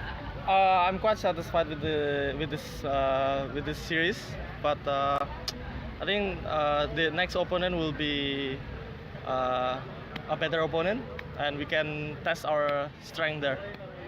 Okay, so the next question, what do you think about your enemy performance today? I think they play quite well, but I think that's not enough because we outclassed them, I feel. And I think they played their comfort hero, but it was not enough. So is there any special preparation for the next match? I think Avil and Hyde, the analysts, are gonna prepare the draft and the wording and the stuff for them. I'm just gonna play some pubs at Warnet. Okay, so you already won the game this time. What things that you have but your enemy doesn't have? The Algeria. Yes. I think in general they just lacking the knowledge. That's all. Because from the laning phase we can quite see that they got like outclassed really hard. Okay, so any worries for the next match? No, How confident are you to win this competition? just play. Okay, so for the last question, who is the toughest enemy in this competition and why? Ourselves, because the only one who can beat me is myself. Okay, so that's all for my question. Thank you very much for your time. Sure. Okay, so today we have H and Textam as a coach and analyst from Indonesian Mobile Legends team in World Esports Championship 2022, and I have a few questions to ask. Okay, so the first question, how do you feel about this match? Are you all satisfied? Or maybe there's something that you all need to improve from this match? Dengan pertandingan tadi kita udah lumayan puas lah ya, kita bisa menang terus, tapi Kalau kita lihat, kita tetap fokusnya buat di apa upper bracket final, terus di nanti di grand finalnya sih. Jadi ya kita masih tetap walaupun puas tetap fokus buat dapetin emas sih kayak gitu. So, what do you think about your enemy performance today? Musuhnya sebenarnya lumayan bagus, dari draftingnya juga kita lihat mereka udah cenderung ke hero-hero yang meta, yang mereka tahu powernya seperti apa, ngikutin patch banget, dan ya lumayan ngagetin sih musuhnya. Mereka bisa adaptasi dengan meta-meta yang sedang berlangsung lah di Mobile Legends ini. Jadi menurut gua musuhnya lumayan kuat. So, is there any special preparation for the next match? Untuk next match-nya lawan Kamboja, kita prepare ini aja sih. Respect mereka lah. Jadi mereka strateginya apa, kita pelajarin, kita siapin. Jadi kita nggak kaget lah buat lawan mereka. Jadi kita tetap respect, siapapun lawannya, kita akan ngasih yang terbaik lah. So, you already won the game in this time, right? So, what things that you have that on your team doesn't have? Sebenarnya kekurangan di tim kita itu adalah kita masih kurang disiplin, masih kurang rapi mainnya. Dimana sebenarnya kita bisa lebih rapi, bisa lebih clean, jadi gamenya juga lebih mudah. Nah itu yang perlu kita tingkatin selama turnamen ini berjalan langsung. Okay, so for the last question, is there anything to be worried from the next match against Cambodia? Maybe the player or their gameplay? Mungkin lawan Kambodia ini karena kita tahu tadi kita expect-nya kita bakal finalnya lawan Malaysia ya. Ternyata Kambodia bisa ngalahin. Jadi ya kita inilah pelajarin lah kenapa mereka bisa ngalahin Malaysia, dan kita respect dari draftnya juga. Kita baca mereka strateginya bakal gimana. Jadi kita nggak bakal kaget lawan mereka. Jadi okay, so that's all for my question. Thank you for your time and I hope the best for this competition. Okay, thank you. Thank you.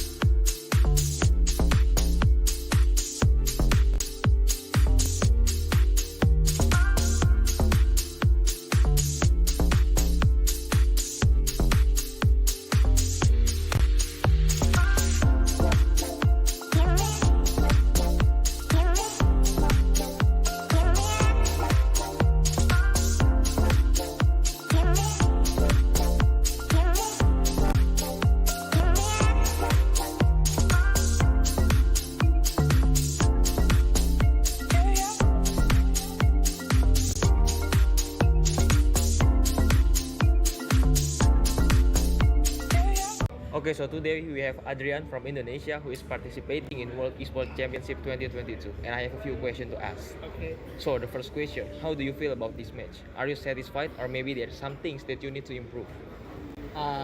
Firstly, I'm really happy because I could win against India. But I'm not that satisfied with my own performance because we lost to Thailand in the first round. So I hope I can fix it in the upcoming tournament. Okay. So what do you think about your enemy performance today? They have been playing really well today, especially for Thailand. As for India, I think he also played really well. Maybe he had some doubts when he was playing against, because it was our first time playing against each other. So good luck to him, and then thank you. Okay, so is there any special preparation for the next match? Yes. So we will do a player profiling for our next opponent. So we will look at each individuals and then their habits, and then their old videos, what characters they are using, and then we will do our best to counter those information. Yes. So is there any worries for the next match? Now is not the time to worry because we can only hope for the best, and then we can only train for the best. Okay. So how confident are you to win this competition? Well, before the tournament, I already said that Indonesia has like 70% chances of winning this tournament. Now, I think we're down to like about 60%, but it's still a chance. So I'll take my chances. Okay. So for the last question, who is the toughest enemy in this competition and why? Okay, for me personally, it would be Thailand and Pakistan, and because Thailand is a very strong country in Southeast Asia, but Pakistan is, I think, at least world number 2 now. So, and Korea. Okay, so that's all for my question, Adrian. Thank you very much for your time, and I have the best for this competition. Thank you very much.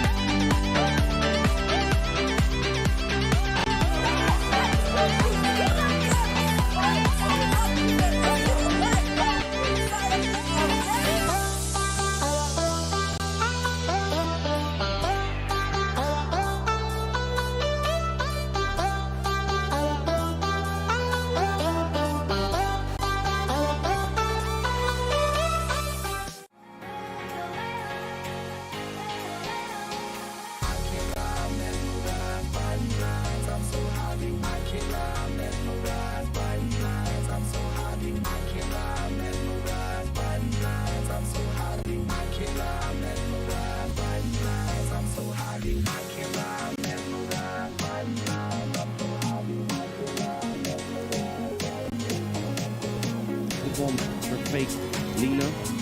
Shoots. Now! Ice back! And Australia! Will they do it? One more! Yes, they will! 3 frags so far, and the spray is still good. Snicks nearly crushed one. Yeah, beautiful headshot there. No, Ghost takes one down. But Margot trades it away. 3v1, this might just be it. Another 16, no.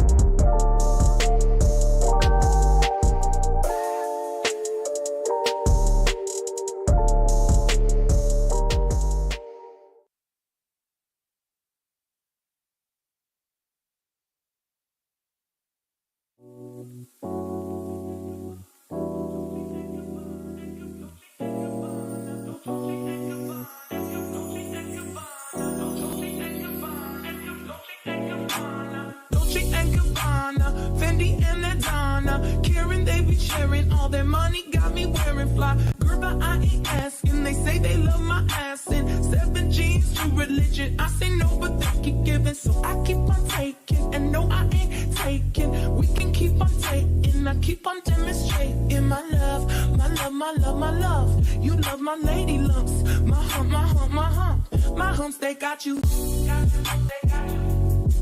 They got you. Got you, they got you. They got you.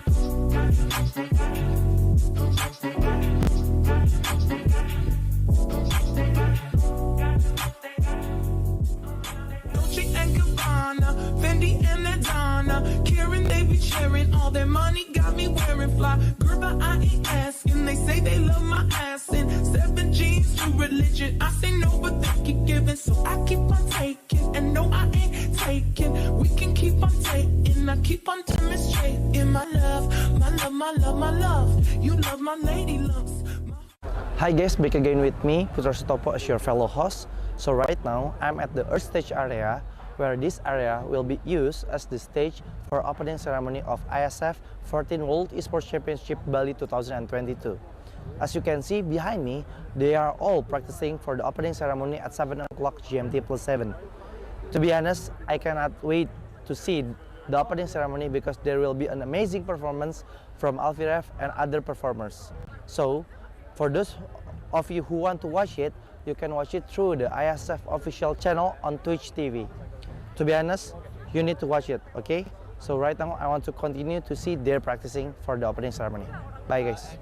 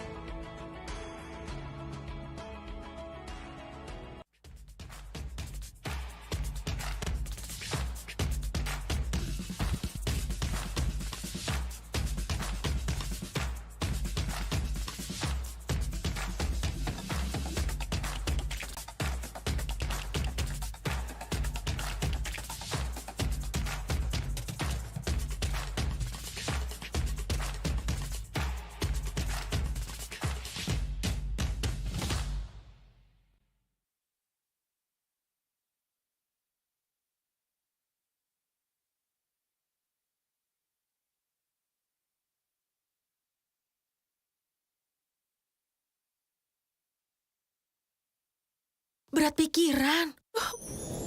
Plosa Citrus, daya semangat alam. Hisap, segarnya menembus kepala. Pikiran enteng dan lega. Plosa bisa kerok dan pijat. Masuk angin, mantap. Plosa Citrus. Korban demam berdarah jutaan orang. Nyamuk demam berdarah adalah nyamuk siang hari. Oleh Sovel 2 kali, pagi dan sore. Nyamuk tidak bisa gigit lagi. Sovel, tolak nyamuk demam berdarah.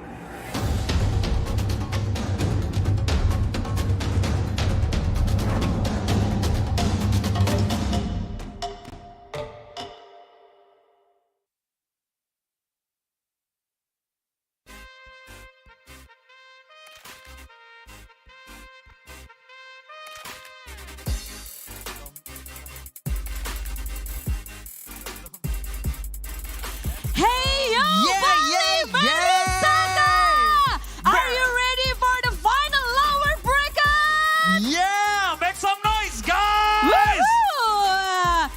And I would like to say welcome back to IESF 14th World Esports Championship Bali 2022. And here I'm Clara Mongstar and Darius Ru will accompany you guys through the second matches of the lower bracket. that's right. In this sunny day, we want to see who will be the one that going to be the grand finalist, another alongside with Philippines tomorrow. Exactly. Both of teams by Indonesia and Laos have been defeated by Team Philippines. So That's right. this is another stage for them to prove themselves, to be able to do their revenge in the grand finals against Yes, Team Philippines. another rematch against the teams that defeat them. And also, this is also the last time for Yep. them in best of 3 series. Exactly. So please come by in Merusaka, Bali. Don't forget to support your team, either Laos or Indonesia. Exactly. Even though you are still at home right now and watches us on their streaming platform, please cheer your best team. Either it's Indonesia or Laos, you can type it. You can put your hashtag to support those teams. And That's right. be the witness who will be the next grand finalist. Oh my God, this is a lower bracket final that makes me shiver because these yeah. two teams are just too great. Yep. I love Laos. The way they play is It- really interesting. They're really improving a lot. And also True. Indonesia, Yeah. they just played 3 games and right now they have to play again. Again, yeah, true. So their stamina, their dedication is being tested right now. Oh my God. Oh Let's my go. God. Let's go. Let's go. to the Okay, grand- let's go. Let's invite the first team. Please welcome Team Indonesia!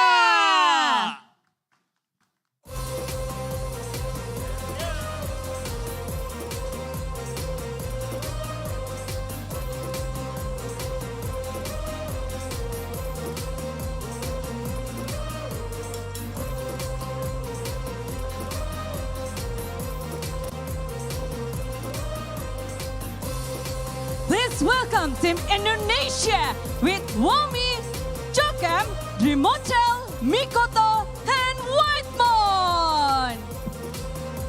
Yeah, give it up again for Indonesia!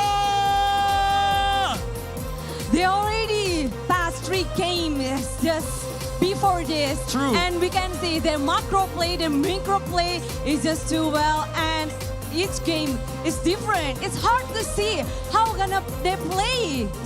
Yeah, true. We are very excited to watch their previous matches. So we are very excited as well to watch the next matches, which Ghana against the second team. Please welcome Team Lao!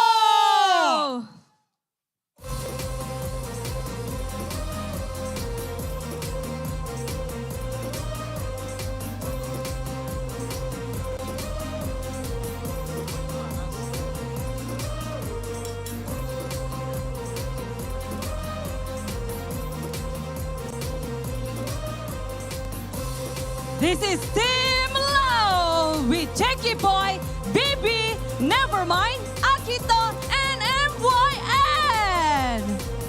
So once again, everybody, please give a round of applause for Team Lao! They come this far, and as we can see, their play style is just so unique. The players, they can rely on each other. Yeah. They fight well, they fought well, and right now they have to prove themselves in this best of 3 matches as well. Exactly. Either it's Team Indonesia or it will be Team Lao who goes to the grand final tomorrow against Teams Philippines. That's and right. let us witness this great match with, I believe we have a special guest up there. Not anonym, not anonym. Of course not anonym. anonym. Not anonym. Anonym is just another level. Yeah. But this one is so special because this table will be joining with us. We Yeah. have Fela Jave, our And- lovely caster, and also Best Defender! Special for lower bracket match. We have 2 girls here. Oh. We'll burn this stage. Our stage, are you ready? Are you guys ready? Let's make some noise! Woohoo! All right. This is final lower bracket. Let's give it up to our girls there. Our lovely fellowship and base defender. See ya.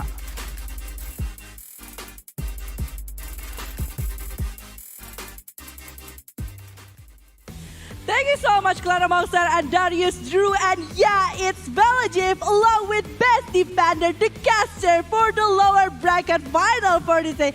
before we're starting, how are you, Base Vander? I'm feeling extremely nervous because this is my first chance getting here. I'm very happy to just be sitting here in this position, in this chair, and commentate on what is supposed to be a very excited game between Team Indonesia and Team Laos. I don't know what else to say at this No, point. I mean, it's okay. I'm just so happy to have another girl here because usually it's me or Anonym or the other boys here call you as Anonym. But now we are gonna be having Vela and Base here casting for this one. And yeah, you mentioned it right. Indonesia versus Laos. This is gonna be a very tough battle, especially because Indonesia already having a hard 3 games before in the previous match on the lower bracket. But before we're jumping to the game, we definitely want to say that actually IESF 14th World Esports Championship Bali 2022 is supported by wonderful Indonesia, Kemenpora, NOC, and also Connie. And we have our main sponsor, GHL Group, sponsored by GHL Auto, Nusapay, DIS, Good and Crypto, Taiwan Excellence, Pertamina, Hydro Coco, Losa, Sofel, along with Antis. You might want to tell us about the official telco partner for this one. So we have Telkomsel as the official telco partner. We have Samsung Galaxy A series. We have Central Cargo, IndiHome, HIN, Episode Hotel, the wonderful host we're having, Murasaka Hotel, Minaski Global, Indonesian Football E-League, AEISCD, Lemon ID, and our media partners. Yeah, which you can cover. Yeah, this is loud, man. Plenty of it because it's supporting ISF, you know. Trans7.com, esports.id, video.com, Dunia Games, Dance TV, Dance Play, Merah Putih, Bola Score, and Kami Bijak. Thank you so much for all of the updates regarding ISF 14 World Esports Championship Bali 2022. And yeah. This is going to be really exciting if you ask me. Not only that we're having a full female combo on the casters' desks, it's going to be a very, very fun match because both of these teams have demonstrated such resilience and dedication towards their games. Yeah, I mean, like a lot of improvement have been made by both of the sides coming from Indonesia along with Laos.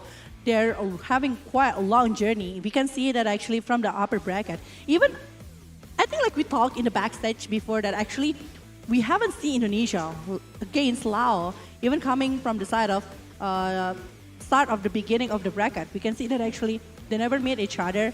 They only have the same kind of opponent, which is Thailand previously. Yeah.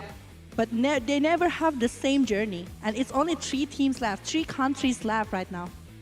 Yeah, it's going to be really interesting because the SEA domination DOTA is secured, so the trophy will be going to SEA. Yeah. But at the same time, as you said, yeah, these are the teams that are our favorites, I think, in the both sides of the crowd, and they're meeting up for the first time. And both of them have demonstrated, you know, Indonesia have been the lower bracket champions so far, and they have been going unbeaten, but now they're facing the first upper bracket that is popping down. Yeah. So I don't know. It's going to be very, very interesting because Indonesia have been demonstrating very, very high skill so far. But however, Laos have been playing a lot more games because they went through the group stage. They have seen most of the contenders in this tournament.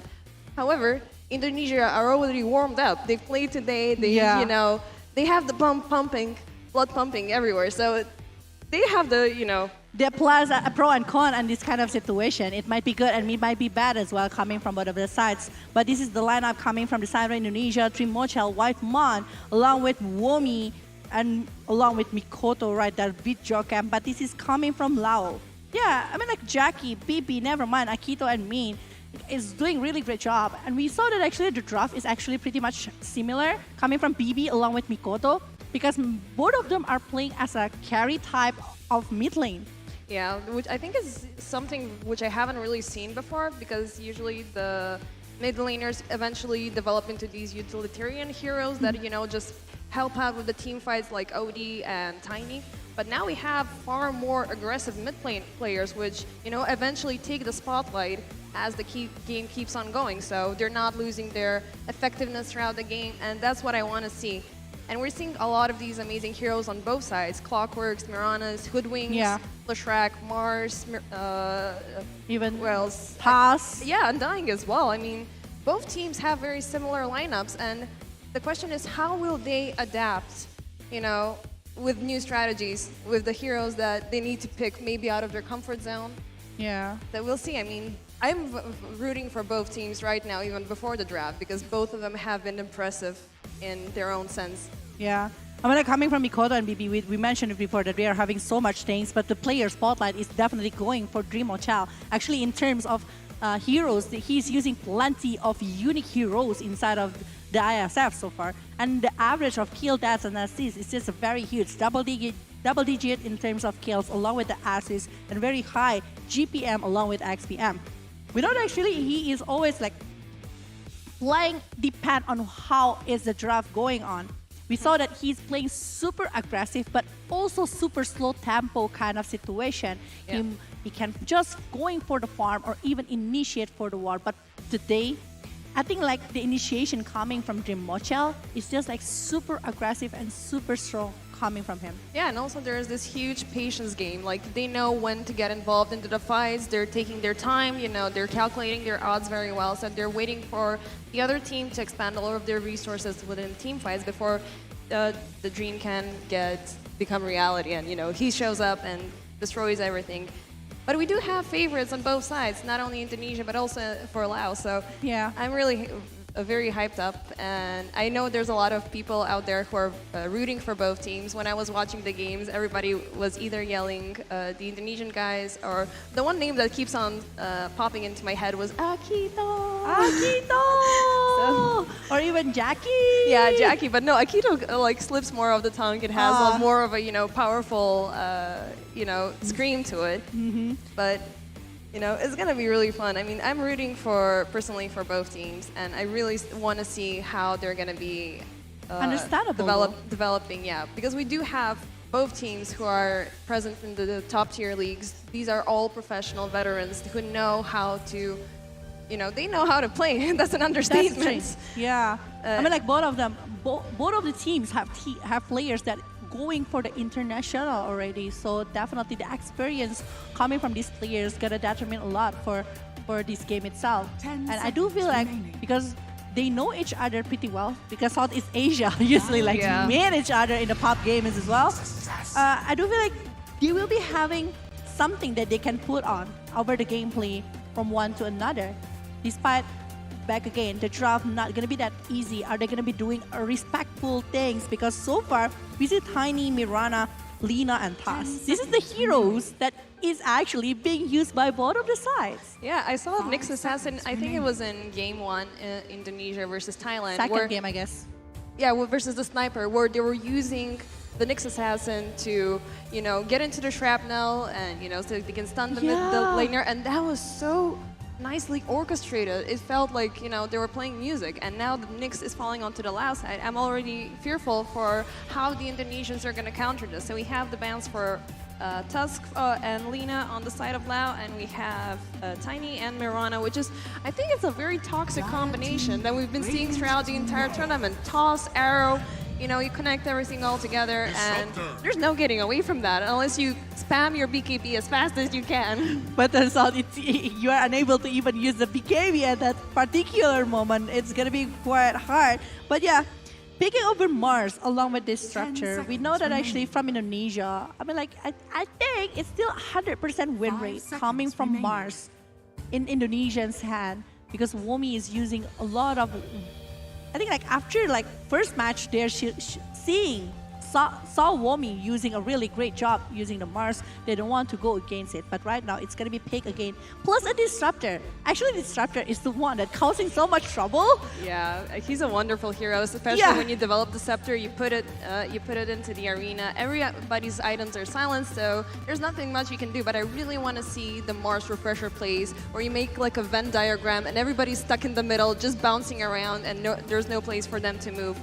And I'm really, like, Mars has been seen on both sides. And as you said, you're correct. Like, Indonesia has a 100% win rate with Mars, whereas out of, I think, about 70% win rate on the side of Lao, but take into consideration that they went through the group stages, so there was some flunks here and there. So this is, you know, as we said, team personal preference, who's going to get it first. Yeah. And we have Pangolier, which is, I think, a very nice counter to Mars, because he can jump around very fast with the boulder. Yeah, I think like it's a really good setup. I mean, like if he's the one that is being picked inside of the arena of blood, it's gonna be very good, because it's gonna be used to actually distract the player coming from the side of Indonesia, but banning the counter directly by having the Bloodseeker to be banned, along maybe with the Puck, because we know that actually before, Mikoto was using the Puck as a mid laner and as a setup combo, because so far, the draw from Indonesia is still a very good for a setup situation for team fight participation that can be brought by these two heroes. So if they're going to be banning over Silencer, I think it's still going to be a very decent one. Yeah, I mean, Silencer is a pretty good pick and a ban at the same situation because you have the control with the global silence. Mars and Disruptor have always this very, very positive synergy, which can build up very easily afterwards. So right now, what we're waiting from Indonesia is the response of who's going to be their carries, who's going to do the damage, because they have, at this point, the setup. On the other side, they're mostly banning people, heroes who are disabling the movement of for Pangolier. So they're kicking out Puck, as you said.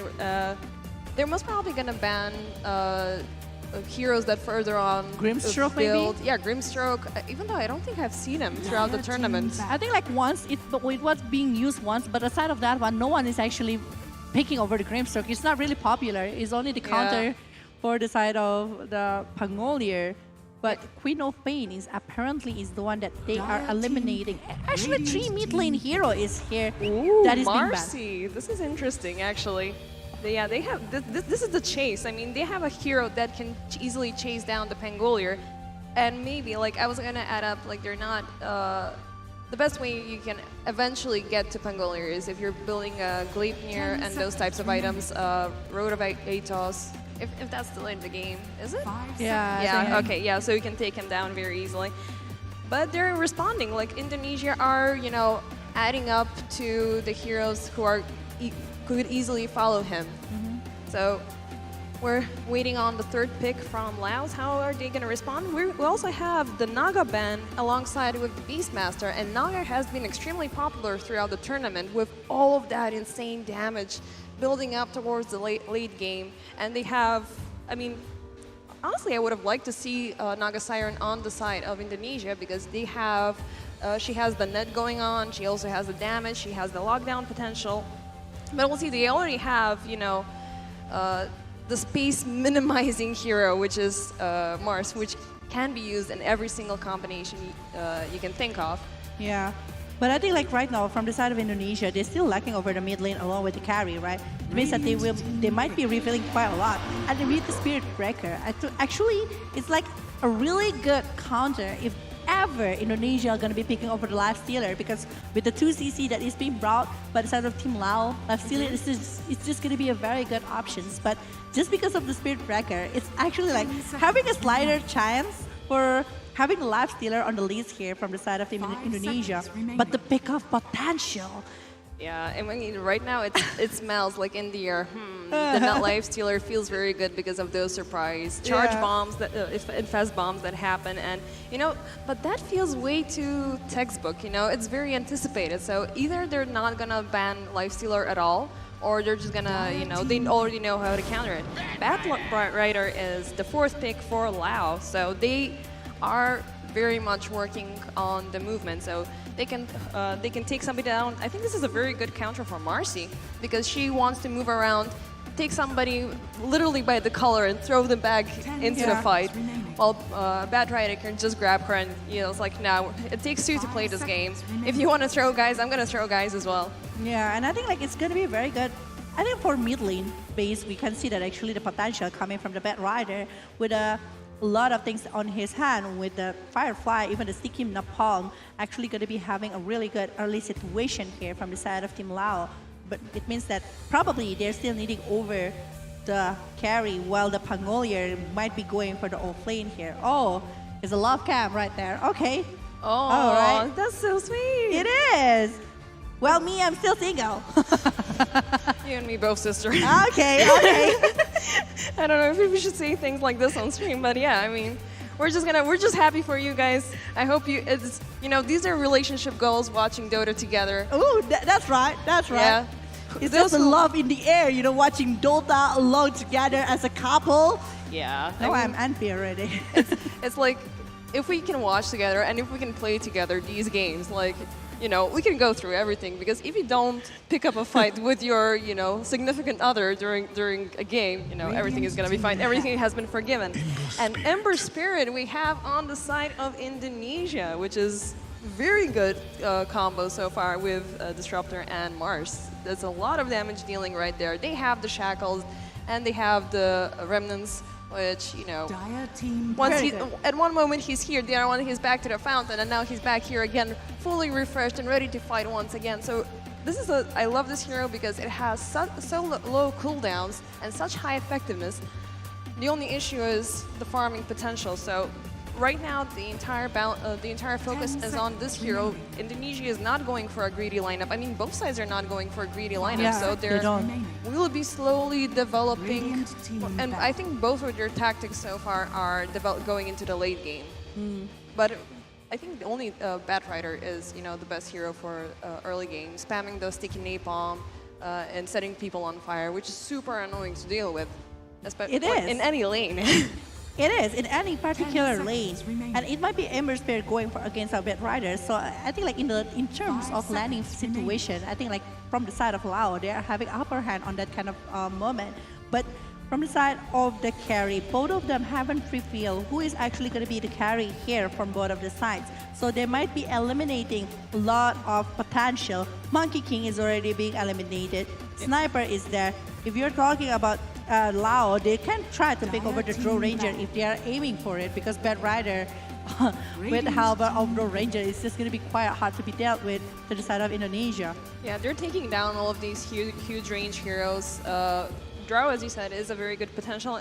So we have the last bands of Morphling and Lifestealer. Henceforth, the combo that we were looking for Lao has been completely eliminated. So there's not going to be any charge bombs, out of nowhere happening. So, 5 seconds this is very interesting because, who else has been The done? research time is only 4 seconds left. Yeah, they're putting a lot of thought, and Shadow Fiend is the last pick for Team Lao.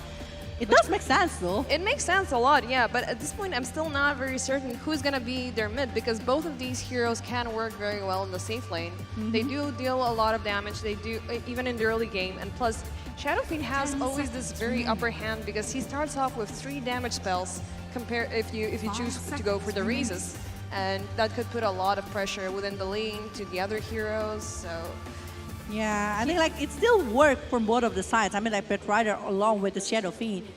Despite that, we saw that actually a lot of Shadow Fiends going for the carry lately because of how popular he is inside of that lane. But Ember Spirit, just like what you've mentioned, I do agree that against these two heroes, Ember Spirit is just going to be quite weak against that one. The raise potential, the burst potential, along with the Batrider that can be able to use all of the resources with the sticky napalm, even going with the Firefly. But one last pick, 9 seconds left for Indonesia. They're using a lot of research time. Yeah, they're thinking all of these things through because they're not, as you said, Drow Ranger. Yeah, both sides are being extremely respectful towards one another, and they're somewhat going out of their comfort picks, which are pretty much similar from what we've discussed previously. And it's gonna be a hell of a game. It is, but from the side of Lao, I do think the early kill potential might be coming from them with the Nyx Impale. Pangolier is there. There's Spirit Breaker along with the Batrider. So quite huge of damage coming from the side of as well. So it's a whole package coming from the side of Lao. But from Indonesia, they need a lot of spaces, especially combo that need to work. Well, they already have the Mars Disruptor combo going on, and on the side of Laos, they have 3 heroes that pretty much want to get in your face for, interaction and stuff like that. Batrider needs to get close so he can get the Flaming Lasso going on. So if Indonesia finds at least 3 heroes within a very small area, they can group them up and activate the combo with the Disruptor and the Mars. And then we have both Drow Ranger and Ember Spirit, which are heavy damage dealers, and they could, pull off the fight. But not to get ahead of ourselves, these are both 2 teams who are masterful at Dota. And what I'm saying right now could be completely thrown out as the game keeps on progressing. No, it does make sense. So it's not going to be completely thrown out, but it depends on the execution inside of the game, because the execution sometimes it's not the same with what they thought it will be because of the distraction that might happen from the opponent side. But yeah, BB, Akito, Min, Jackie, never mind. And I think it's going to be Pangolier going for the mid lane right here, not even the Bad Rider. Bad Rider will be going for the off lane, I think, with the Hakito, with the hands of Akito at that particular moment. So yeah, another change here. Yeah, it's not going to be that one. But yeah, we will see what is actually going to happen in the first game of final lower bracket between Laos versus Indonesia. It's going to be extremely fun because they weren't revealing the drafts very early on. They were allowing for space, to make these weird changes and, non-particular lane heroes. But as you said earlier, they're picking very aggressive mid players, which will further on develop into carries. So I'm going to ask the difficult question. Who are you rooting for? Which lineup do you like better? It's quite hard, actually. If we are seeing with the draft that they're having, I mean, like the particular early game, it's just gonna be like having. I think that from the side of Laos, early game situational, it will be good on them. But from the side of Indonesia, later on, going into maybe even going for the late game, it's gonna be good for them. If they're able to maybe pick off PB, it's going to be good. But if it's not, BB is just going to be very free and going to be like opening up a lot of potential to the side of Team Lao with all of the heroes that they're having. And just like what you've mentioned, Mercy, Bad Rider, both of them can try to pick off the hero. Yeah, but who is actually going to be the one who initiate? Yeah, right? That's going to be very difficult because you have Nyx going on, and Nyx really wants to, abuse the situation as much as he can with the Spiked Carpus, with the Mana Drain, and afterwards with the Vendetta. He's, this extremely sneaky guy walking around everywhere. So I do believe that he will be placed in the front row to kick off the first fight, and then afterwards the other players can add up with. But really, with all due honesty, I do believe that the Indonesian guys have the upper hand in the situation. But I hope I'm not jinxing this because I have, that bad luck. I'm like Kyle, if I say Indonesia has a better lineup, I'm, Usually it goes the wrong way? Yeah, it goes the other way, unfortunately. Okay. So we'll see if the curse is working or not. Yeah, so I'm going to be unbiased in the situation. Both teams have these amazing lineups. They do I do agree, yeah. have these amazing potential. And, right now, like usually in some games, especially in the group stages, there was this huge disbalance between the teams. And right now we're narrowing down the selection between the players. So, we're down to 3 teams, Indonesia, Philippines, and Laos. So all of these teams are very, strong and, they're warmed up. They know how to do they know how to do it. Yeah, I do agree. Even I'm very surprised with the development over their skills inside of this ISF. We can see the improvement going really well coming from both of the sides. Not only from Indonesia, but also coming from Laos. Before in the play-in, we do remember that actually they are having loss against Thailand, but they are the one who actually dropping Thailand to the lower bracket, but Yeah, the one thing, okay, they were only starting with the chase. They saw Marcy and Mars. That's going to be this is going to be a tongue twister to deal with. It is. Yeah, but the one thing that already looks scary is Indonesia has 3 Grandmasters with their heroes, so they're comfort picking Drow, Ember, and Disruptor. So we're starting off with the fight. Playoff is going towards White Moon, and there's no kill potential, but there is a bounty steal. So far, we have a 3 distribution of the bounties. Akito is being chased, but they managed to get up the stairs, lose the Fog of War, and no kills so far during the bounties. Yeah, he's still pretty safe and sound for both of the sides right here. And it's going to be a pretty... actually, I didn't see it coming. I thought like from the side of Team Lao will play quite aggressively to the side of Indonesia, but the one that actually receiving quite a lot of damage is actually coming from the side of Indonesia as well. So... Mikoto is not giving him any time to breathe. Like, he's already starting with the push. We have Mikado as Ember Spirit versus BB as Pangolier, as you just said. On the other side, we have Disruptor and Drow versus Bat Rider. And if I'm not mistaken, wait, they're making a tri-lane or something? No, actually, we have Nyx Assassin doing what Nyx Assassin does, scouting around, trying to find the early game career kills. And in the bottom lane, we have Spirit Breaker and IESF versus Mars and Marcy. Yeah, Mars and Marcy. Mars and Marcy. With a spear and then rebound, it's a lot of things that can be done by these 2 in the bottom lane. But they will be trying to do this because the equilibrium is quite hard actually to do some movement in that kind of particular moment, since like it's going against a bad rider, which is not going to be very good opponent for the Draw Rangers. So they are trying to drag it and try to pull it to the side of. So it's going to be pretty safe for the Draw Ranger to do some farm in the top lane. While in the bottom lane, I think like it's still going to be like very, very safe situation unless Jokam receiving level 2. Oh, but we rebound. have already the toss going on, Wami, but no, he charges back and throws the Marcy away from the kill potential. I was just about to say that Indonesia in their offlane have a lot of takedown. They have a lot of these skills that they connect with, whereas Shadowfiend, he's not still ready for this, but he has his backup player, that being Spirit Breaker. Yeah, and with the Charge of Darkness along with the Bash, I think like it's gonna be pretty much enough. Especially it's because two members from the side of Indonesia that's staying in the hard lane is actually two melee heroes. It's just gonna be like very good for the Spirit Breaker to go against it and try to punish maybe in the early situation. What I'm particularly worried about is the top lane. As you said, Drow does have this very nice chance to farm up in the safe lane, but there's Nyx, and Nyx is always very, as I said, very sneaky, running around with the spike carpets, disabling, taking down the courier, so no items will arrive in time, so that will be a bit difficult to deal with. So Indonesia better have, you know, their observer wards up and running. They already have, you know, some wards working on his. Oh, Jackie's going low, but he manages to run away. Is that they're not gonna get that courier in time? There is no rebound. There is no actually disabled to actually chase over Jackie, and there's me that actually gonna be trying to body block and even try to use everything that he can. But yeah, that was a poor shot. There was an attempt for a jump, but it didn't manage to connect at all.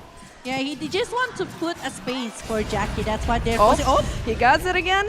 He's getting low. Is it? Yep, and the Spirit gets him. The first blood goes to Wami by killing Jackie in the bottom lane. It's just a perfect moment. The rebound that is ready by Jokap, and then the spear that it's being held up until some particular moment that they think they will take the first blood. It's a huge first blood because it's the one that is taken down. Actually, is the carry. Jackie is the one but top lane. Never mind. Looks very low. Dream of Cell trying to juke around the trees, but he's going out in the open. Will he find them? Yes, and that's another kill for Team Indonesia. Akito is right now.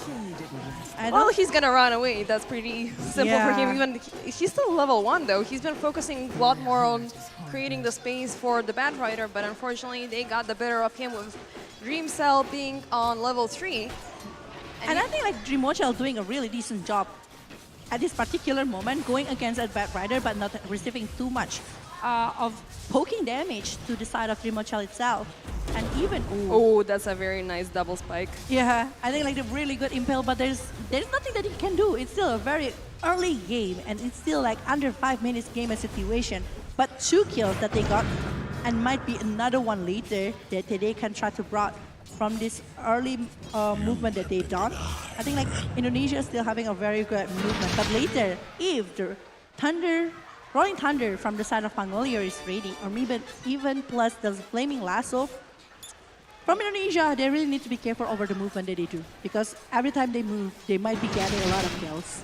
Yeah, I mean, and plus, as we discussed during the drafting phase, both teams have a lot of movement going on, and they will be looking for the chases. And down in the safe lane, we have Jackie being hit by the spear once again, but we have a rotation from Akito doing the double impale, and Jokam is luring low, and there is another 1 kill for Team LAOS. Very nice rotation. Because they're seeing what they're doing down there. They're always trying to pick on the Shadow Fiend, like in any way that they can, connecting to the spear, like taking the toss back. And they don't want to allow that because SF is their main carry in the situation. That's true. That's a very nice stop for the charge. Wami's under pressure. They manage to get him with the carpets, but they're not dedicating themselves to this kill. I do feel like they really want to make Jackie losing in a lot of terms. Like, I mean, like from the landing potential, Jackie's still doing a really great job, even with the 10 denies on his hand. But for going to the late game, they know that actually the power of Requiem of Soul gonna be determining a lot. And the race that is connected just now is showing how powerful Jackie with the mechanic over the gameplay that he can do inside of the game. So I do feel like from the side of Indonesia, they cannot like trying to play very aggressive unless they really have a backup because undisciplined movement will cost a lot. Yeah, I mean, one small mistake and the other team will find the potential to use it as much as they can. We already have some rotations going on towards in the mid lane with BB and Mikoto already getting their level 6s. So we have remnants, we have the boulder available. So they really want to start fighting. Yeah, as I said, they keep on charging. So they really want to start pressing on the other team as much as they can. Yeah. And that's what I love actually about SEA Dota, because the second somebody hits level 6, they already start with their rotations, put the pressure as much as they can, you know, even aggressive if movement. Yeah, super aggressive, man. Yeah. I love how it looks. So we already have some stacks going on which Akito is trying to defend from Whitemon, but Whitemon is not giving him the satisfaction of getting him killed. And it's going to be like being thrown back by the Gleams right there by the side of this structure. But it's a pretty huge ancient stacks, actually. And Yeah. it was given the information to the side of Indonesian, so they might be going for it, but rebound. Oh, they find Min. He's all alone down there, but Jackie's here to help out, but they're not really devoting themselves once again to their fight. They're respecting the enemy so much, but never mind, my bad, is not having such an easy time by being left alone in the top lane. He really wants to get close to Draw Ranger, but might be the Gauss and also the Frost Arrow that's slowing everything to the side of this Bad Rider. And it's having hard time even to get close to this one. And actually, this Draw Ranger having the highest net worth. Yeah, there's a little dance going around. Joe Cam is managing finally to get him connecting with the spear, and there's another kill from that wonderful combo from Indonesia. And these guys are getting scarier and scarier. Like as the damage keeps on building, you know, that combo you really want to avoid. As you said, Bad Rider wants to get into the face of Jar Ranger, but that's not going to be his best tactic as the game keeps on progressing. Yeah. Because if you get in too close, Marcy wants to get even closer. That's right. And we have the Rolling Thunder going towards Whitemon. There's easy kill.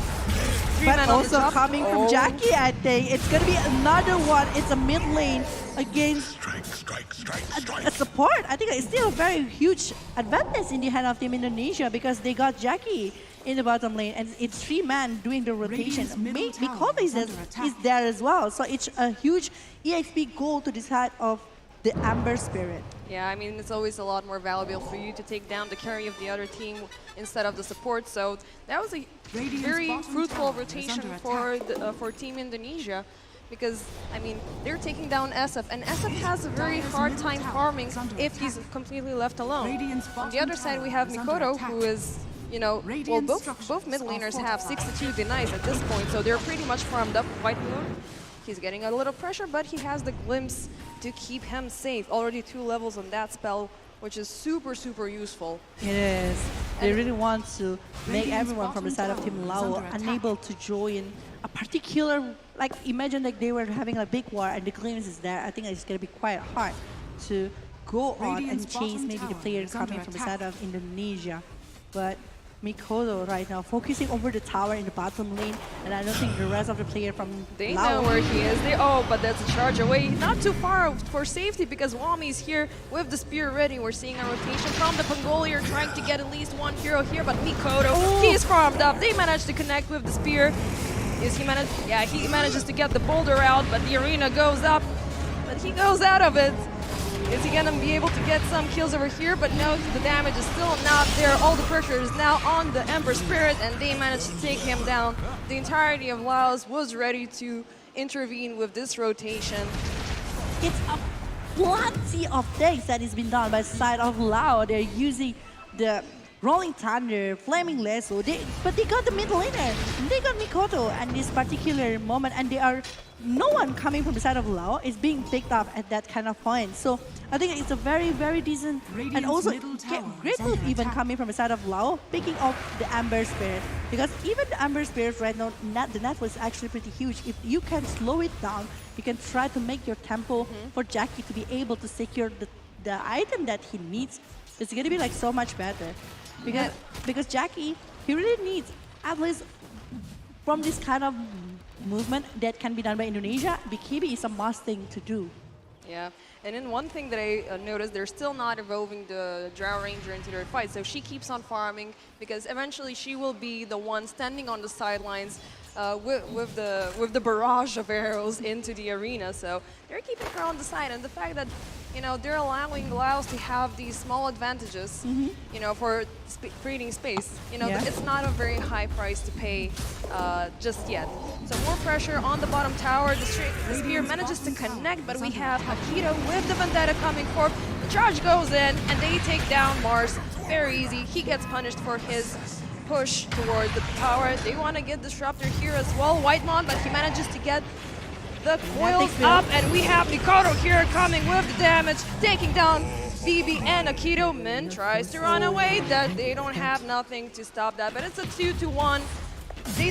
Mars fell in this entire situation, but they took down the mid player and Nyx Assassin. So now the tower is completely open for the taken.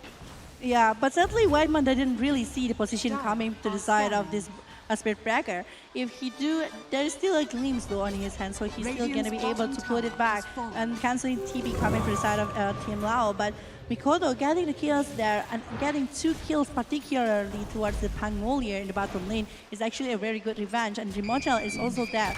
So I think it's a very huge moment to the side of Team Indonesia despite from Team Lao. If they are able to give more space for the Shadow Fiend, because look at that one, he's catching up with a lot of things right now. Slowly but surely, but at the top lane, they've managed to find him very easily. Joe Camp bringing him back, but there's the lockdown from the Nevermind. They've managed to get Joe Camp down. Mikoto still here, running around. He has, he really wanted to get in for the kill, but he's not, overdoing that thing, because as we said earlier, both teams are looking for mistakes. If you make a mistake, the other team is going to use it instantly. So it's mind games and super tactics, going on. It's going to be really fun. They're eyeing on Mikoto, but he manages to run away before the charge sets in. I think they're still chasing him. Yeah, they're still chasing for him, but now they're going to cancel out. They don't know what's going on the other side. No vision. Yeah, it's too deep inside of the jungle of Team Indonesia. They don't want to take the risk over that one. So yeah, it's going to be handled by the side of Team Indonesia so far. But yeah, just like what you mentioned, I do agree that it's very mind games from both of the sides, and it depends on how they are going to be able to open up a situation. If they are going to be doing... but mid lane, yeah, we have a situation going on. Whitemon manages to get 2 people within the coils, and Dreamcell is getting into the action with a mega kill and a double kill streak. So we have this raid boss, Drow Ranger, building up slowly but surely. That's right. I mean, the Hurricane Pike is that particular lane. They find Akito, connecting with the jump. He missed the spear, but Mikoto's here with the damage. He's under the ward. Vendetta is not going to save you, my friend. Never mind, find them in the coils. He tries to create some distance, but there's the damage coming through from everybody. They finally managed to get him. Dream will sell. Min trying to save the situation. He charges in, brings Ember Spirit back under the tower. But no, we can see Remorsa is just very free over the heat that he's doing, especially towards BB at this particular moment. And BB is still able to go back, so I don't think they will try to... But there's the glimpse. They managed to get 1 more kill. They finally managed to get Min.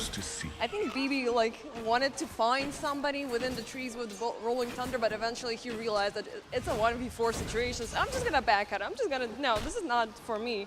And the vision with the Sentry actually is the one that's causing the trouble for the Nyx Assassin. It's not being able to go away even after using the Vendetta. But Rimochel, with this kind of build that he's having already, the split arrow actually is just so painful. It's receiving really huge damage coming from the side of the Ranger. The Drow Ranger is just very free at this particular moment. With the 4 kills on his hand, I guess, it's pretty huge momentum right now from the side of Indonesia. They still want to push the pressure back to the side of Team Lao. But Team Lao are responding with the smoke gang. Even though they're 7 kills away from Team Indonesia, either they're trying to scout for a kill there, or they're trying to just to get as much information as they can from the opposing team. They need to, calm down right now, play a lot safer, because they realize that, I think they realize at this point that Indonesia is bringing in the aggressive plays every chance they get. They have a super farm Drow Ranger. They have Ember Spirit also. Jackie's, getting there, but he needs time to refresh, and that's the one thing that is the drawback for Shadow Fiend. He needs a lot of time to recharge after he dies, so he cannot immediately jump back into a fight. Oh, they found Akito once again, walking under the wards. Yeah. Amazing job from Whitemon, getting all all of the the vision. sentry, yeah. You know what you're dealing with. You have a Nyx assassin going around, so you need to ward as much as possible to disable this guy from showing up. If you see him sneaking around, you can either pretend that he's not there so you can, you know, get the element of surprise and take him down easily. But if you don't see him and you get impaled, most probably there's gonna be another thing coming. But yeah, right now from the side of team, they're opening up Arena of Blood, but never mind. Doing really good, playing dagger, wasting a skill here from the side of Indonesia, Oh, but never Mikoto mind. running around the trees. Yeah, I think he found Nevermind over there. Joe Cam bringing in with the assistance, and they take down the Bad Rider pretty easily, opening up space towards the tower. BB is here. He wants to help out, but they're not really pushing. They're not giving force at all, so they're more focused on the other lanes, farming, you know, helping Jackie get that advantage that he still needs. But I think the more time that they spend away from fights, it's gonna be bad for them. Akito, they find him again, connecting with the spear. Yeah, it glimpses back into the lane, and that's Akito going down once more. Well, I think from the side of Lao right now, they are not allowed to join the same concept of gameplay that can be brought by Indonesia at the moment. Right now, they want to do the war because they know they have the potential over the leading of the network, even the power coming from the side of the Disruptor, or maybe coming from the side of Marcy along with the Mars. While from the side of Lao, they are having, just like what you mentioned, the Shadow Fiend really needs more item. They really need more space. Min and White Moon are playing on the stairs, but they managed to find him going down the stairs. They don't manage to connect, but the glimpse is there to bring him back into the coils and securing another kill for Team Indonesia. Laos are losing their advantage slowly, which is not really a good sign. You know, you keep on giving space to these guys to take you down, but it's still game 1 out of 3, so they might have a response later on throughout the game. We're still in the 18th minute. They still have the chance to win it, or they still also have the thing that Indonesia has, the combo that they can run with the Nyx Assassin, Bad Rider, Pangolier, even the Spirit Breaker. They just need one particular moment, because right now I do feel like Dota is also like about momentum. If you are having a really great momentum to even counter the movement, despite all of the network differences, it still can be turned back in one really great move right now. Indonesia going in for the Roshan kill. No contest here from the side of Laos. But yeah, I mean, momentum is very important as much as patience is, because you really need to know when you will need to strike and use all... both teams going into the smoke. Laos do actually know there's a Roche kill going on. Akito trying to run away. Excellent Arena of Blood, but only getting one hero inside. Jackie, he wasted his shower race. White Moon holding on to Min. Will they manage to get him? The damage is there, and one kill is secured while the rest of Laos are running away. They're not willing to contest this Roshan at all. Because the requirement of Soul is actually far behind from the side of Jackie. They are unable to give the damage to the side of Indonesia. So I think Indonesia at this particular moment, without any Rolling Thunder along with the requirement of Soul, they will be securing over this Roshan. And it's actually very good Roshan in the hand of Team Indonesia. Dream Mochel might want to try play quite aggressively. We thought that actually he's playing really well with the Drone Ranger, with the multi-shot happens, and also giving so much damage to the side of Team Lao, but with the IESF? Yeah, things are gonna get a lot more disgusting. I mean, Drone Ranger already has the Hurricane Pie going on. I saw the Manta style recipe, so the farm is there, it's happening, and it's really gonna be difficult to take down the Drow Ranger as she keeps on getting farmed up. She has the Gust going on, she has the huge amount of damage. It's not looking very nice for Team Laos right now. They will need to build up their patience game. They will need to start finding these solo pickoffs, but both teams are keeping very, very tight. So you cannot find one loose player walking around and you know, slowly but surely get your advantage back up. They're pretty much on their side of the map where they have vision, where they're feeling pretty safe. Yeah, but Indonesia is not buying that. They would still want to keep on pushing. They still want to keep them as tight as possible. Because they don't want to be picked off by the presence coming by this Nyx Assassin. Not even that, the Charge of Darkness is still going to be there whenever they are being popped. But I think from the side of Shadowfiend, I saw that actually he's finishing off the BKB. It might be a momentum right there, because with the BKB on the hand of the Shadowfiend, he might be having a better time than Oof, that's a lot of before. range. Yeah. This is what DreamOcell and Draw want to have happening. They do have the ages. I think they want to bait out somebody to show up, but LAOS are not buying them. They have a mission on their own. They're trying to get tier 3 tower, but Mikoto is there to intervene. They see BB, they see Jackie. We have White Moon rotating down bottom. The glimpse is there. Oh, but MYN, he's there to stop the disruptor. He's doing so bad, but at the same time, we have the Blood of Arena getting 3 players inside Jackie. He's charging off the race, and he's not able to get him. The Raw Ranger is under pressure. He manages to run away in the very last moment. White Mon, yeah, they get traded off for Mon. Oh, but there's no one that is on the spear from Mars just now. It's 142, and the one that is being picked out is actually an off-laner along with a support. It's still very good and very fast, actually, the backup that has been done from Team Indonesia into the bottom lane when Lao really want to take over that. You can see from the replay how is actually the glimpse that is helping to be inside of that to make this Spirit Breaker to not running away, and then the damage that is given, and also the BKB that is saving Jackie at that particular moment. Jackie got away because of that BKB. If they doesn't have it, it's not gonna be safe for Jackie. That's why maybe this is a start of moment. Yeah, they are losing 2 members, but there is still plenty of chances later in the maybe in another 5 minutes that Jackie will try to drag down a lot of players from the side of Indonesia. Yeah, but they secured the tower, so that's, a bit more space for them to push out towards the lane. So it's a pretty balanced, prize that both teams had played, but not only for the defense, but also for the offense. Jackie not dying in that fight is a huge advantage for LAOS in this situation. However, we saw the combo that we wanted to see. The execution was there from Team Indonesia with the Arena of Blood and with the static field going on. So it was there, but the BKB is popping out left and right. It will be time for Disruptors to start rushing that Scepter. The Yule Scepter should be finished, I think, by now, so they will be having, these placements far easier at this point. But Indonesia, they're not taking a break. They're not taking a break to give them allows the chance to farm up, and they keep on pressing. So all tier 1 and tier 2 towers have been taken down, leaving only the tier 3s and the base itself. I think they really want to go to the high ground at this particular moment. They still have the Aegis. Jumping up into the high ground, Joe Camp, he manages to find Akito, and they take him down easily. BB with the Rolling Thunder trying to create some space for his team, but no, Dream Sally is still dedicated. He really wants to take down that tower. Never mind, he's there, he's scouting. They got it. Yeah, they want to get him. There's 40 more seconds on the Aegis. They really want to force a war. They really want to force something, at least until this Aegis to be reclaimed. It's still 30 more seconds, so I think it's still plenty of time for Chao to actually doing something with the items, or maybe just try to retreat from the condition that is not on the upper hand anymore. I mean, they already got a tier 3 along with 1 rank.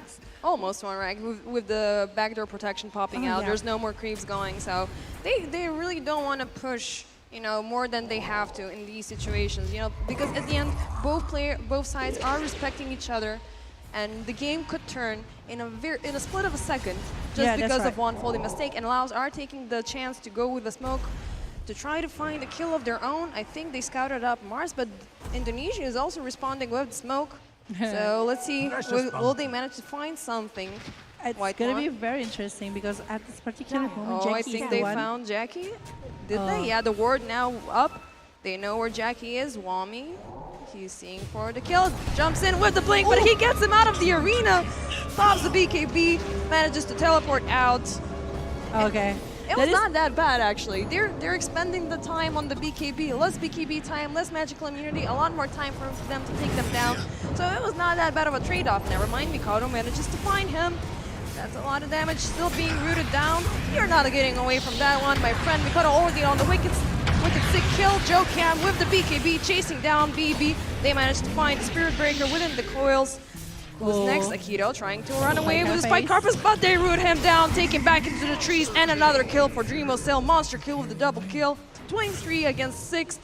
this is a complete domination for Team Indonesia, not allowing Laos to even get to double digits of the kill counts. Oh my god, this is not looking good because actually from the Dream Shell, it's on the monster kill and the ability that he got. I think like the progress of the item is also showing a lot of things here. Even Jokam, despite that he's having so much problem maybe with the CC that is being brought by the side of Lao, but Rebound always giving chance for the kill here in the head of Dream Shell. So it's a very good setup coming. And it's still 1 more minute to the side of Roshan. While for the side of Shadowin, he's still aiming for the silver edge, which is still quite long to be honest, from the side of the Shadowin itself. And from the Road Ranger, going maybe for the Bloodshore or even going for the Daedalus is still a very good we're option. also seeing a BKB being in the lineup, so even though it's still not necessary for Drow Ranger because she's standing on the sidelines, but in the meantime we have Wami with the BKB.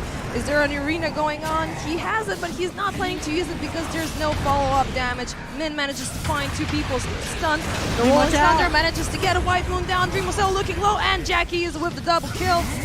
Jokam not looking well. Oh, that was a very late BKB, and this is Laos using the mistake from Team Indonesia. Mikoto trying to run away using all the remnants that he has, but he manages to get the space, fills up the bottle with a very nice bounty rune, and that's 4 losses for Team Indonesia. Laos finally getting into solid 10 kills. But I really 3 kills for the hand of Jackie. It's a triple kill. We can see it from the replay. How is actually the setup that is being brought. And the position coming from the Dream Shell is just like not in the really good start because the Charge of Darkness that is being brought by the Spirit Breaker, and Jackie just used the BKB. I was mentioning before that this is only a moment from the side of Team Lao to actually show something, and Jackie did it.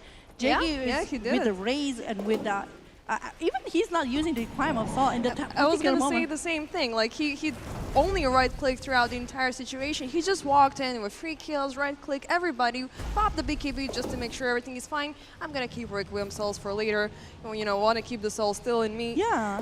And going off. But yeah, this was the first fight that Team Laos had the chance to win, giving them some advantage, forcing Indonesia to pull back into their forest and, you know, try to regain their senses, allowing Jackie to actually top the net worth at the moment. Yeah. Because it was like 10,000, almost 11,000 net worth in the hand of Indonesia, but it's swinging to the side of Team Lao by 6,000 so far right now. So one particular war is actually giving so much to the hand of Team Lao, and the pressure and that can be brought back to the side of Indonesia. Now Indonesia really going to be worried about the damage that is given from the side of Shadowfin. So they will be trying so hard to focus on the Jackie, while the rest of the player might be very free. And the distraction that can be given, it's plenty. That's the case, it's plenty. That's why BKB might be a thing here, and Trimocha is aiming at that one at this particular moment. Which reminds me, we started talking about Marcy earlier and about the lack of items that hero has been having, but the prioritization of BKB in the situation has very much given into the team fights, because in this case we're not seeing a carry Marcy, we're seeing a very support Marcy, which, you know, needs to survive throughout the fight to bring other players on the other side and, you know, provide the kills for Dreamo Cell? Yeah, okay, because I'm not really sure how to pronounce because you're saying one pronunciation, but it's alright. It's okay. Yeah, I'm learning. This is my first time here, so. No, you're doing really great job so far, by actually. I mean, you're doing amazing. So you're my guru in this situation. We are girls' power. Yeah, some appreciation here going on. But yeah, based on this moment, I think like it's 29 minutes inside of the game, and just like what Wildman do before, they really need a vision as much as they can to see how is the progress coming from the side of Nyx Assassin, because Vendetta, once again, can deal a lot of movement for the side of Lao. Yeah, we have them walking around with the smoke bomb. They know the Roshan is back up, so we're going to have a new contest. Jokam and Wami are there. They're eyeing out on the other players. The smoke still hasn't popped, so they don't know what's going on, but he manages to find the Makito with the Impale, manages to get the Mars. Jokam is here to intervene, and Nyx is going down. An excellent arena catching 3 heroes. Jokam is going down in the situation, but Jackie is 2-1 so far, and Dreamo Cell is there with the damage, popping Jackie. And then we have the Bad Rider. Yeah, triple kill for Dreamo Cell. Only Pangolier stays alive, and that's a free Roshan right there, my friends. Oh my god. this is a huge battle again from Indonesia. I don't know what is actually happening, but I think like the particular moment from the Vendetta and then Whitemon directly using the static storm, I think that particular moment is just stopping to the side of Team Lao. They are unable to actually follow up a lot of stuff after that. Yeah, yeah. I mean, they had the upper hand in the situation because I think the Team Laos revealed themselves too early, not realizing that the entire Indonesian team was eyeing them from the top of the stairs. It's like, okay, we're waiting for you. Please show up. If one shows up, we'll know that the rest are over there. So what's his face? The Disruptor was there ready with the coils, with the arena, popping everything all together, executing a brilliant fight and allowing Dream Cell to get 3 kills, and now with double damage in his bottle with the Aegis. Yeah. He's gonna be pretty scary, and this is gonna be an opportunity for Indonesia to keep on pushing towards the fight. Ember Spirit already I think they saw the Scepter on him already, so that makes him a lot more difficult to take down. So with the remnants that he's having. And you see that actually the double damage runes in the hand of Bata, in the hand of Draw Ranger. Oh, so yeah. he have the Aegis of Immortal. He have everything on his hand along with the double damage. I don't know, like so far, I saw that the damage coming from Dream Hotel is just like very, very huge. yeah, now it's gonna be doubled. No, It's already that's huge, great. now it's gonna be double huge. I mean, Grau is looking very scary, already popping DD, want to take down the towers that he started earlier. So that's one set of barracks going down pretty slow. I mean, pretty fast actually with the double damage. Pretty easy. Very fast. And Lincoln Spear is the one that actually being finished in the hand of Dream Mochal. He doesn't want to be lassoed by this Bat Rider. It's a preventive move here, or even Charge of Darkness. Yeah, but they already bursted that Lincoln Spear, grabbing her up on the high ground. But the Aegis is still there. The fight is not lost. Wami is waiting for the arena. They managed to get Jackie with the Requiem of Souls. Manages to get the Drown Ranger just in time. But we have an instant buyback from the next assassin. There's a huge fight going on. 2 buybacks. Oh my god, and we have a pause. There's a freeze from Dream Cell. Oh my god, Joe Kim actually, this is so unfortunate. Clean. Oh my god, yeah, that was a huge damage going on. And it was quite unfortunate, like it really started to kick in. It's a triple kill in the hand of this Amber Spirit actually, and it's just like, we don't have any Dreamochal on that particular moment because Dreamochal is the main target coming from the side of Team Lao. They're focusing over that with the Nyx Assassin, even the Bat Rider focusing on him. Everything is focused on that. But Mikoto is free. This is the thing about... Yeah. There's a second source of damage going on. You may take down Dreamochal in the entire situation, but he's not the only one, my friends. There's another guy with a lot of damage going on and with the cleaves everywhere and with the Slave Fist. So it's easy for him. I mean, for like when one hero falls down, there's another one to take his spot. Unfortunately, that is not present on Team Lao so far. But I've seen Jackie is the only source of damage that they have viable for this at this point of the game. Oh, that is still a very... Even at that particular moment, I think I saw the remnant from the side of this Amber Spirit that is still aiming for the player from the side of Team Lao. So we still don't know what is actually going to happen in the big war later, because it's still like very tough situation. They might still get another thing, but the double buyback coming from the side of Bat Rider, I think along with the Spirit Breaker, actually is a very huge stuff. Yeah, it's a huge cost to play, but they're defending the base at this point. So Indonesia is knocking on the door of Laos. It was very, you know, the pause, like the fight was getting so great and getting so close. It's getting very heated up, man. They're bringing fire to the Earth stage. And this is getting very, very difficult for both teams. I mean, for Laos especially, but still, we're looking at game 1. They will have the chance to bounce back if necessary. They might be giving them some time, you know, to give them the false sense of advantage, to allow them to use the rest of the forces, the rest of the power that they have for the day. Because it is their first match, as far as I recall, for Team Laos. For today, it is their first match after witnessing the gameplay from Team Indonesia. But Indonesia, just like what you mentioned, I think in the early situation, like they're already heat up because of the warm up because of the previous match going against Team Thailand, and now going for this second game. I think like from the side of Team Lao, they still have plenty of chances to win this game. They still have ways to do it, especially coming from the Shadow Fiend. If the Shadow Fiend is focusing over more damage item later on, maybe Hurricane Pike and also the Satanic, it's going to be very good. Yeah, I think it's going to be very good because so far, I think like from the side of Team Indonesia, they're giving so much damage along with a lot of CC. But if Shadowfiend able to sustain longer, yeah. And that's the difficulty, like, Shadow Fiend does deal a lot of damage, but he's like a short-range sniper, because if you manage to get to him, he's really squishy to take down. So BKB is the only thing that's keeping him alive. He will need to find another alternative to keep him throughout the team fight. Yeah. And still, until we get the Batrider fully active in the team fights, he will be the only source of damage that Team LAOS will have throughout the team fight. So they really need to be careful of how they play out these next couple of seconds, I think, because if they punish Indonesia for their aggression towards the base, they would be having another chance to fight back. Yeah. If not, it's gonna be GG in like a couple of minutes. So they're going to be using all of the resources that they have at this particular moment to hold up the situation, because back again, just like what is being mentioned by base defender here, it's still very tough situation for Lao, but also still have a way to do it, especially if the next, along with Pangolier, able to do something to the side of Indonesia. But we are still waiting here, guys, ladies and gentlemen, for this game, and we are jumping to the game. Yeah, we're back, and the fight keeps on going. We have Mikoto with the Godlike and the Ultra Kill, never mind. We have 3 buybacks, no, and 1 dieback on the side of Indonesia, but they're deciding to withdraw from this fight. What's enough? It's enough. They've brought the statement, Wami. Yes, he manages to TP away, forcing 3 buybacks on the side of Laos. And a dieback in the next assassin side. It's a sad thing that happened to the side of Team Lao, but at least they're still able to defend the high ground right now. They're still they able. defended. Yeah, The tier 3 because is it's still a base there. defender as well. But yeah, we can see from the replay how is the setup Yeah. going on. Like Mikoto able to secure the ultra kill right there. That's After a having lot of really- damage from It this guy, is. yeah. He's doing what Ember Spirit does, but at this point they couldn't really push far more than they could have.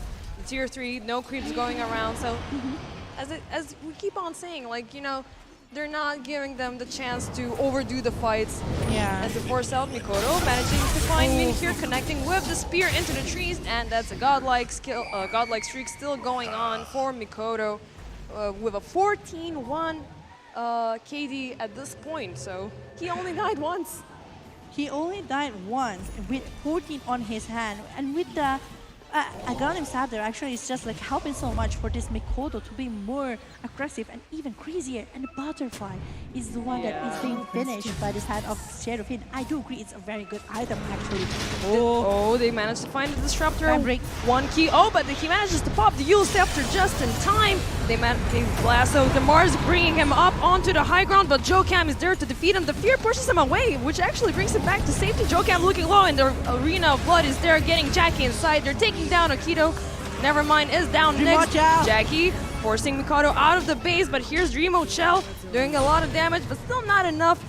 Doesn't manage to find Jackie, but that was a huge kill for the Pangolier 3-3 right now. He's on a dieback, which is that's the very huge price to pay. Dreamostel now keep on forcing the tower from the bottom.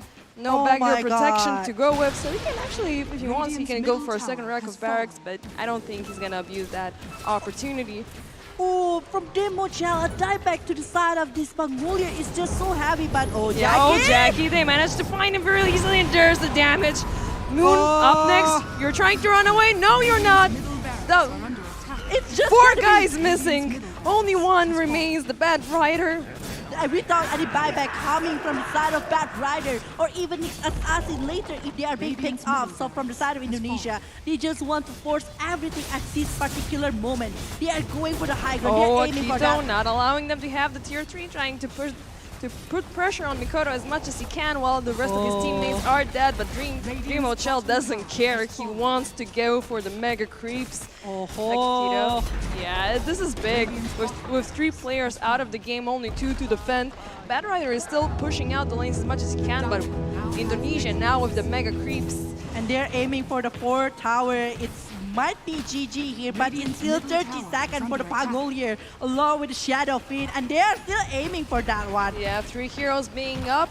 One very much far up into the lane. I don't know how they're going to respond. They're not really responding to the situation. They're allowing them to have one tier 4 tower, the other one being on half. They really want Shadowfiend to join the war later with the requirement of Soul, but look at 5 more Indonesia. seconds. They don't even have a glyph going on. Dreamochel, 1. Okay, there's here. Jackie's here, ready for the situation. Akito jumps in with the Corpus, but they take him down very easily.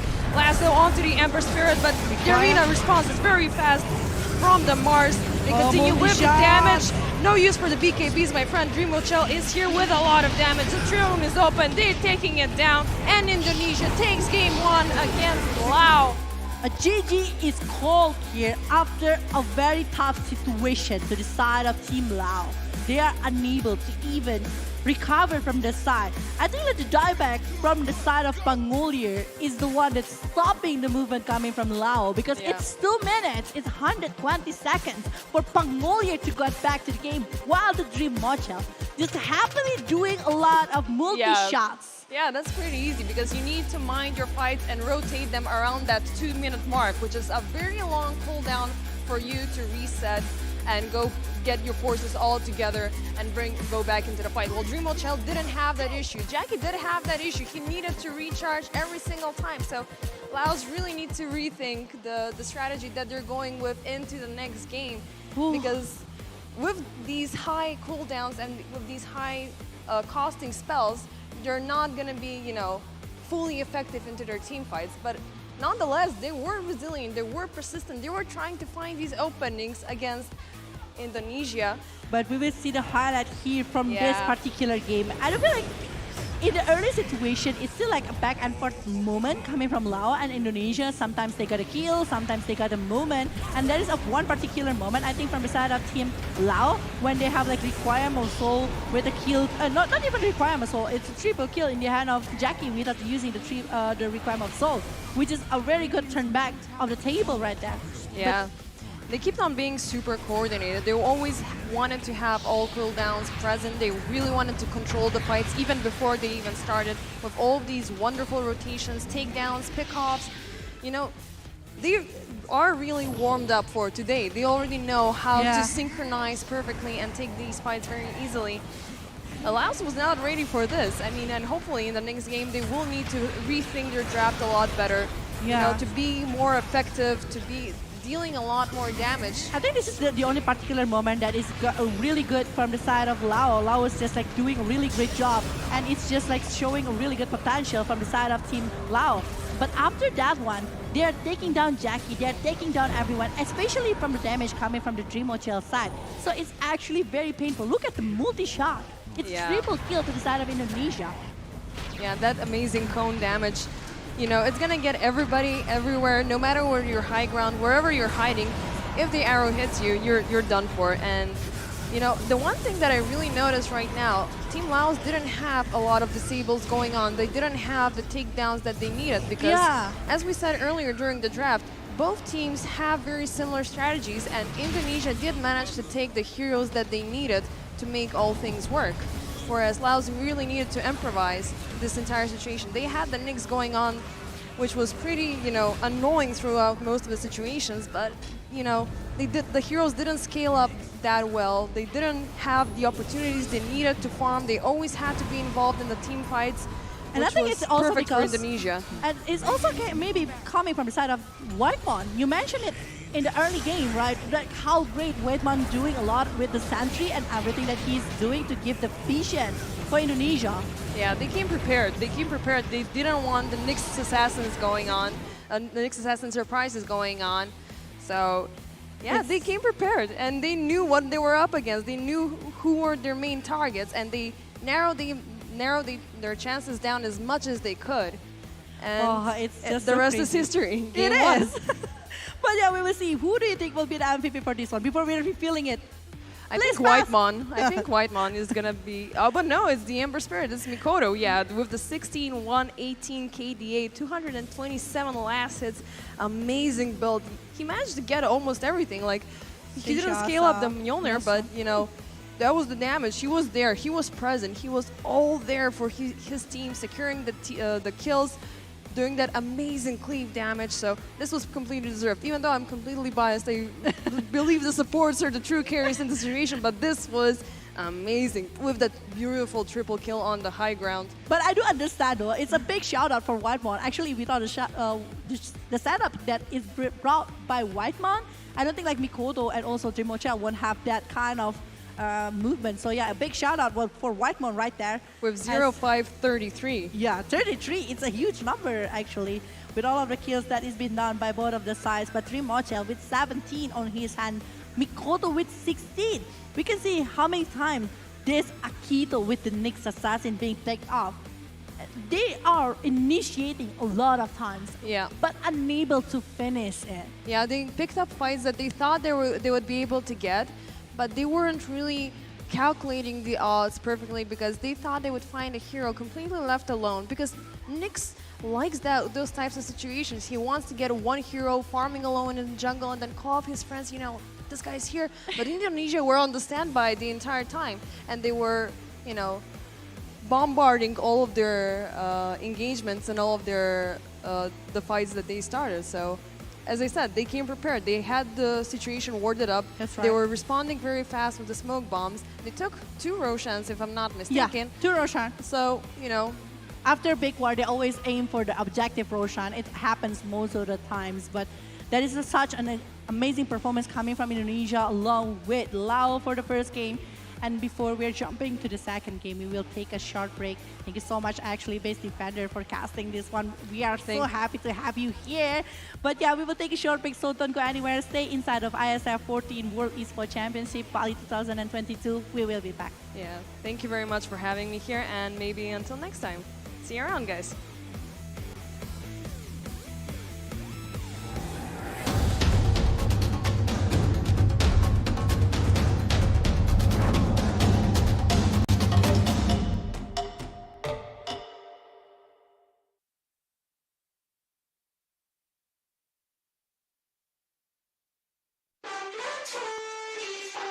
Missing little moments, it was easy just feeling alive.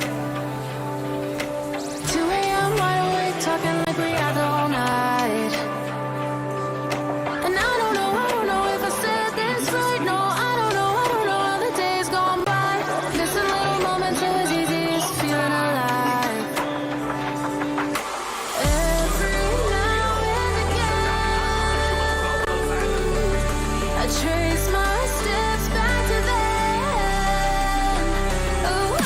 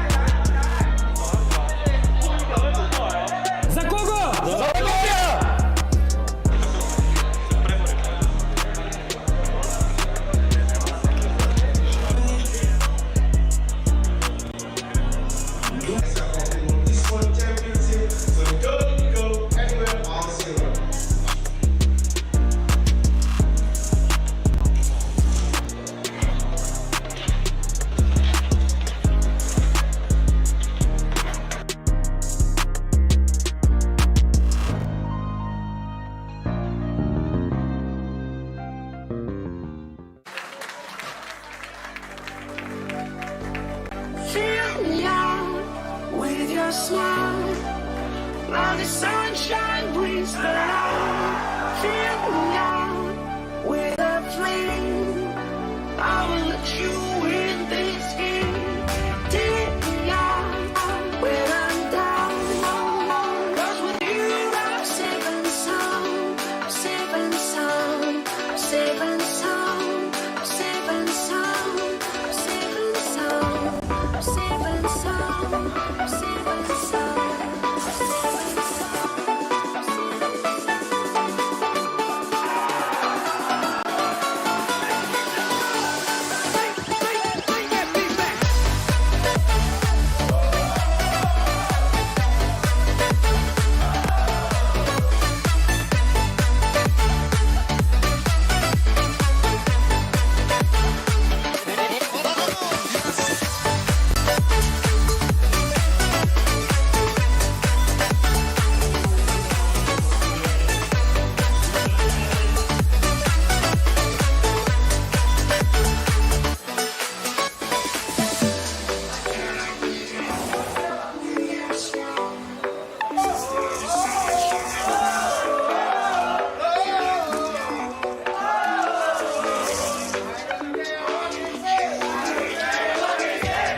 Take me out when I'm down. 'Cause with you I'm safe and sound. Safe and sound. Safe and sound. Safe and sound. Safe and sound. Safe and sound. Safe and sound. Safe and sound. Safe and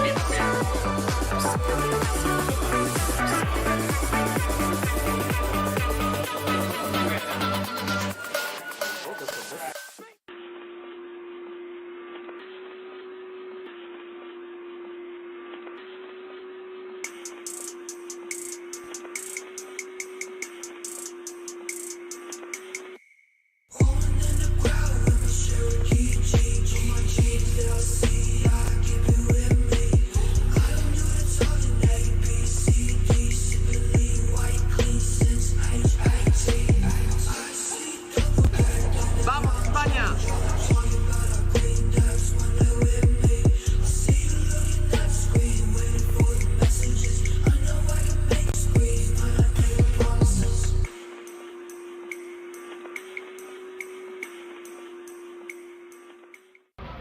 Okay, so today we have Indonesia Dota 2 team in World Esports Championship 2022, and I have a few questions to ask. Okay, so the first question, how do you feel about this match? Are you all satisfied, or maybe there's something that you all need to improve? I'm quite satisfied with this series, but I think the next opponent will be a better opponent, and we can test our strength there. Okay, so the next question, what do you think about your enemy performance today?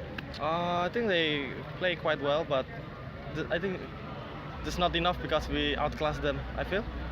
And I think they played their comfort hero, but it was not enough. Okay. So is there any special preparation for the next match? I think Avil and Hyde, the analysts, are gonna prepare the draft and the wording and the stuff for them. I'm just gonna play some pubs at Warnet. Okay, so you already won the game this time. Yeah. What things that you have but your enemy doesn't have? The Algeria. Yes. I think in general they just lacking the knowledge. That's all. Because from the laning phase we can quite see that they got like outclassed really hard. Okay, so any worries for the next match? No. How confident are you to win this competition? Just play. Okay, so for the last question, who is the toughest enemy in this competition and why? Ourselves, because the only one who can beat me is myself. Okay, so that's all for my question. Thank you very much for your time. Sure.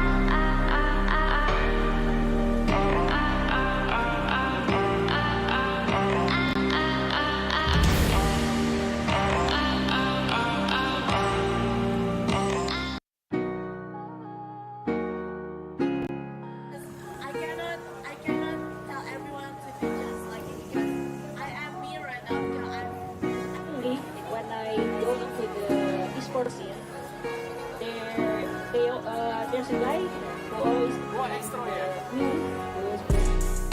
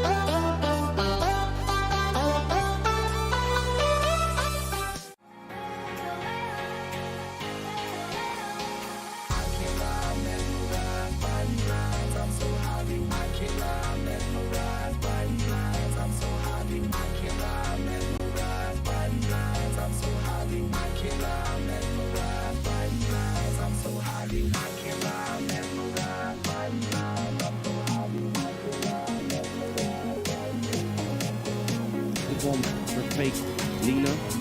Shots. Now! He's back! And no! Will they do it? One more! Yes, they will!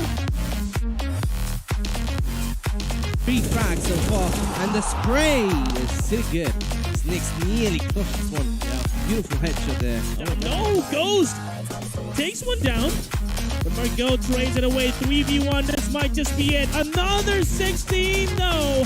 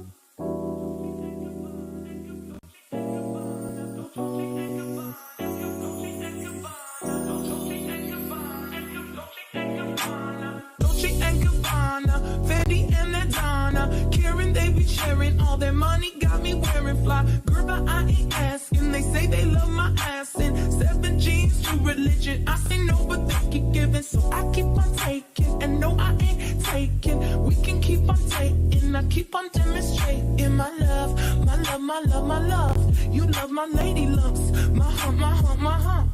My humps, they got you.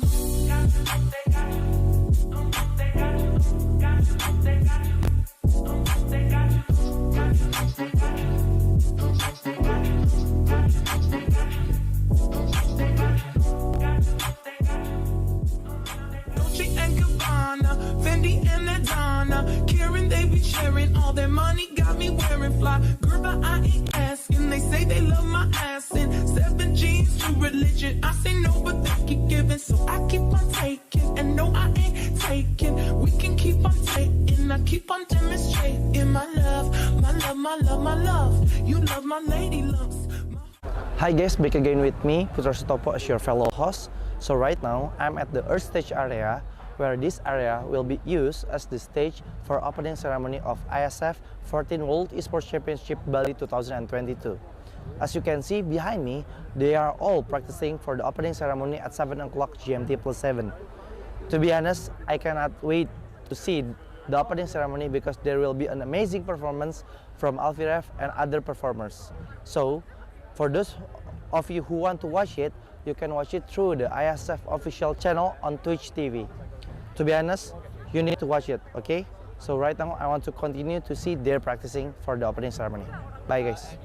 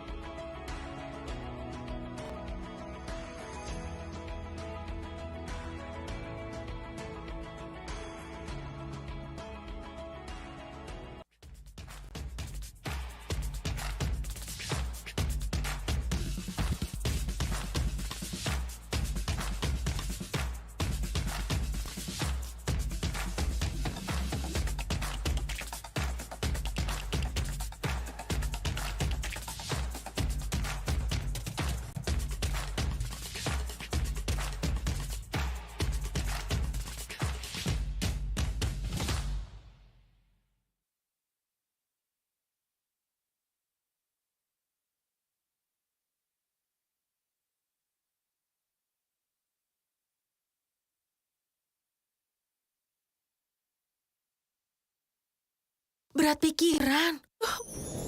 Plosa Citrus, daya semangat alam. Hisap, segarnya menembus kepala. Pikiran enteng dan lega. Plosa bisa kerok dan pijat. Masuk angin, mantap. Plosa Citrus. Korban demam berdarah jutaan orang. Nyamuk demam berdarah adalah nyamuk siang hari. Oleh Sovel 2 kali, pagi dan sore. Nyamuk tidak bisa gigit lagi. Sovel, tolak nyamuk demam berdarah.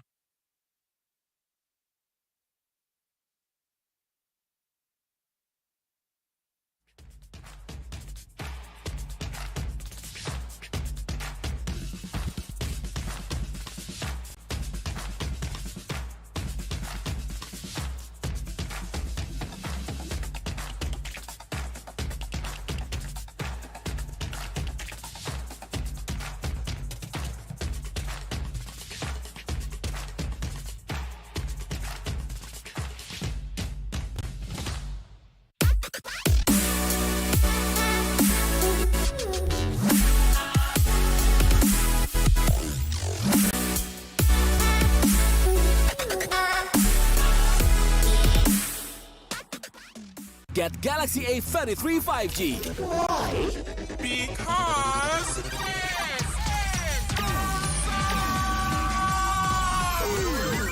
Galaxy A33 5G with awesome processor.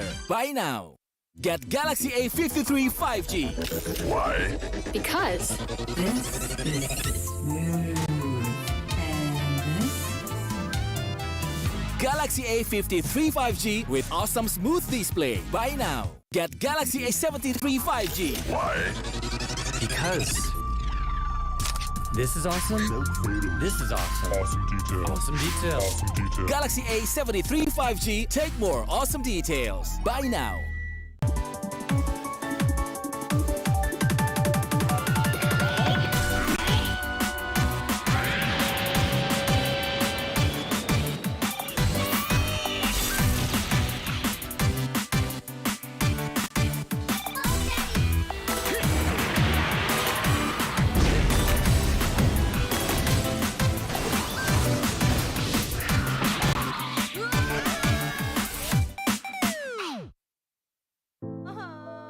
Warga plus 62 emang banyak maunya.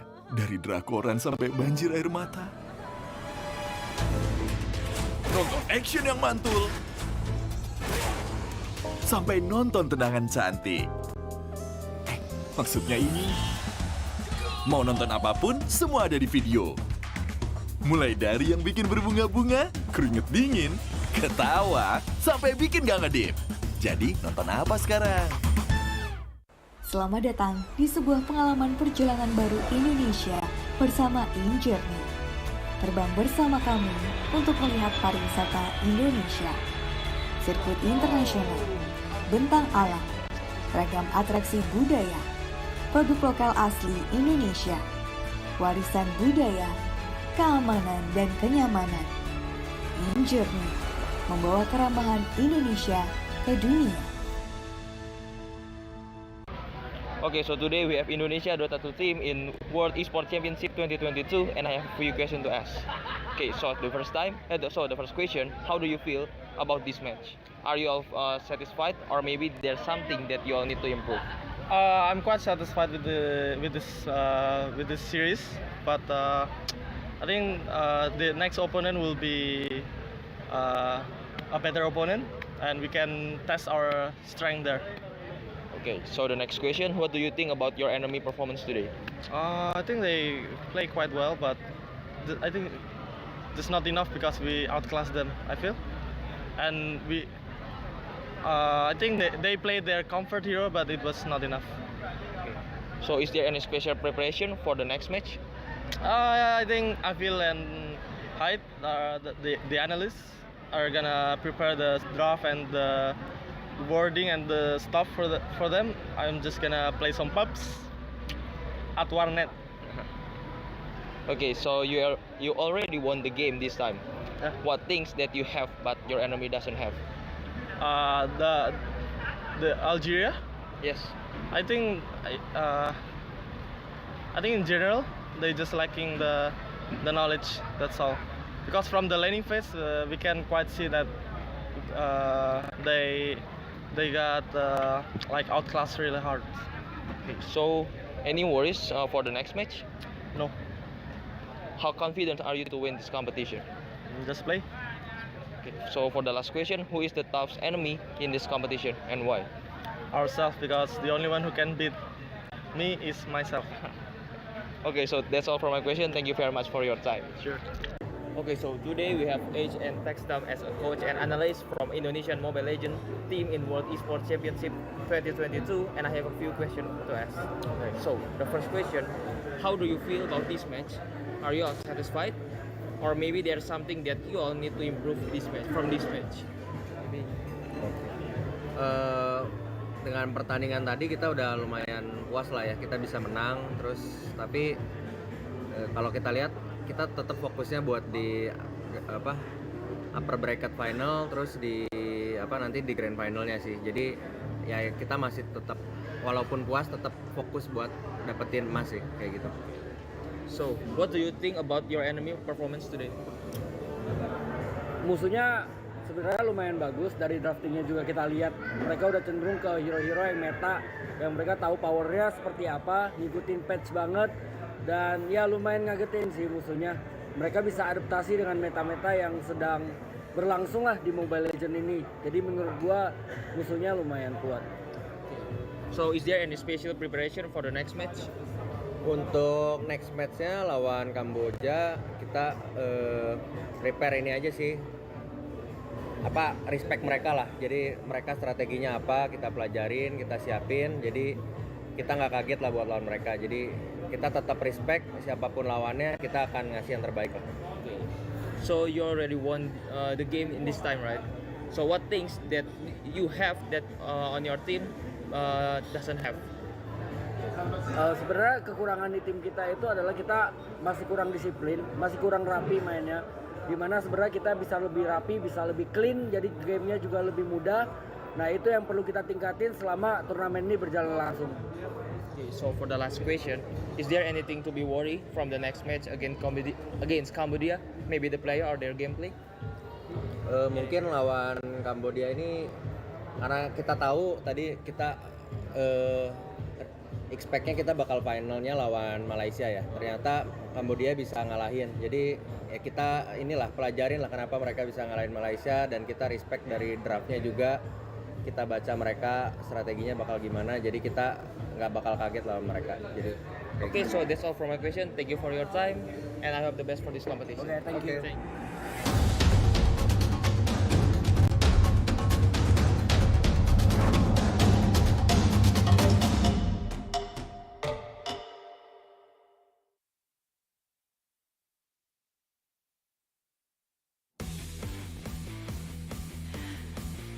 Yo, we're back again, ladies and gentlemen, to IESF 14th World Esports Championship Bali 2022. It's still with me, Bella Jeff, and also best defender for the second game of the lower bracket final. It's still Indonesia versus Laos. Yeah, Indonesia took a very concrete victory over Team Laos in the first game. We'll see whether Laos have a good response to what they were going through in the first game. So honestly, I'm hoping to see a game 3 because the dynamics between both of the teams was absolutely amazing. However, I do believe that Laos have that extra kick. It was their first game of the day, so I mean they're still not warmed up properly. But I do believe they have it in them to bring a bigger fight to Indonesian. And I do agree with that. Actually, Laos haven't put out a lot of things in the first game, so I think in the second game later they're always learning from their previous matches. So I do feel like with this quite long term that we have over the break, I think like they are able to maybe recover or even prepare something for the next on. And yeah, I mean game 3 between Indonesia versus Laos is probably undeniable because I do feel like Laos have a lot of and so much potential. Yes, they are one of the strongest team for this ISF, so I think like it's worth to have the game 3. I really want to see it as well. Yeah, but I mean this is their wake up. I mean they were kicking out the day. They, as we said earlier, they went through the entire group stage, so they know the matchups that they're facing. But Indonesia still has the blood pumping, the fingers are not trembling, so they're ready to roll already. But I do believe that both teams are extremely good. And as we said earlier, we have three more teams in the DOTA finals, in the DOTA competition. So 3 more days, 3 more teams, and well, let's see what is actually gonna happen because Philippines in the upper bracket already having 1 point upper hand coming from the upper bracket itself, and it's best of 5. It means whoever wins from this, either Indonesia or Laos, are facing the Philippines up. Yeah, and the Philippines, they have a lot of support. Not only local support, there are people, yelling out, and I know there was a lot of Lakat Mata dogs being normally. Kudos to those guys. I mean, it's amazing. The crowd is amazing. The games are amazing. As we said, we're narrowing down the competition, so there's a lot more balance between the teams. Yeah, we're getting a lot more unexpected results, and the best part of it is that they're trying to find more adaptive strategies because we've seen what they play. We've seen what they're comfortable with. Now is the time when the magic happens. And yeah, we're starting off pretty much similar to the previous game. We have the bans for Tiny, Mirana, Lina, and Tusk. And the first pick once again for Team Indonesia is Mars, followed up with 2 picks of Skywrath Mage and Ember Spirit on the side of Laos. So they want to get the taste. They want to give Indonesia the taste of their own medicine with that Ember Spirit pick. Yeah. But I think like it's actually really good pick along with the Sky. It's a very good combo again, right? And hello everyone! Hi guys!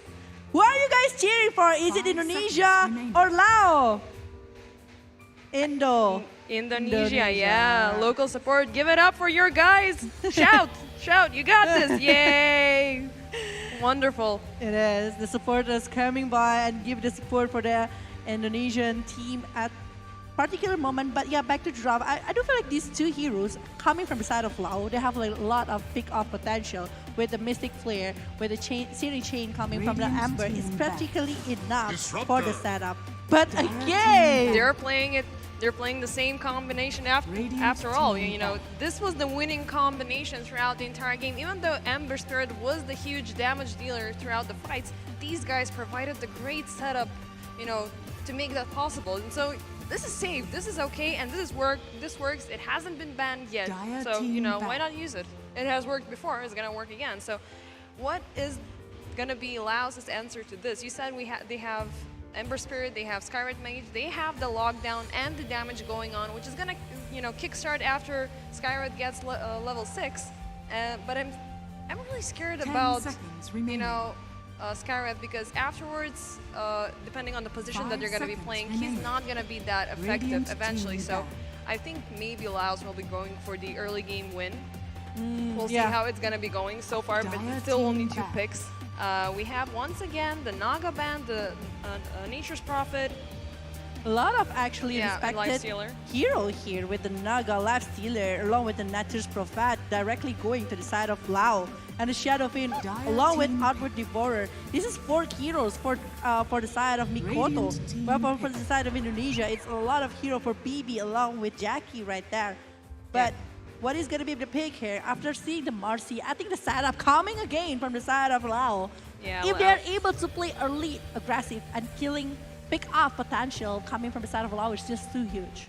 Yeah, they're gonna. I assume they're gonna be trying to get those early game kills as much as possible. They are adopting Indonesia's strategy from the previous game, but they're having their additions of their own to create these new synergies. Hi guys, you guys are having fun, enjoying some Dota? Who are you voting for? Who's your favorite team? Who is your favorite team? Lao or Indonesia? Lao? Yeah. Indonesia. Okay. So far, two people are for Indonesia. So as I was saying, yeah, they're adopting the Indonesian strategy, but they're adding their additions of their own. So we'll see how they synergize, how they manage to complete this draft.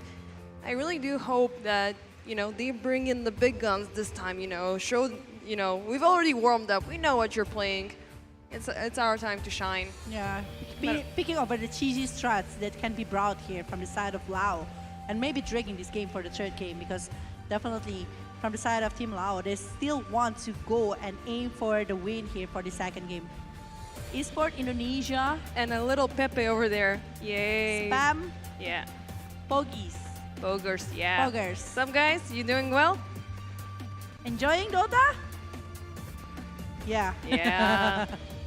Not a lot of hype though, but they're just happy. They're just processing everything that's going they're through. just enjoying that moment. I mean, like chill nearby the beach and everything, enjoying our of stage. course. I mean, I was almost ready to fall asleep the other day just because, you know, the entire surrounding was getting to me. You know, the air, the sun, the saltwater air and stuff like that. It's, you know, it's so mesmerizing. And you're watching your favorite game on the other side, and you're just like, oh, okay, this is heaven. I might be warm, but this is actually great for me. And we have Hoodwink and Broodmother on the side of Indonesia, which is... Friend zone. Friend zone. Hey, guys. Friend zone. Do it one more time, please. One more time. Friend zone. Oh, yeah. Okay. Oh, no, she's changed her mind. No, he changed his mind. Oh, my God. Wait. Okay. We're going to settle that score later. We have Hinya there. I actually recognize you. Hi. You're doing good. Cheers. Thank you for being here. Means a lot. Oh, we're going for 0. 2-0, huh? Believe into 0. That's what Zakut say at this particular moment. Yeah. What that? Faceless scary? Is that right? What I'm reading? Radiant team. They were asking about that, but yeah. Okay. I mean, Faceless Void has been a huge impact for games because if you don't, they already have, Indonesia has the setup for the team fights. It could look well on Laos's team, but at this point they don't have, you know, aside from the Skywrath Mage, they don't have a range damage hero. They picked Primal Beast, which is super tanky and super aggressive, but they still, aside from, you know, Ember Spirit and Skywrath Mage, I think they do need one more damage hero. And here's more support for Indonesia. Hello. What's up, guys? You're doing good? Yeah. Huge hype. Huge hype. It's a lot of supporter for Indonesian team, but I wonder, base defender, if you can see there is a Mars Disruptor, Hoodwings along with the Brute Mother. So is it gonna be a Mars mid lane coming from the side of Indonesia, or maybe Brute that is going somewhere else? I mean, it feels like Brood is more appropriate for that role, but you know, they can do the good old switcheroo and not be really like, you know, play off with their opponents a lot easier. So we could be seeing a Mars. There is Brood Mother. The one thing that I'm scared of right now with Indonesia's last ban, they haven't banned Earth Spirit, Earth Shaker. So I think that that would be their counterpoint. Teamless carry and a boss. It means that because Dream Ochal doesn't have any team at this particular moment. Ah, okay. So he just streams, so it's a teamless carry. I mean, he's a free agent, You're so free eventually agent, yeah. he could be enjoying that. I mean, you know, you could have fun playing Dota without, you know, forcing to be in a team. So the final bans are Monkey King and Warfling, following with the last pick from Indonesia. 20 seconds remaining and 13 on the reserve. Once again, both teams are focusing a lot on how are they gonna complete their drafts. They're really taking their times. They are very cautious about what is the purpose of the hero that they are picking. So they don't want to put a very bad impact at the draft that they're having. So maybe a And there's the Faceless Void. The guys wanted to see it, and they got it. Faceless Void is the final hero, and Pudge is on the other side of Lao, which is a huge, very fast response. They knew what they were gonna be getting, so every single time there's a chrono, this guy will be ready to hookshot somebody out. It's like, no, you're not taking him that easily, my friend. So the Pudge will be actually having so much impact inside of the Chronosphere against a Chronosphere leader, especially with the hook leader coming to the side of Team Indonesia, or even maybe dismember it to the side of Faceless Void. So it might be a huge trouble if Indonesia unable to put a really great momentum. But Lao, I think we're gonna pick off potential with the Primal Beast, Marcy, Skywrath Mage along with the Amber Spirit. They have like tons of options that they can do and use with the resources over the skill on their side. So I'm gonna see what kind of things that Lao will try to do. Hopefully with this kind of draft, they are not gonna play passive just like the previous game. Yeah. Because the previous game, they are having a really aggressive kind of draft, but they are not able to play aggressive. Yeah, they were not utilizing their draft to their maximum, so they didn't start off their goals at the right time, which Indonesia took advantage of very early in the game. It kept on growing and kept on growing towards the Laos's disadvantage. So eventually, now they will need to rethink their strategy. They will need to be the aggressors in the situation if they want to continue towards Game 3. But honestly, there's a lot of dynamic heroes here, and I do believe it's going to be, in a way, a game of throws. So they're going to be, you know, you're going to have the hook shots, you're going to have the glimpses, you're going to have Marcy, you're going to have Primal Beast taking people down and pummeling them down to the ground. So we're gonna see a lot of heroes flying around everywhere, and I think it's gonna be pretty fun. It is. It is gonna be super fun inside of this game. I really want to see how they're gonna be able to execute the draft that they are having. But yeah, we will just witness. This is the second game between Lao versus Indonesia. Ladies and gentlemen, let's hear some hype. Woo! Don't forget to cheer up for your favorite team as well. The one who is actually watching from the stream, give the hashtag in the comment section below along with the flag of the country that you are supporting for. Yeah, so we have both teams starting off. Well, we have Lao starting off with a smoke once again, going towards the bottom of the river, trying to get those kills very early. Now we have Jackie on the Pudge. So this is gonna be very, very fun to watch. She's not gonna be having those issues of needing to recharge once again for such a long time. You know, the only thing that they will need to rotate around is Dismember, but they found the Hoodwink. Jocam is in danger, going down pretty low, and the first kill goes for LAOS. Dreamwood Cell trying to body block, being body blocked by Mint. Hookshot misses unfortunately, so that's 1 kill so far, taking down the support of Indonesia. Wow. 40 seconds before the timer hits. And the trample that is being picked by the side of Primal Beast just because there is several players coming from the side of Indonesia. They still want to fight over the bounty though. Yeah, they're still trying to get more kills. I mean, Min trying to body block Dreamo Cell as much as he can. They're not giving up that easily, pushing before even the timer starts, you know. Yeah. They want to do push as much as they can, and Mikoto with that fancy dance moves already starting with the party. He's feeling a bit confident as it seems. Scout, he sees, never mind, trying to get over the bounty. 1 more second until it spawns, and boop, he gets the bounty. Will he try to chase more? Nah, he got up the stairs, so...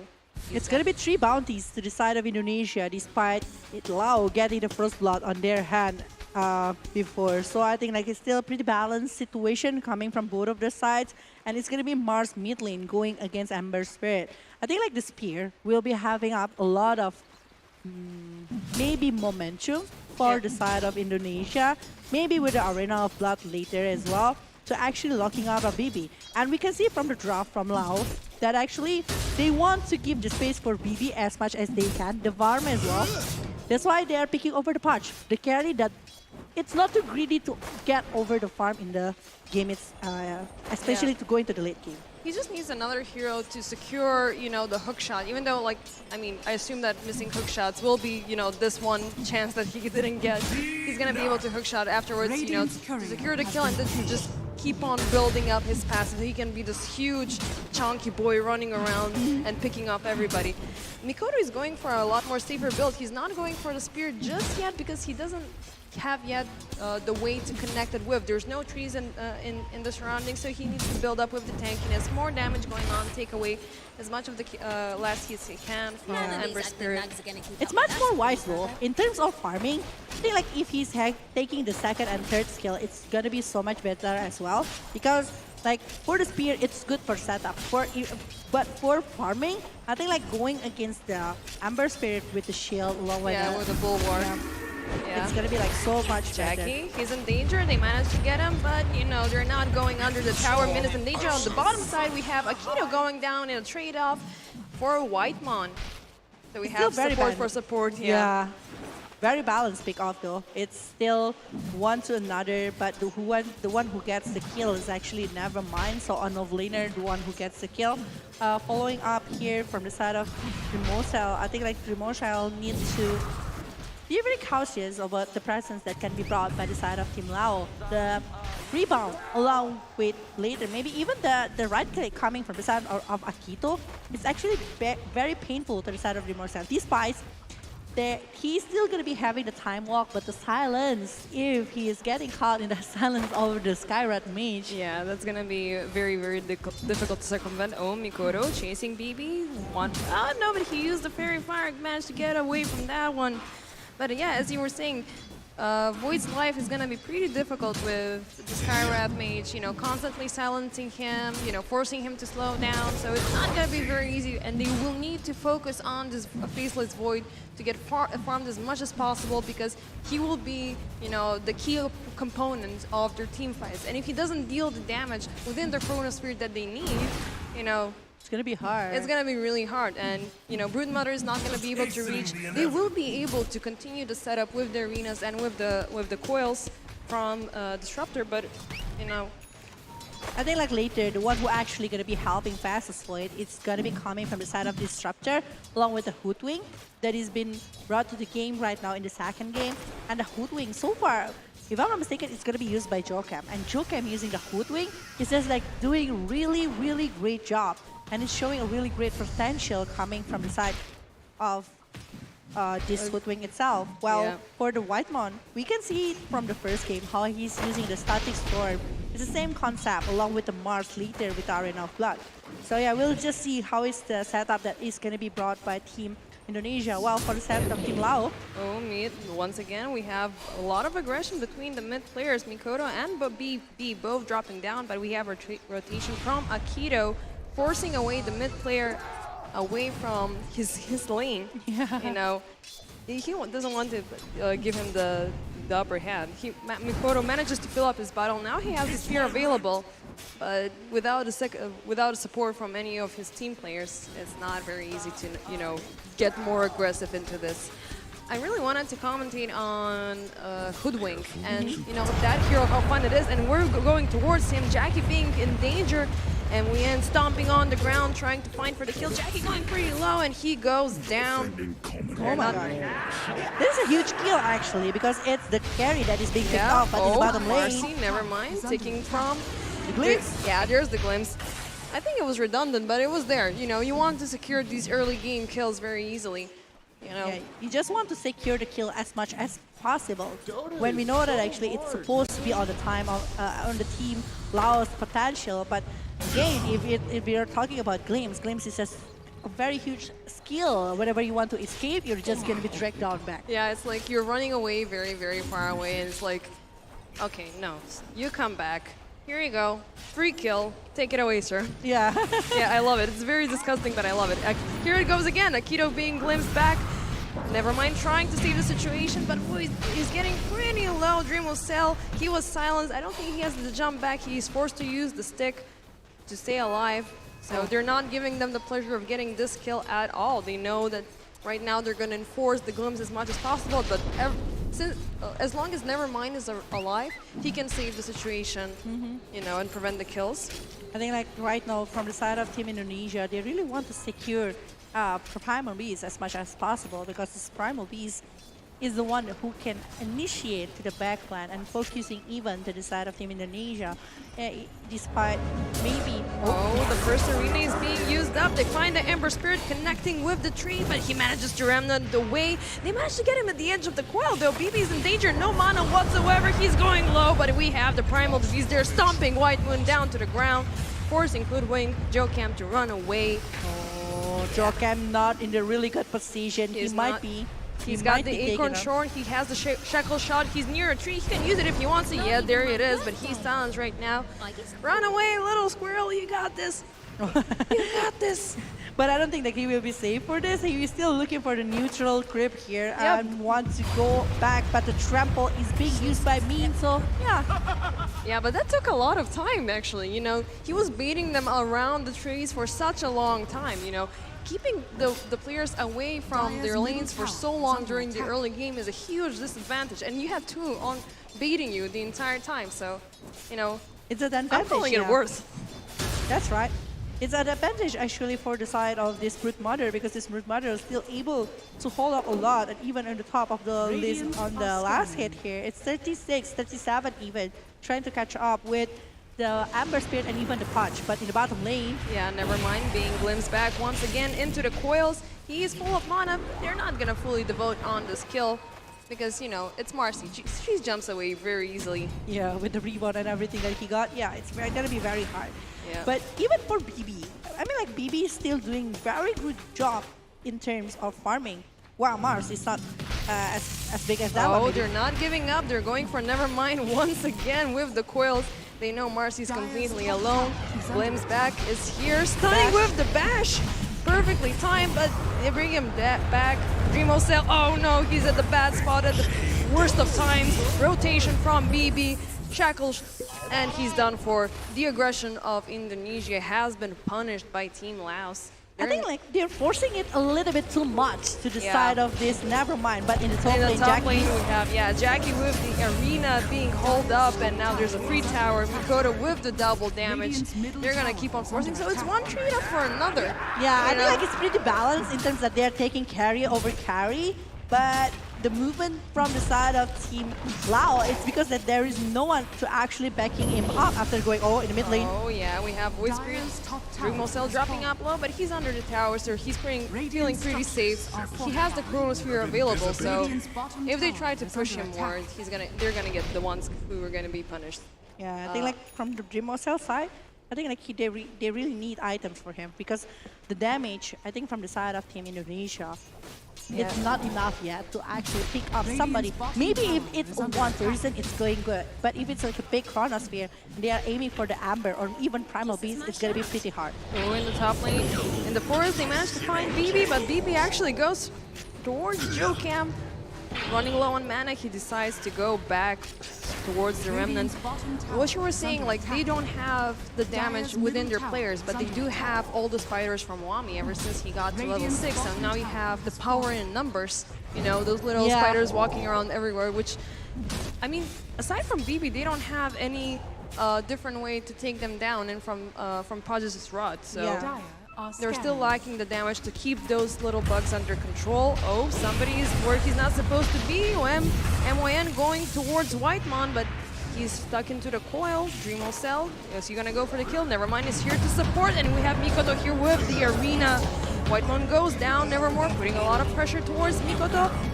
BB flying around, trying to get the kill. He gets Chrono down there, but Mikoto is actually gonna die within this fight. Dreamo Cell used the Chrono to save his life.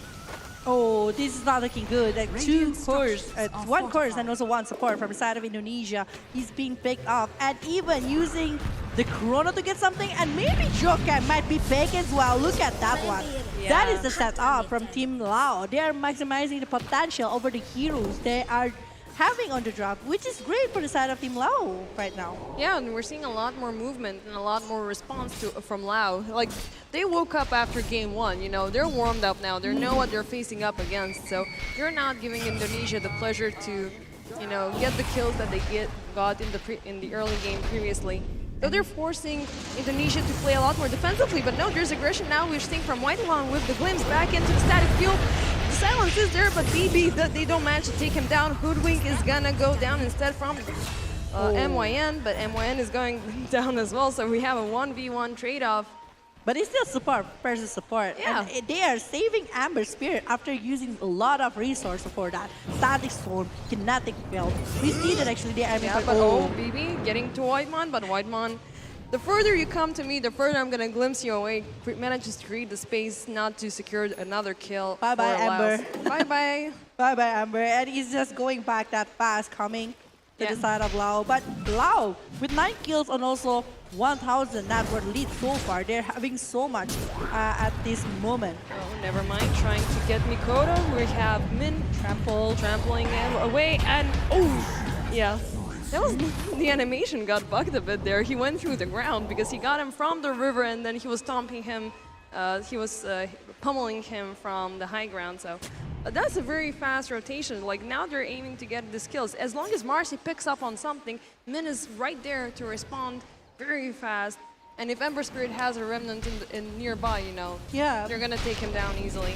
And it's like the 3 times, I think, from the side of Mars to be picked off to the hand of Lao. They're always doing a rotation that is on their advantage, and now they might be aiming for more because there's the smoke that is going on right now.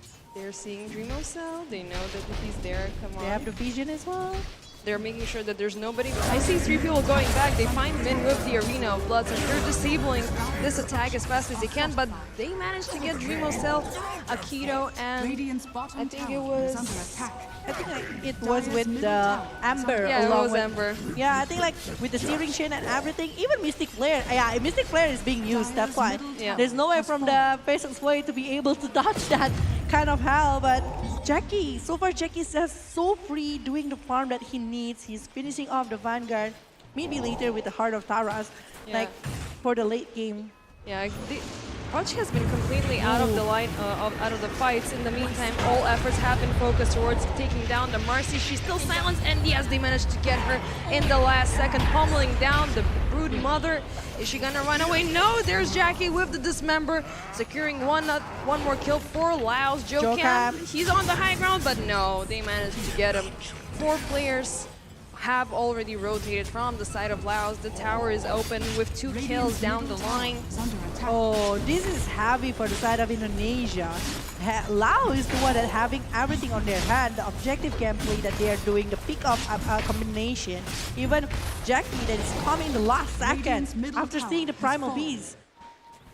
taking care of this Brood Mother and taking that kill is also like very huge moment, I guess, for the side of Team Lao. And Mean.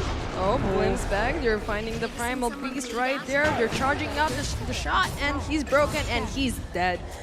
Finally, some team engagement from Team Indonesia. They're not losing their spirits, which is very, very good to see. But Laos, as I said, they're not allowing Indonesia to take the same advantage they had in the previous game. They want to be the one who are dictating the pace within these fights. You know, they're bringing the fights into them with the certainty they're going to take down at least 2 heroes at the most. Yeah, and it's actually going really well. Yeah, Min is the one that's getting picked off, but Spirit of Glory. Yeah, Arena of Blood just for Jackie Boy. He's looking low. All hands on deck trying to take down the punch, but he's way too tanky. They take down Wami instead with the Mystic Flare pummeling down the Mars. Makoto is in danger. Whitemon being chased from BB trying to save. No, but he doesn't manage to. That's 3 secure kills for the cost of 1 for Team Laos. Once again, being extremely aggressive towards Indonesia. Oh my god. Only 1 kill that they can take, and it's on the hand of Jokam. After like a very tanky patch, apparently in that kind of war, it was a static storm. We can see it from the replay, along with the movement coming from the Mars that is focusing over this patch. But no, Mikoto and then Duraz is the one that is getting picked up, and even using so much things to focus on that. It's a huge success here from the rotation coming from the side of Team Lao, and I think they will be doing what is Indonesian doing in the previous game. They will be like giving pressure non-stop, not giving them any chance to actually try to recover from this kind of situation. Yeah, Indonesia needs to keep on building up on the damage, because that's the department that they're lacking in right now. Laos has 2 extremely tanky heroes, that being Pudge, who keeps on getting all that strength, all that HP, and he's going to be very difficult to deal with later on in the game. And they have Primal Beast, so those 2 targets are going to be very difficult to take down. So the Void needs to start getting, you know, more and more items to take down the situation. He's looking, not sure how his items are looking at right now. Yeah, I mean, like the progress of the item is like quite fast here from the side of Patch. I think like the Vanguard and then going for something more tanky right there for the Patch itself. And even going maybe for the BKB, because it's still going to be a very good one going against the Spear of Mars, maybe coming from the Hoodwing and even face the Faceless Void here.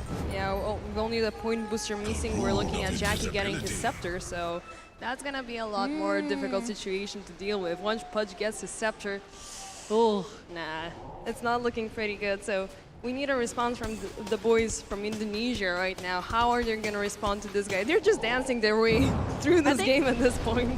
I think like from Indonesia, 1 moment is what they need. If they're able to secure maybe 1 kill here towards Amber in the middle of like the static storm or even a kinetic field to actually lock him up, it's going to be good. Because you know that actually from Lao, they're trying to bring up a lot of gold to the side of BB, because they want BB to have the item that he needs, because he already finishing off over the milestone, going for the AO Scepter to actually avoid the setup that can be brought by the Disruptor.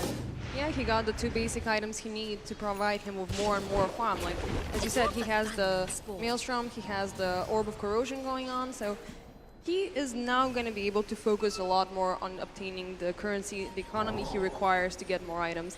I'm really curious what's going on the side of Faceless Void and on Broodmother, because Broodmother has the power in numbers, but still she's not delivering as much as we know that Broodmother can deliver. I think like from the side of Indonesia, the thing that they can do at this particular moment is only like going for the push that they can get, because they have Womi with the Broodmother, right? The potential over getting the tower and objective gaming is just like pretty huge here from the side of Womi itself. While Womi already finishing off over the Vladimir offering here for a better team fight later and the proper lifesteal even. And also going for the big BKB, because he knows the rebound is there, the Primal Beast is there. The Mystic Flare. The Mystic Flare. Yeah, and that's not a lot forgetting, of damage. not forgetting the Punch and also the Amber Spirit. So it's plenty of skills that can be dodged by the BKB. That's why they're aiming for that one. And I'm really glad that both teams are like focusing on BKB. They're you know, they're understanding the importance of this item because a lot of people do think that, you know, if I can have the chance not to make a BKB, I'm gonna go for it. But BKB Because is BKB like, doesn't have damage. That's what Yeah. people saying. I mean, that's 6 seconds of magic immunity that is gonna save your life, you know? But BKB is no damage. Womi, he's getting pummeled down. They found the Brood Mother all alone in the mid lane. Yeah, the Brood Mama is gone, but they're getting it with a really good. I mean, like, never mind, along with mean movement, always like accomplish thing. Either one kill or maybe a setup for the other player from Lao to actually aim for that. But we see that actually from Lao right now, they just like, I want to play objective. Despite that we are having so much kill on our hand, like 17 on our hand, we still want to play objectively. We still want to be trying to aim for the ancient. And they're going to be taking care of the outpost in the bottom side. Yeah, and right now LAOS has complete control of the lower part of the map, especially with taking down that, I keep on forgetting, I call it an observer tower for some reason. I don't know why. That's The the first. outpost? Yeah, the outpost. Because observer, you know, it's a huge Yeah. observer for you with, you know, With the vision that you with the can vision get, yeah. and the invisible units that you can see. But yeah, LAOS has complete control, completely disabling how much space the Void can have for farming. Void has been mostly in the upper dire jungle, now being forced back towards the Radiant. I'm not sure how they're holding on to the stacks. Oh, they find a big kill, both with the Static Storm and the Arena of Blood. They're taking down BB, forcing him towards the wall with the spear, and that's a very good kill for Team Indonesia. Pushing back, never mind. Oh, he expanded his BKB, but here we have Wami putting a lot of pressure onto MYN with the spiders. Will they connect? Nah, it's just a bit short, but this is the one kill that the Indonesians were looking for in this case, giving them some bit of, you know, movement to move around. And it's actually a very expensive kill because it's Amber Spirit, the one actually giving so much damage from the side of Lao, and they got it right inside of the arena, inside of the Static Storm, along with the Kinetic kill. They're going all in for that because they know they really need this kill. They are desperate for it. Even they're using the BKB to actually prevent the setup that can be brought by Nevermind along with Akito. Like 3 heroes to try to defend that one, but oh, we still have a fight going on. They're defending the top tower, Wami with a lot of pressure onto Akita. Oh, but the Primal Beast manages to block the shot, securing the life of his teammate.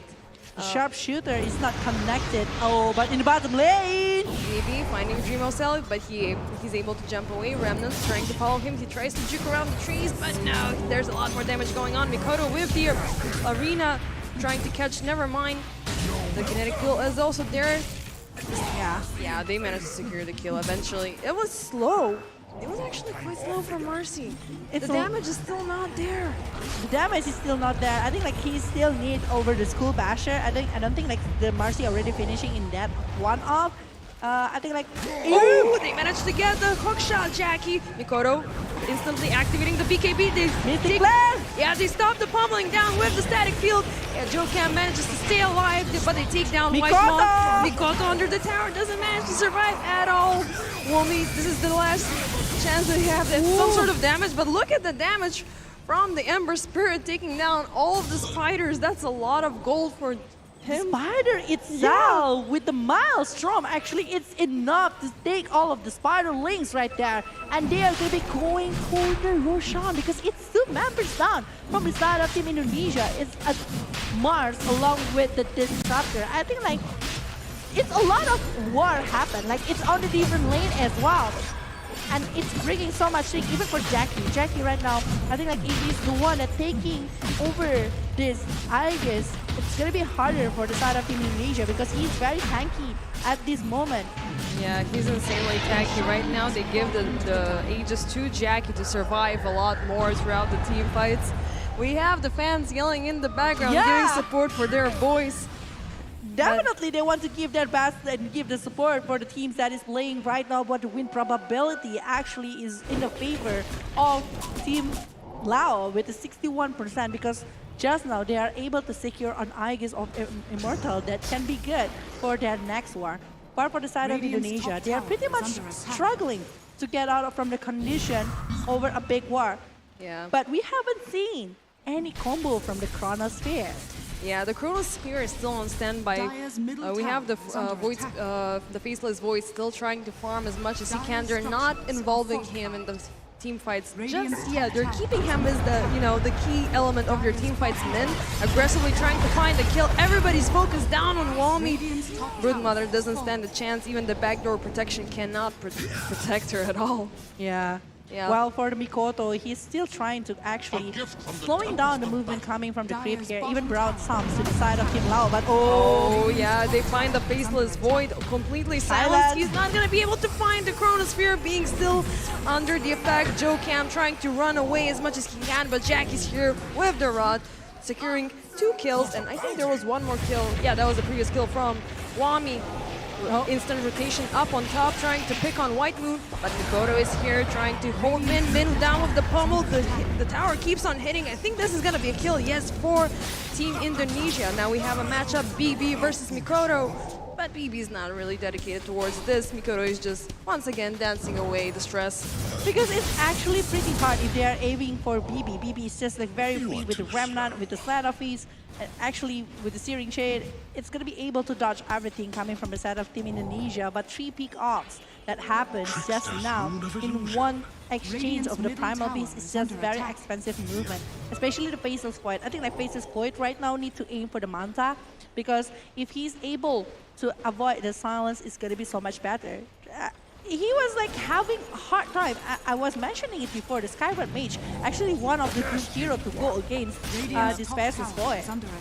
Yeah, I didn't think he was gonna scale that much throughout the entire situation, which is amazing. Like, he has been, the core, well, not the core, the damage dealer for securing kills. Like, Jackie pops out, hooks somebody up, and she's like, you need some damage, here's some damage for you. Securing one kill by another, making both heroes a lot, super farm. The more, yeah, they get the XP, the gold, farming over the item that they need going to the late game. So Akito is actually giving so much chances, but Amber finishing off the Aghanim right there. Yeah, but they tried to find Mikoto, but he runs away very fast. Oh. Now I think they're feeling a bit greedy, the players from Laos. They know they have the upper hand in the situation with 10k gold lead.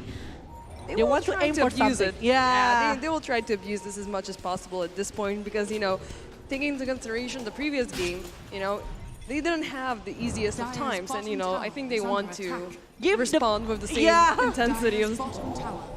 Gives them kind of revenge from the from that kind of situation, while from the side of Team Lao, I mean, like, it's understandable with all of the heroes that they're having. They want to play quite aggressive, but if they didn't really count over the damage that they can take, or maybe they can give to the side of Indonesia, and Indonesia able maybe to hold the pressure in the particular momentum, maybe with the Chronosphere or even Arena of Blood, it's going to be pretty heavy to the side of Team Lao. So they really need to count it out, and maybe the silence need to be focused over the Faceless Void or even to the side of Mikoto.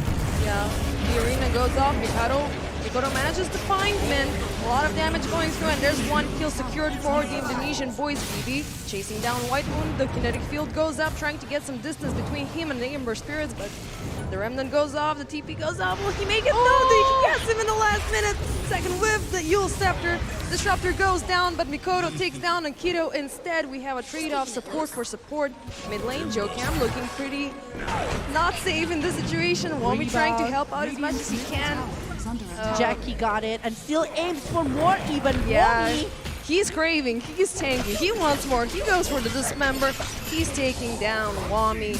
Bottom lane, the duel between Mikado and BB is in the favor of Mikado.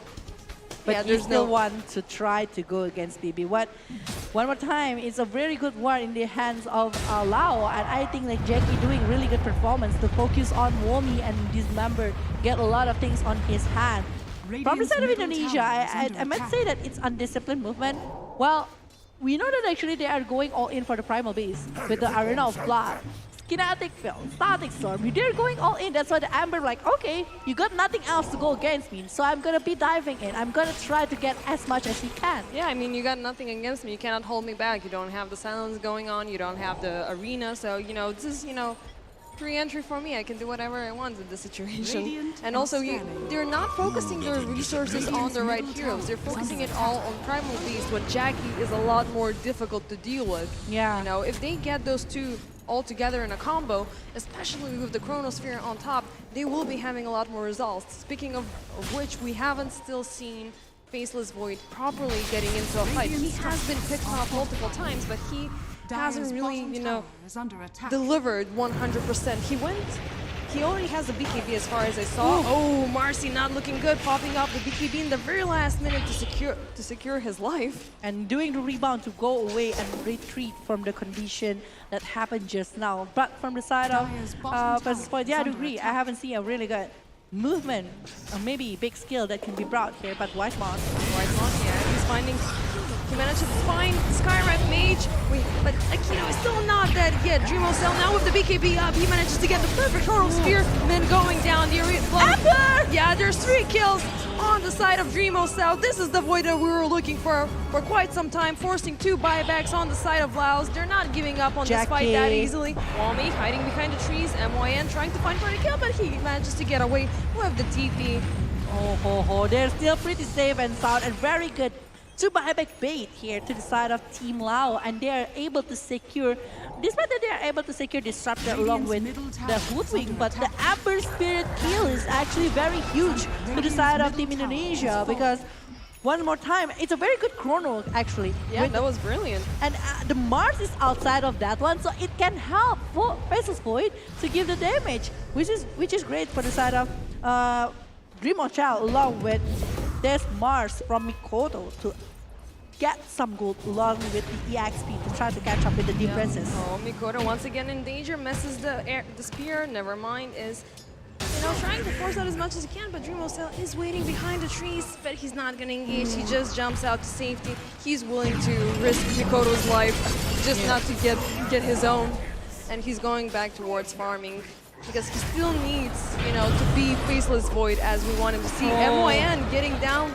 from Wami. That's a lot of damage actually from the Brood Mother while the Ember Spirit is away. And BB getting glimpsed away to secure the life of Wami. Never mind. I think like, they will try to slowing it down to the side of Nevermind. He's not gonna give in that easily. He's gonna be on dieback. And for the Faceless Void, I don't think like he wants to jump into that moment because he doesn't have enough Chronos. He doesn't have enough Chronosphere, but Disruptor. It will be Eel and Glimpse is back. But yeah. Yeah, just keep it safe. Even Jackie blinks in trying to get the kill on the Disruptor. But Patch going and aiming for the Shiva's guard, and he's already having 9 stacks here on his hand. Well, for the Faceless Void, finishing off maybe the Mjolnir, and after that going for the Aghanim's chart.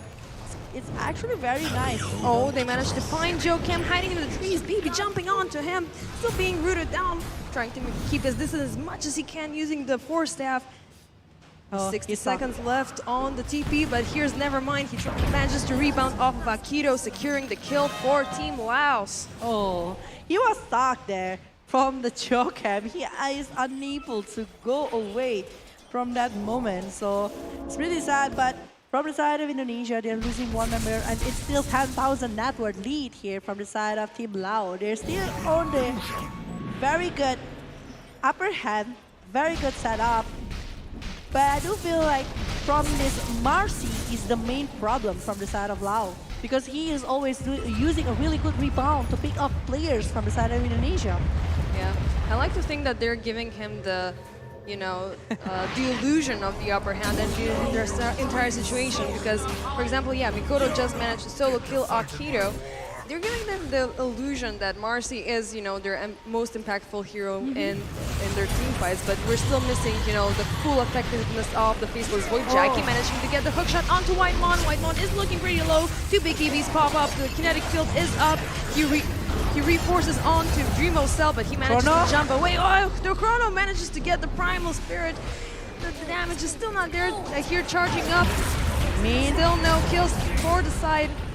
Within the Chronosphere, this is insane. There's a lot of damage popping here and there. Jackie is looking low. Finally managing to get him. Dreamo Cell jumping back and forth, forcing himself onto Nevermind. BKB still up, but completely out of mana, trying to deny himself into the Roche Pit. But no, this is 4 kills for Team Indonesia. They were being patient, they were waiting this entire time, and now they finally started to deliver what they wanted to do. So they, this is the, I think I was right about that one. They gave him the illusion of advantage, and then they brought the Faceless Void card into the game, and then boom, goodbye. Goodbye, and suddenly the network changed, and they will be taking maybe over the Roshan with the contest coming from the side of Amber Spirit right there. And it's going to be a Garim Shan as well. That it is going to be used maybe by the Faceless Void. He was aiming for that one before, but... And now he got it for free. I think he used it actually. Yeah, I think he used that because I do see that he's having that on his list. But yeah, I mean, like, sadly, before the Chronosphere actually not hitting over the Amber, Amber was like very close to the Chrono, but it's still very good 4 kills coming from Indonesia right now from the high ground. Potential here from the side of Lao. They're still going to be having so much potential to pick off with the Marcy and everything. Oh, Mikoto finding Min, but the BKB is activated just on time, pummeling him down with the Mystic Flare. He goes down. White Moon is right now in danger of being chased from BB. Jokam trying to run away, joking around the trees. 2 TPs up. Jokam, is he going to make it alive? Yes, he does in the very last second. White Moon goes down alongside with the Mars. Ooh. This is what they get for trying to get some vision out to the lower triangle of the Dire Forest. That's why I mentioned from the high ground potential, Lao is just like very strong. I mean, with the Searing Chain, with the rebound, with the Mystic Flare, just forget everything, just Mystic Flare. I mean, like the Mystic Flare is just like a huge potential kill to the side of Team Indonesia. And the silence is also going to be very annoying, but yeah, the punch here with the Shivas and going for the refresher. Imagine 2 teams member, that can happen. Yeah, I mean, they have a lot of, single target damage going on, which is brilliant for pickoffs. And they are able to utilize it as much as they can. I was actually pretty scared of, the impact of Skywrath Mage back into the draft. How is he going to deliver as the game keeps on progressing? Because he can be very easily taken down during the start. Yeah, very squishy hero. Yeah, very squishy, but they managed to, synchronize with Jackie so well that they delivered, Jackie already has 10 stacks on Flesh Keep, so he's, he keeps on getting tankier, and, Akito is always behind his back, trying to make sure if he picks off on something with the meat hook. Yeah, it's gonna be a very good combo with the Dismember. Yeah, it's really nice. It is. But the Chronosphere is ready, and I don't think like from the side of Team Lao want to force it, because from the side of Indonesia, despite they are losing some of the heroes already, they're still having the Aegis of Immortal. So if they're still forcing over the war, they're seeing where Mendes glimpsing him back. Dreamo Cell, he's in danger, but he doesn't really care. He can jump back, and he also has an Aegis trying to expend LAOS' resources as much as they can. Mikoto with the Arena of Blood taking down, never mind. Marcy's out of the picture with 70 seconds on cooldown. So now they can chase Akito. He's in danger. Will they manage to find him? Dreamo Cell jumping forward, stunning. That was very easy. Not even needing over the Chronosphere. The bash is dead coming from the side of Faceless Void to actually aim for the Skyward Mage. It's very fast movement, and the Lincoln Sphere actually is very wise condition coming from the Faceless Void, because he is able to actually maybe dodge some of the movement from the Lao, and he's aiming for the Eye of Skadi. So he wants to drag it for the sustainability that he can get. Usually when we see the opponents getting the Skyward Mage, they will be trying to go for the Manta, but he's not. He wants to be more sustained to actually handle with the BKB along with this Eye of Skadi on behalf of Dreamwatch. Yeah, and Dreamwatch right now with the neutral item, the Penta Strike going on, he has this power spike going on. So now he's the one who's delivering. He got into the team fights, and now they're scared. Now they can be aggressive. Now they can push without being scared as previously. Whole team focusing on taking down the tier 2 tower, MYN. I think they might see some trees falling down. Yeah, this is an indicator to back off. Yeah, they don't want to go with the Primal Beast, because despite you having BKB, Primal Beast is still a beast. Yeah, he's a beast. He's gonna take you down, pummeling you down to the ground. By the time your BKB expires, you're gonna have a Mystic Flare over your head. You're gonna be silenced. You're not gonna have a Chronosphere, but the Aegis is still active, so I mean they can use this as much as they can. Yeah. Well, for the side of Whitemon, I think like for now, like BB really want to focus over Whitemon. no matter what Whiteman's doing, I really want to catch over him. I want to have the searing chain on him by Redman to the side of Whiteman because he knows that actually he's being stuck before with the kinetic field along with the statics from the Whiteman itself. So LAOS now with the smoke going up, they have gathered up all their cooldowns. They're ready to, you know, bring back the aggression they had earlier before in the game, forcing Indonesia back home. But they're still not finding anything. But Indonesia knows that they picked up something over there in the mid lane. So now they have a response of their own with 2 heroes into the smoke. No. Yeah, they're being surrounded. LAOS are positioning themselves. Jackie throwing himself onto the disruptor. Whitemon was completely wiped down. Oh, the chronosphere was... Yeah, he manages to get 2 players, but he's being taken down very easily. BB's now delivering a huge amount of damage, taking away Dreamo's cell. Oh my god, they might be going for this. Yeah, they get him triple kill for BB with a dominating kill streak. Oh my Only god. Wami stays alive. Now they can keep on forcing. We have 4 buybacks available on Indonesia's side. I don't know if they're gonna be planning on using them.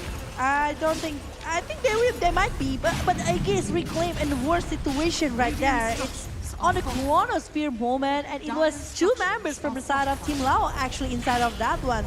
It was a huge moment, but there is no other follow-up because the rest of the players coming from the side of Team Indonesia already being picked up. And Team Lao right now might be able to secure 1 set of racks. It's still 20 seconds though for this good thing to respawn. Well, it's still 40, around 40 for the fastest point along with the Mars. So yeah, Disruptor trying to get some, create some space around the tower. The mid barracks are going down. Second tier of barracks is not looking very well. 2 more heroes on 30 seconds until they come back. 3 heroes available for the fight, but I'm not sure if they're taking their chances. They're gonna allow LAOS to, you know, get these things without expending their buybacks. Not just yet. They still want to hold it, and they still, I think like they're still gonna be able to hold 2 lanes that be with the Womi on their hand. I think like they don't want to waste it just yet. They still want to go for something else. And this and even if they do the buyback, they don't have enough resource to actually stop it. So it's a huge loss if they're doing it. So yeah. I think like that's the thing that they are doing at this moment. Well, it's 14,000 that were apparently to the side of Team Lao with all of the draft that they are having. I think like how happy they are with this condition. Definitely they're on the winning side at this moment. Yeah, they're more satisfied right now. Look at the smiles on their faces, you know. They're happy that they are, you know, giving Indonesia a taste of their own medicines from their previous game, you know. It was pretty much one-sided, and now they're like, okay, you know. It's one-sided on the Lao side. Yeah, this time, yeah, they're taking back things by force. They will be forcing out Game 3 as it looks, because with 2 more players unavailable for Team Indonesia, they're not going to be able, you know, to respond very well without getting the mega creeps for LAOS. They will be having 4 buybacks available once they come back, you know, and they will be trying to expend as many resources as they can to defend the base and maybe provide some more push. But you know, Jackie's looking insane right now. He is. Yeah. He is actually. I don't think like he's being shut down more than 2 times. I think like it's 1 time only in the top lane, and he's still doing a really great job with all of the progress of the item and the dismember.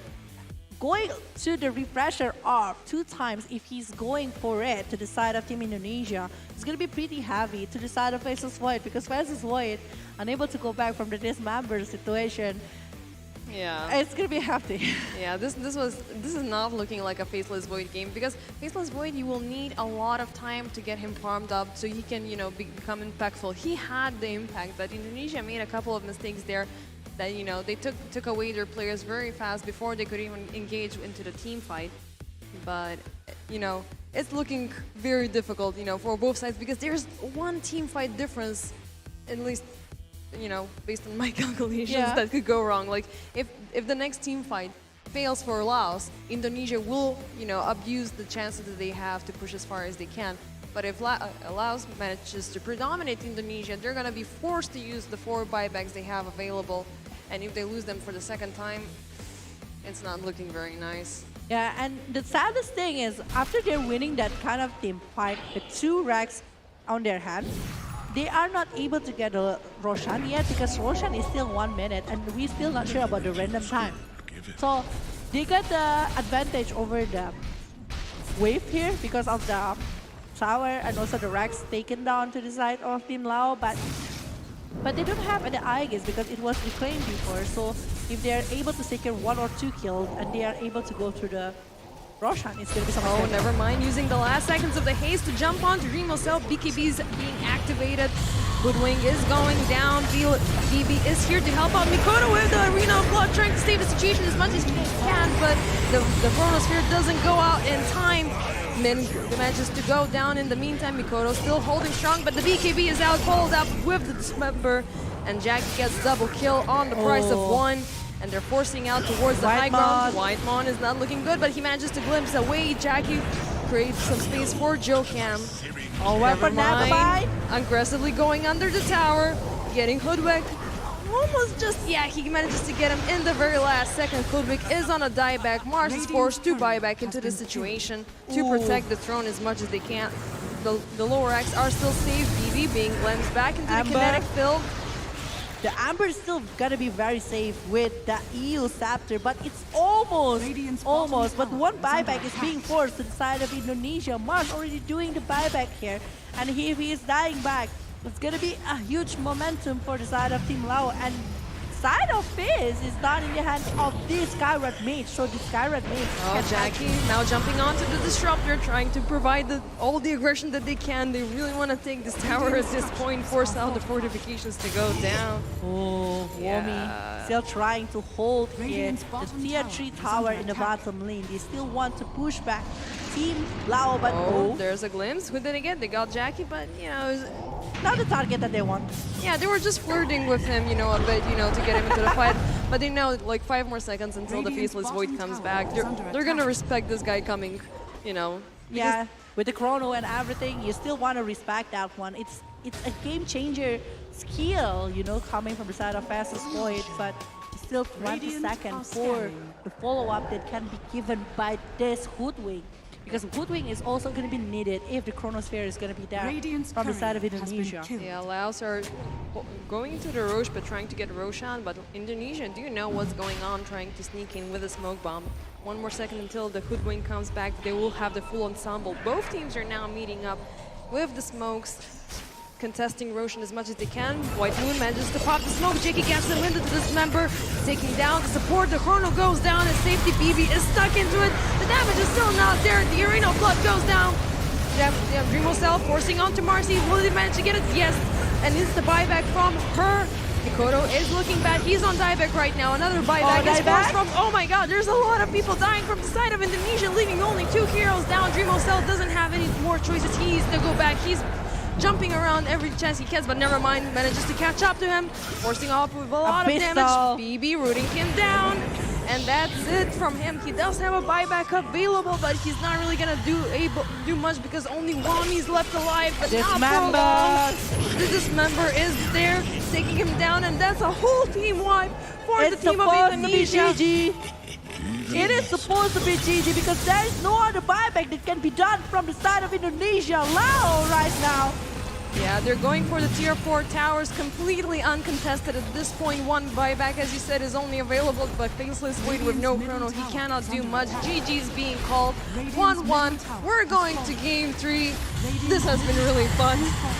It is what it is. This is a strong team coming from the side of Lao and Akito. Doing really great job here using that Marcy, picking off a lot of players to the side of Indonesia. And even Jackie with the bots is actually...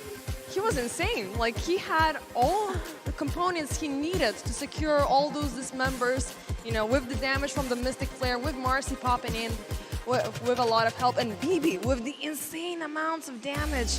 These guys, you know, showed Indonesia that they have the same amount of skills and they need to rethink their strat for game 3. Oh, a very strong late game. Marcy, good setup coming from the side of Team Lao there. They're doing it. They're doing the draft that they're having, and they executed really well from the side of Team Lao. They executed very, very good. Even the Primal Beast is just like being a bait. We can see it from the highlight after this. How many times that actually became the bait to the side of Team Indonesia. They always like, okay, put up the trample Yeah, the everything. trample was really good, man, and taking down heroes with Even the this pummel. one. Yeah, they had a lot of lockdown going on. Like if one of the team players from Indonesia tried to run away, they had at least one available skill or spell, you know, to take them back, to take them down and secure the kills. They had a lot of control over Indonesia's team fight, and they abused the entire space that Indonesia was trying to create for the Faceless Void to get farmed up, and which worked into their disadvantage. So for the next strat, I think Indonesia will need to take something which can farm up a lot faster, maybe like a Medusa, like a Naga, to keep things rolling a lot faster, because the ball was in LAOS's hands the entire time, you know. Even coming to the Disruptor, I think like Disruptor is the main focus coming from this BB, because he knows that actually he's gonna be in a huge problem is BB. If this Disruptor from Whitemon able to secure him inside of Static Sovereign Connected fail. That's why whenever the Disruptor is gone, this BB is just jumping in, using all of the resources that they got. Despite that this is a very good chrono coming from the side of Indonesia, after that they didn't really get it. They are unable to do it. Especially the worst momentum is when the Aegis of Immortal was being reclaimed in the next war, when he is using a really good chrono actually towards Jackie, and I think it was BB in the middle of that. Yeah. But I think they got only him at that point. You know, they were focusing all their efforts on BB, but Jackie was, you know, free to do whatever he wants, and even he could have, you know, he could have saved BB from the Chrono and stuff like that, you know. But he had complete control over the situation. Now look at this one. It's very low. Fastest Void already, and we thought the Aegis of Immortal. Yeah. Yeah. That's the moment actually LAOS turning back the table again and winning over all of the resources that they got. They're pushing it back to the side of Indonesia. They're picking off the player, especially Rimo Chow. Yeah, they kept him under control the entire time. I mean, they knew that he was going to take a lot of time to do anything in particular, but, and you know, I think they were counting, you know, well, should we hit him? Yeah, no, wait for him to be alive. A couple of more seconds. He expired. Okay, kill him now. And they are focusing to get that one. Even towards this Jokam, Womi, they are unable to do anything. They are forced to do the war. Womi, I think like Womi, even he is trying to do the split push, it's still not going to be very okay, because it's going to be like Amber Spirit chasing him down after that one. But we will see the MVP from this one. It's going to be Jackie maybe? Because, oh, it's going to be PB here. With 16, 2, and 17, Amber Spirit, KDA is just going really well, and with the Desolator, actually it's just giving so much damage from BB to the side of Team Indonesia, and with the big heavy, very safe approach. Yeah, once again we have Ember Spirit as the MVP for the match, so it's gonna be, I think... You are right! Yeah, I think it's gonna be a race of who's gonna take Ember Spirit unless he's being banned in Game 3. So we're gonna see how that unrolls. Yeah. But it was absolutely amazing. I thought that Broodmother is gonna have far more control over the situation, taking down Jackie. But Ember Spirit was there to deliver. And at one point, when I saw all of these spiders disappear just like that, you know, like less than 5 seconds. Yeah, it's like, okay, now the situation has changed. Obviously, things are not looking very good. They cannot utilize the Broodmother as much as they can, or as much as they want. And you know. And even look at Mikoto. Even in the early stage, I do feel like Mikoto was having a hard time to even like farm or maybe going for initiate a war right there. With 9 dead on his hand, it's not a typical of Mikoto.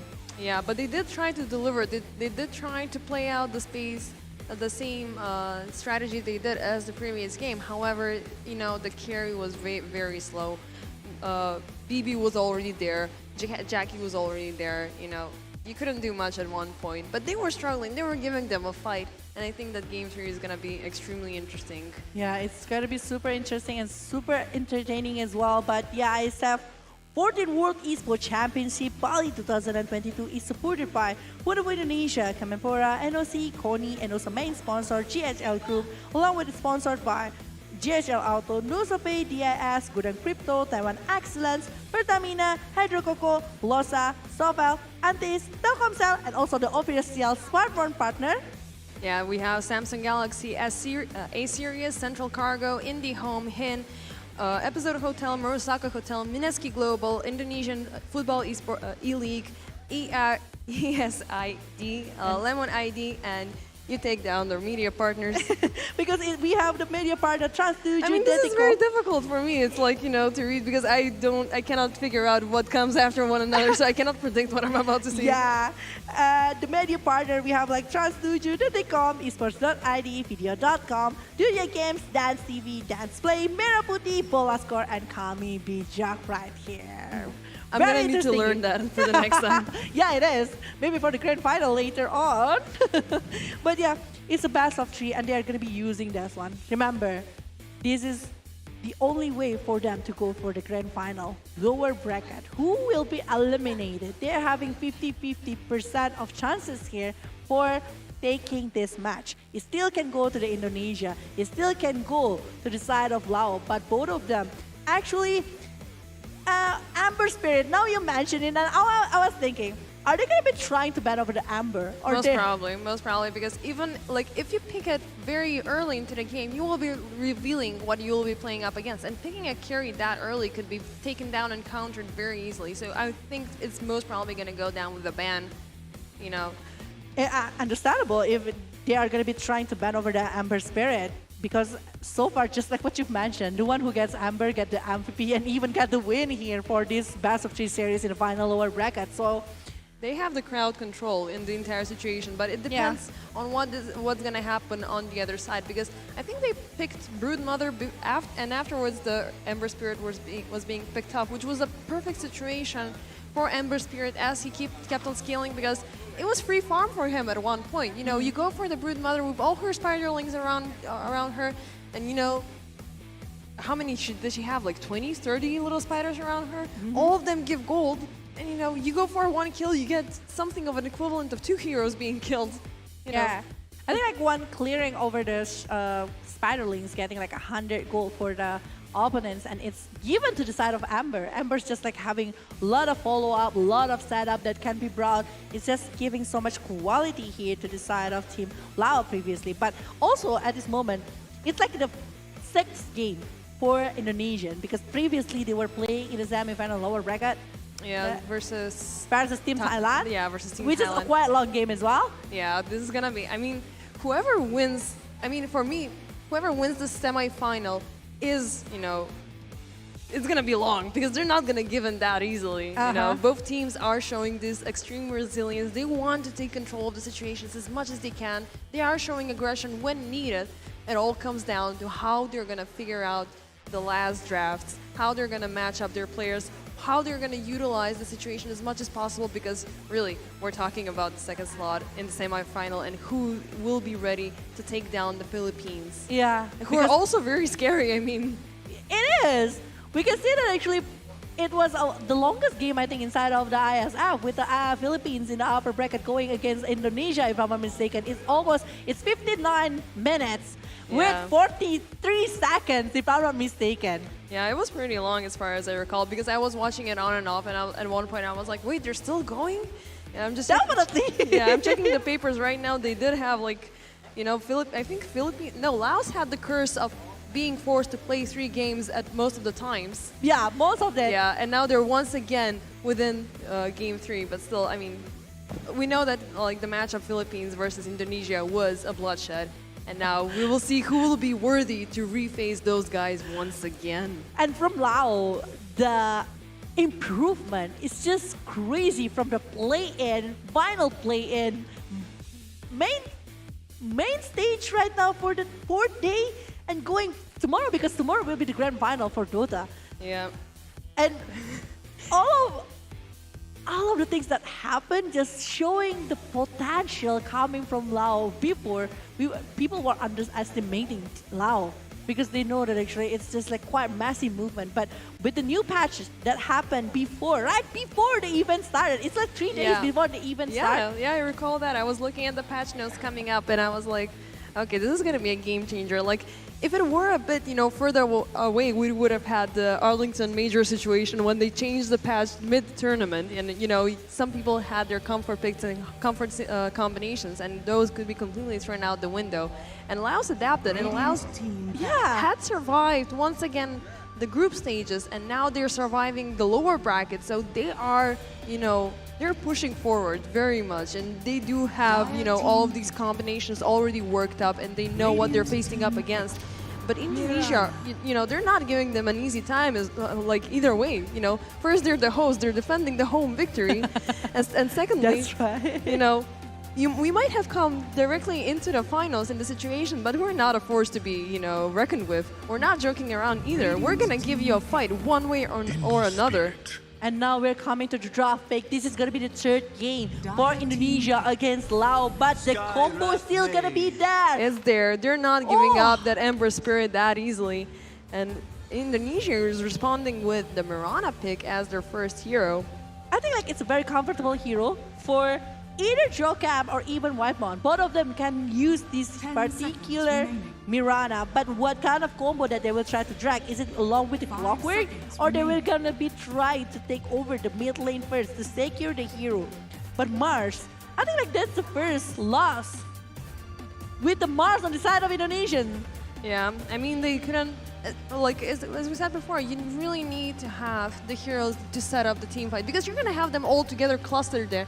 And I think I'm still thinking that the Faceless Void was a bit too redundant into the situation, because they had three heroes that had the AoE lockdown going on. They could have used another one, but they really needed something that could have farmed a lot faster. So I don't think it was that much of the Mars's fault and the heroes' inability to deliver. It was just they had, all of these things, mechanisms connecting to each other. They didn't, It's a stack bring game, in. They yeah. didn't bring in the big guns. They could have used something like a Snapfire or something like that, which we really haven't seen a lot during the tournament. But Yeah. she could have, with the Mortimer's Kisses delivered inside To help the Mars damage arena. to the side of the Chronos ear right there. But yeah. So we have the Skywrath Ember Spirit combo going on once again for Lao, because it proved effective. Yeah, And definitely it's Batrider- very effective, even for BB having so much farm right there. But Yeah. now I'm pretty much scared, because Amber, one more time, is still the hero that is giving victory from this match, whoever took it. So from the side of Indonesia, they really need what kind of hero that actually can lock that over this Amber. That's why they try to pick over the Batrider. They still want to use this Firefly or maybe Sticking Up Palm and even Flaming Lasso to focus on this Amber. But maybe from the side of Indonesia, they really need to consider taking a hero that can make over the hacks or maybe over this Orchid Malavance to stop the movement from the Amber itself. Yeah, I just hope that the Indonesian team is not going to get baited to focus all their forces down on having lockdown mechanics and focus more on the damage heroes that they failed to deliver last game. So they're banning heroes that could add up to Ember's control. They banned the Nyx, which was, I think it was on their side? No, it was on Laos' side, the previous matchup. Nyx. Nyx Assassin before? Yeah, it could have been game one, or I know it was in game one, but I forgot on which side he was. But he was, helping out. Yeah, it with was the, in the Laos side. Yeah. It was in the Laos side. And it's very annoying with the Vendetta along with the Impale that actually giving really good potential for the side of Team Lao. But Mars directly being banned here from the side of Team Lao. They're getting tired with the Mars right there, but Marcy is still three heroes. Don't fix what is not broken. Yeah, pretty much. I mean, it's a safe combination. You're allowing us to have it, so we're going to use it as much as we can.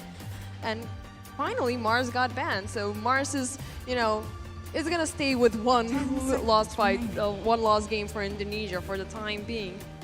So they need to focus their efforts now on something a bit more tankier. So Indonesia has these two very good heroes, which will help out with the lockdown. Mirana with the Moonlight Shadow and with the beautiful arrows, which can No wind, no seafood. Read that one.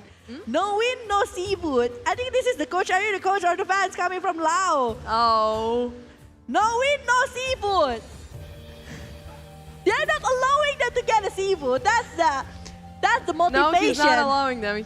He's not allowing them. He has mixed feelings about things. Okay, he wants them to get the game too. That is a motivation. If you want to get a seafood, you need to win this one. Ah. Okay, I thought it was a pun because seafood and SEA, something like that. I was trying to connect to something, but I think I may have went overboard a bit. No, it's not. If you want to win, you want to get a seafood, you need to win this one. If not, I'm not going to buy you a seafood. Oh, so that's the leverage. It's like, you're getting... Bring up your best. Yeah, pick up the pace. You're not getting seafood dinner tonight, guys. We saw the message, and Indonesia's bringing the Beastmaster into the game. I think I really like Beastmaster in this game because the Primal Roar actually, despite that you are having the BKB or everything, it's still gonna be one of the hero that is gonna be stopping them. And I think like if they are focusing on that towards Amber or maybe even the Skyward Mage, I think like the Wild Axe is also like gonna be very good to give the damage towards Skyward, so it's still a very good options to be picked by the side of Indonesia. Yeah, and plus the minions are a lot tankier compared to Broodmother, so they're not going to be easily taken down by the Ember Spirit. So he's going to have the boars in the lane, controlling the heroes a lot better, you know, with the poison sting. It's going to be, you know, support hell for, you know, for them to deal with them with Beastmaster. And full on, he can deliver. Crystal Maiden is the 4th pick for Indonesia. When we know that actually usually whenever there is a Crystal Maiden going against an Ember Spirit, it will be the huge farming. It's not farming over the creep anymore, it's farming over the Crystal Maiden. Yeah. Which is going to be hard for Whitemon, I think, the one who's going to be using the Crystal Maiden because he really needs a really good positioning. Maybe Frostbite will be helping so much if they are going to be aiming to the players of Team Lao, but Crystal Nova is just like so much help with the slow along with the damage that is given. Yeah. A really good early potential overkill here from the side of Indonesia with the arrow along Frostbite combo. Yeah, I mean, they have the combo, but I'm very much scared that they have a very weak lineup right now. Their heroes are not tanky at all, so they need something who's gonna suck up all of that damage. Because at one point, Ember is gonna jump onto Crystal Maiden unless she has a BKB, and she's gonna be gone in like less than a hit while trying to cast Crystal Nova. So, I mean, I am right now very much judgmental regarding the Crystal Maiden pick. She has effect throughout the early phases of the games, but later on, she's gonna have a very, very tough time with her HP being lower than a creep. You know, if she just walks past by with Glimmer Cape in the lane, and you know Ember happens to be there, you know, goodbye. Goodbye. Goodbye, Miss. Have a nice one. Thanks for the gold. Goodbye, Maiden. It's going to be easy to be picked. That's why I mentioned it's going to be not going to farm over the creep. It's going to be farming over Crystal Maiden. So, well, we will see here what an options that is going to be brought by the side of Team Lao. There's still a hero. I think if they are able to get a CC or maybe even the Lion or anything that have particular, depends on the Marcy. If the Marcy going for the support, it's still going to be very good. So they need one off-laner from the side of Team Lao, but if they are aiming for Marcy going and offlane, they're still not a support. So Enchantress is the one that is being picked by the side of Team Lao for this draft.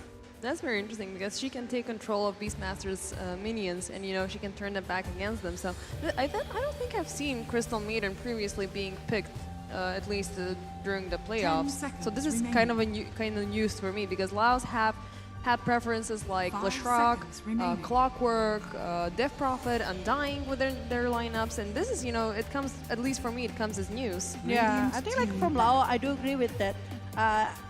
They are not really comfortable with that kind of hero, but Crystal Maiden, I do believe that it's already been used a couple of times by the side of Team Indonesia, but I don't think like it's inside of the playoff itself because it was used in the upper bracket, if I'm not mistaken. In fact, oh, it was going against Thailand this morning actually. Enchantress? The Enchantress, it was being used as well. Yeah, by Indonesia with the Rubik before. Oh yeah, that's a very good combination. I actually failed to notice that at all, so I just jumped into conclusions that she was already being picked.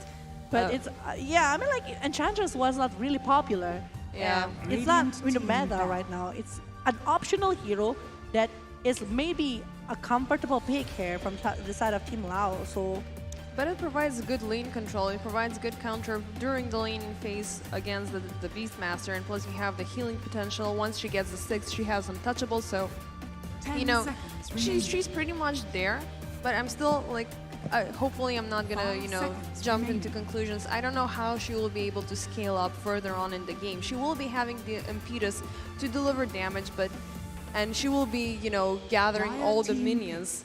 Yeah. And at this point, Indonesia don't have anything to respond with because they, aside from the Roar and from the Sticky Napalm, they don't have, I mean, they do have Crystal Maiden actually. but their AoE is still not that strong if she pops up with this army of a 10 lot of seconds jungle remaining. minions being picked up. Indonesia are playing it safe though. They don't want to see 5 Jackie seconds once again remaining. playing with the Pudge. So I mean, this is a very valid move because it does look good in their lineup.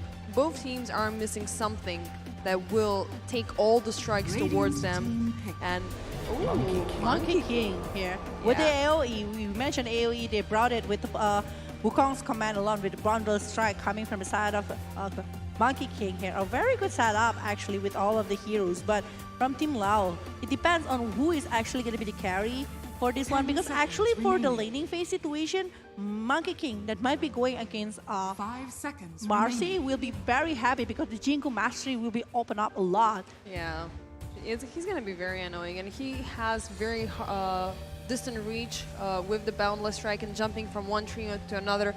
Being above the entire situation gives him a lot of advantage. So they will need, I mean, if they want to directly counter Monkey King, they will need to have some sort of control over the trees at this point. So I mean, jokes aside, if I were Team Lao, I would go for something like Timber Saw in this situation to keep the monkey under control. He is very tanky. He can go up front. But they were going for Weaver. Yeah, Weaver. Choose your hero. A non-meta hero actually, Weaver right here. It's been a while since I saw Weaver. Like, and I won't imagine Lao going again using a Weaver. I don't think it was being used though inside of IESF so far. Not at least not in the main stage. I mean, I don't recall seeing this guy in a while, but I mean, when was the last time you saw in Weaver? I mean, within the tournament, I don't recall actually. Maybe sometime during the early stages of the group phase, but I'm not really certain that I have seen him. Like even in games that I have played, you know, it's a very awkward hero, and at this moment it creates a little bit of a disruption because you're not really sure what they're gonna go for with the Wyvern pick. Is he gonna be a 5 hero who's gonna be saving other heroes? Is he gonna be a full-blown carry? Oh no, you mentioned he's being paylated by Jackie, so they're going with a carry Wyvern. Weaver, so it's gonna very unique Weaver for the carry. It's been a while, ladies and gentlemen. So a very unique draft coming from the side of Team Lao against Team Indonesia right now, and I think like it's a very cheesy strat. It is a very cheesy strat in this field. It's a cheesy strat coming from the side of Team Lao at this moment. So we will see what is actually going for the game 3, because this is the last chance for both of the sides. Yeah, it's all or nothing for Indonesia and for Team Laos, who will match up against Team Philippines. I'm gonna say it again. The SCA victory is secured. You guys are taking the trophy home, like this region. Whoever got it. The games that you guys play compared to the European style of playing is completely insane. You know, you start rotating very early. You have these masterful strategies going on. But only one can be the best, and only one will deserve the place in the grand finals. So here you go. This is the third game between Indonesia versus Lao. Don't forget to give your where's the spirit for this third game, ladies and gentlemen. Give it up. Come on, cheer. We can't hear you. Come on. Woo! And also at home, everyone that is watching right now, don't forget to give your support by pausing and commenting over the flag here between Lao flag and also Indonesian flag. Well, for early bounty moment here, I think like both of the sides have the really good moment. 30 seconds to battle. But later, for the big war, I'm really scared about presence coming from Weaver actually, because of the time leads along with the Sukuchi. He's going to be able to easily go away and even rotate more to the other lane.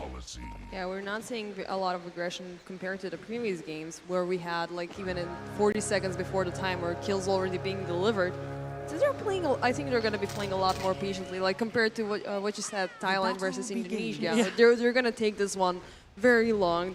They're going to be, you know, patient with one another. They will be trying to have these microaggressions going on, like when needed. They're not going to overextend their fights more than necessary.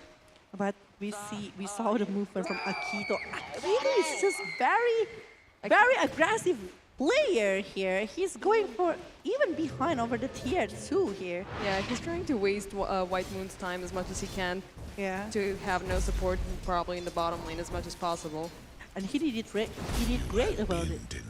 Because it's working really well. Whitemon was spending quite a lot of time, so actually going for that. While Mikoto still doing really decent job here by stacking over the stick in a bomb. That's all the things that he needs to do going against Ember Spirit in the laning phase. Yeah, and right. Once again, I think we're having a fire situation in the mid lane. We have Bad Rider versus Ember Spirit, so it's Mikoto is so far having a lot more control compared to BB with the napalm going on. So he's keeping him under control, mostly because he has a lot more advantage due to being a ranged hero. Yeah. Bug. He has a bug. Yeah, It because happens. I think like for the farming potential, I mean like Bad Rider having the range, well for the Ember Spirit having the melee one and the sticky knock off, you want to avoid that as much as you can, right? But you can get a stick, you know? Yeah. And you keep on charging the magic stick as much as possible. And you get 20 chargers. He thinks he got you, and it's like, no, I'm behind the tower. I'm going to pop this up, one up, and I'm going to still stay alive. So those are those, you know, spamming heroes like Bad Rider and Amber. Bristleback, for Bristleback. example, which you can just get this very super cheap item, and it could save your life. Don't even bother buying a Fairy Fire at one point. You're gonna have the magic stick available. Because fire is only one-time use when the magic stick or magic wand can last longer rather than that. And plus it has stats on it, so that's helping out on during the long. Well, that's in the long run. You're eventually gonna swap it off unless you're building it towards a holy locket. At least helping you in the last like 10, 15 minutes of game, so it's still gonna be very, very decent if they are aiming for that and buying over the magic stick or maybe even the magic wand. But Marcy, again, it's like a very, very strong pick here coming from the side of team Lao right now. I do feel like the rebound that is using the School Basher actually like quite unstoppable. Yeah, we failed to commentate on the Basher Marcy the previous game, which was very much effective. Like you take somebody down, you just give them one punch, and you know the Bash is gonna proc at one point, so it's gonna be very easy to secure those kills going on. Yeah, so we're back to the game here. Go between Lao and also Indonesia in the third game between those of two teams that is playing at this moment. Well, for the laning phase situation, from the side of Marcy, doing a really great job actually going against. So the Marcy is going against a Crystal Maiden, I think, in the bottom lane. Yeah, I think. No, actually, I think it's in. Wait, hold on. I think it's going. Yeah, it is Crystal Maiden. Crystal Maiden in the offlane support, which is quite interesting. Because usually it will be with the carry, right? But Yeah. I think like they really want to have over the very aggressive movement here with the Mirana going into the lead of the Monkey King. Yeah. Well, yeah. Yeah, it's Mirana with Monkey King up in the top lane, which adds two disables to the equation of the lane. And they have Marcy, which, I think they can control for a lot easier with these two heroes. And yeah, I love that the shape-shifting that he does. Yeah, It's to insane. avoid things, right? Yeah. And it's actually really well so far. Jokam is actually very aggressive. Try to poke the damage towards Nevermind, but it's still gonna be there. Oh, Akito looking in danger. They connect with the two stuns, and the first blood goes for Team Indonesia. And Dreamo Chow is the one that taking it. That is another highlight because it's helping the growth coming from Monkey King. I do feel like Monkey King doesn't need a lot of things, but rebound. Oh, never mind. More aggression is going towards him. They're trying to punish LAOS for their aggression. They saw Akito moving around a lot during the start of the game, and they know he's gonna try to be as nosy as possible, trying to plant wards everywhere he can. And still, they're abusing the fact that he's really squishy during the start, and they're not gonna give him the pleasure of doing anything that he wants. Mikoto not having, they're now at 4th level, both of them. Both of them. Yeah. So it's still pretty decent from coming from the side of, actually, from the side of Amber Spirit. He's having quite a hard time to go for it because the last hit denied that happened from the side of Bad Rider. But I think like it's still going to be very decent in the middle game. Later he will catch up with a lot of stuff with Turning Chain, maybe a Maelstrom as the progress of the item coming from the side of Amber Spirit. But in the bottom lane, actually Jackie is the one that I'm worrying of. Despite that he's having a really good last hit to the laning and everything, but he is actually going to be a very easy target, maybe, from the side of Team Indonesia because of the Primal Roar along with the Frostbite that might be aimed to the side of this Weaver. Yeah, I mean, he's gonna have a very difficult time until he reaches, level 6, and he has the time lapse as a safety mechanism to get around the situation. But both Beastmaster and Crystal Maiden are holding him under the tower, pushing him as much as he can. Oh, excellent connection with the arrow. Nevermind is looking pretty low, pops the stick. Is he gonna try to deny himself? And he fails. Dreamocell manages to get another kill for Indonesia. It's a second kill in the hand of a carry from Indonesian side. And Lao need to do something. Maybe they will need to actually dive in. And maybe that's the purpose having the Enchantress to actually have the help towards Jackie with a heal, because Jackie really needs the help, maybe because of the pulse coming from the Wild Axis and also the Crystal Maiden, Crystal Nova. So yeah, she provides a lot of sustainability for this hero in the game. And eventually, once they start picking up, Akito looking pretty low. One more arrow is needed. The leap is there, but yes, and the kill is secured. Another kill for Team Indonesia. And in the mid lane, we have rotation from MYN. BB is in danger, but Mikoto manages to get the kill under the enemy tower with the Firefly. The lasso goes off, and that's, just so close. The Fairy Fire is activated, and Mikoto is with a double kill solo for Team Indonesia. A 2 kills with a solo Bad Rider? I mean, like sticking the palm along with the Fairy Fire, or even the right click coming from the Bad Rider is very strong, and they're getting 5. Not only 1 or 2 kills, but getting 5 on their hand at this moment is giving so much to the side of Indonesia. But the rotation needs to be made. That's a huge advantage for this team, but BB and Akito are not giving up on him just yet. They know that, Mikoto is getting stronger and stronger. Oh, the arrow just manages to connect onto Akito as he's trying to go into the river. Jokam pushing him away from the rune spawn. Yeah. But I wanted to discuss Jackie once again with his Wyvern and Enchantress in the combination. During the start, she is very good for sustaining him in the lane. But later on, as she keeps on getting the creeps and all the auras stacking up, Jackie, I think, will be able to deliver. Whitemon in danger. I don't think he has any leaps available, and he dies. Yeah, he will be taken care of. Well, for the side of Bad Rider, the power runes is actually on the top side, so they're still able to secure the regeneration runes. But for Jackie, this is the power coming from the side of Weaver, actually, because Weaver with the Sukuchi is just going to be able to maybe dive in, maybe try to get something, give some damage towards the opponent side. But presence coming from Bad Rider, to be honest, was a 50-50 condition if you're going against a Weaver. If you're able to burst him down, it's good. But if it's not, oops. Oh, never mind. Once again in danger. You're in the wrong side of the lane, buddy. You're being in our jungle. You're gonna get punished. Dreamocell keeps on jumping, secures another kill over the Marcy. 3 kills so far in the hand of this Bad Rider and getting so much problem. I mean, like in the early situation, you have the Brimon Child getting over the killing spree and maybe going for the Echo Saber to actually help with the Jingo Mastery. He even have the level 6 with the Wukong's command, but he haven't even used it and already getting so much stuff on his hand. Whitemon is actually a really good combo. Oh no, actually at first it was Jokam that actually have a really good combo with the Boundless Strike along with the arrow to the side of this Monkey King. But yeah, I think he's more focusing on his right clicks. The Wukong command is gonna come later because he doesn't really need to force out to scale that spell anytime soon because they're not getting involved in the team fights. He wants to keep just one hero under control, and with the Jingo Mastery, just a lot more damage just popping up. So they're playing a lot better right now. Indonesia has a very, very good start at this moment. Oh, Jokam finding MYN, sneaking around in the enemy jungle, trying to heal as much as he can. Is there an attempt to deny? And no, Mikoto manages to secure the kill and get his precious stacks. Yeah, he will get the stacks, he will get the Boots of Travel, or maybe even the Blink Dagger to open an initiation towards the side of Lao. Well, Womi, I think he really wants to cut the wave here from the side of Team Lao and try to drag it somewhere, giving the pressure towards Jackie because Jackie was having his good time to even do some farm in this lane.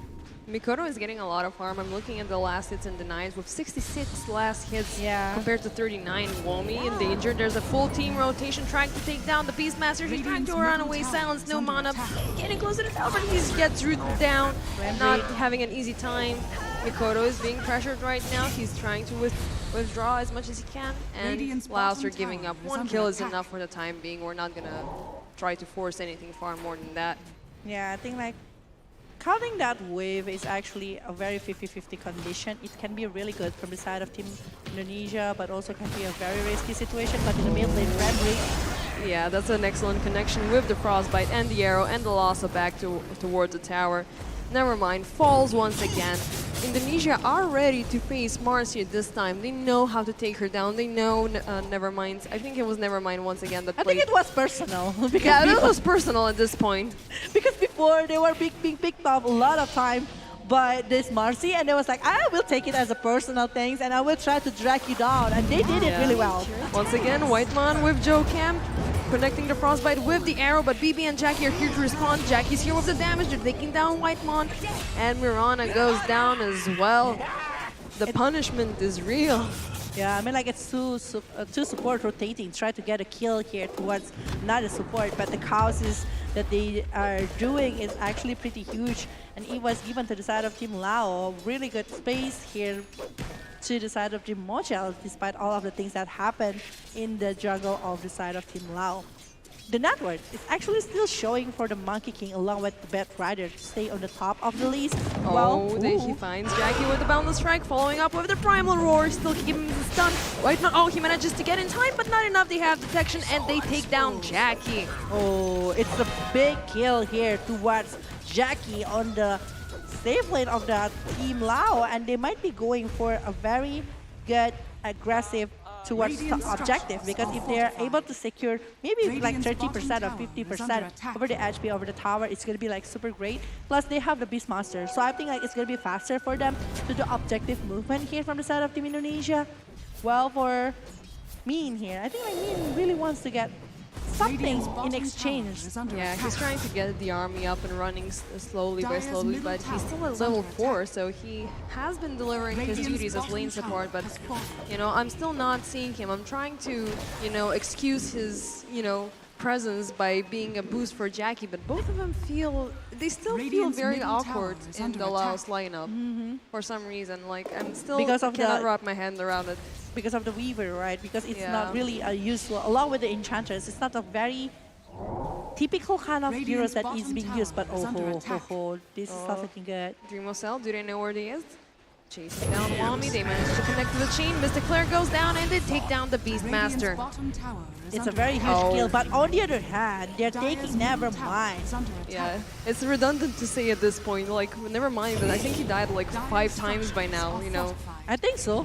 Yeah. I think so. It was 3 times by the Dreamocell, and then the others is like coming to the hand of this Bad Rider. So I think like 5 times in a row being taken down just like that. It was like very hard situation, but the Frostbite is there. White Moon coming in with the Moonlight Shadow. They catch on BB. Everybody goes down on the Ember Spirit Lasso and the jump. They take down BB very easily. Arrow. Once again, connecting over MYN. 2 kills are secured and the tower is open for Team Indonesia to take, but Mikoto, he's hungry for more, finding Akito into the forest. He has level 6. Nevermind tries to connect with the rebound. White Moon and Joe Cam are just here to help out. Starfall! Will they manage to get it? Yes, they managed to get Akito in the very last minute. Boundless Strike onto the Marcy, and no, she manages to survive. Nevermind. 3 stacks of Sticky Napalm. 2 Firefire and a stick are being used to keep her alive. But that chase was real. That chase was real, you're right. It's like 3 people coming from the side of Team Lao that is being picked up, but again, they're still aiming for more arrow. Wow, that was a very far arrow. I don't know why. I mean, this is a statement right now with the freezing field. It's like, you know, we can waste spells at this moment. Yeah, we are not letting you go anywhere. Not even a slight of chance for you to survive that condition. And the level gap is also like showing right now. I mean, like the rotation coming from the side of Indonesia, it's like a revenge coming from the first game. Yeah, we were like, not to jinx it, but it makes it look like game 2 was a game to them, you know, just to keep it interesting. But so far, they are dominating with 16 over 5 kills with 6k difference, which couldn't mean much, like, as the game keeps on progressing. But look at the net worths at this point. We have 2 7Ks followed up with 6 and barely a 5. I think like the fashion coming from the side of Indonesia is also like doing really well. Oh, they're finding Mirana. Mins is going in for the kill. BB rotating as well, but Wami is here. Mikoto teleports onto the creep. Will they try to go for a kill? Mikoto really wants to kill. Mikoto really wants, you know, he has these trigger fingers. He really wants something to happen. Yeah, he really wants for it. He really wants to get something on the head of Team Indonesia. But losing a Mirana is actually not really good Jackie, chance. they connect with the boundless strike. They jump onto him with the primal roar. And that's the kill that they wanted to get. And it's a Jackie. And it's a Jackie, it's a carry, it's a core from the side of Team Lao 2 times in a row, being picked up like that, and all the CCs going in, and now with the wave along with the moment, the dominator coming from the side of Womi, I think, it's just going to be huge if they are able to secure the tower in the bottom lane. And Mikoto going directly to the side of BKB despite top tower is under not attack. going for the Blink Dagger. I think like it's also very wise because he's respecting the CC and also the Mystic player coming from the side of Skyrat Mage. Yeah, I mean the Indonesian boys decided we might have win here with all of our resources, but we're not going away from this fight empty-handed. We really want to take as much as we can from this situation and push LAOS far and far more into the base. And the aggression keeps on going with a 4-man smoke followed up with Moonlight Light Shadow. They get down to BP, they connect with the arrow, and the Ember Spirit is gonna go once again. But they might be aiming for more here. No, they're not.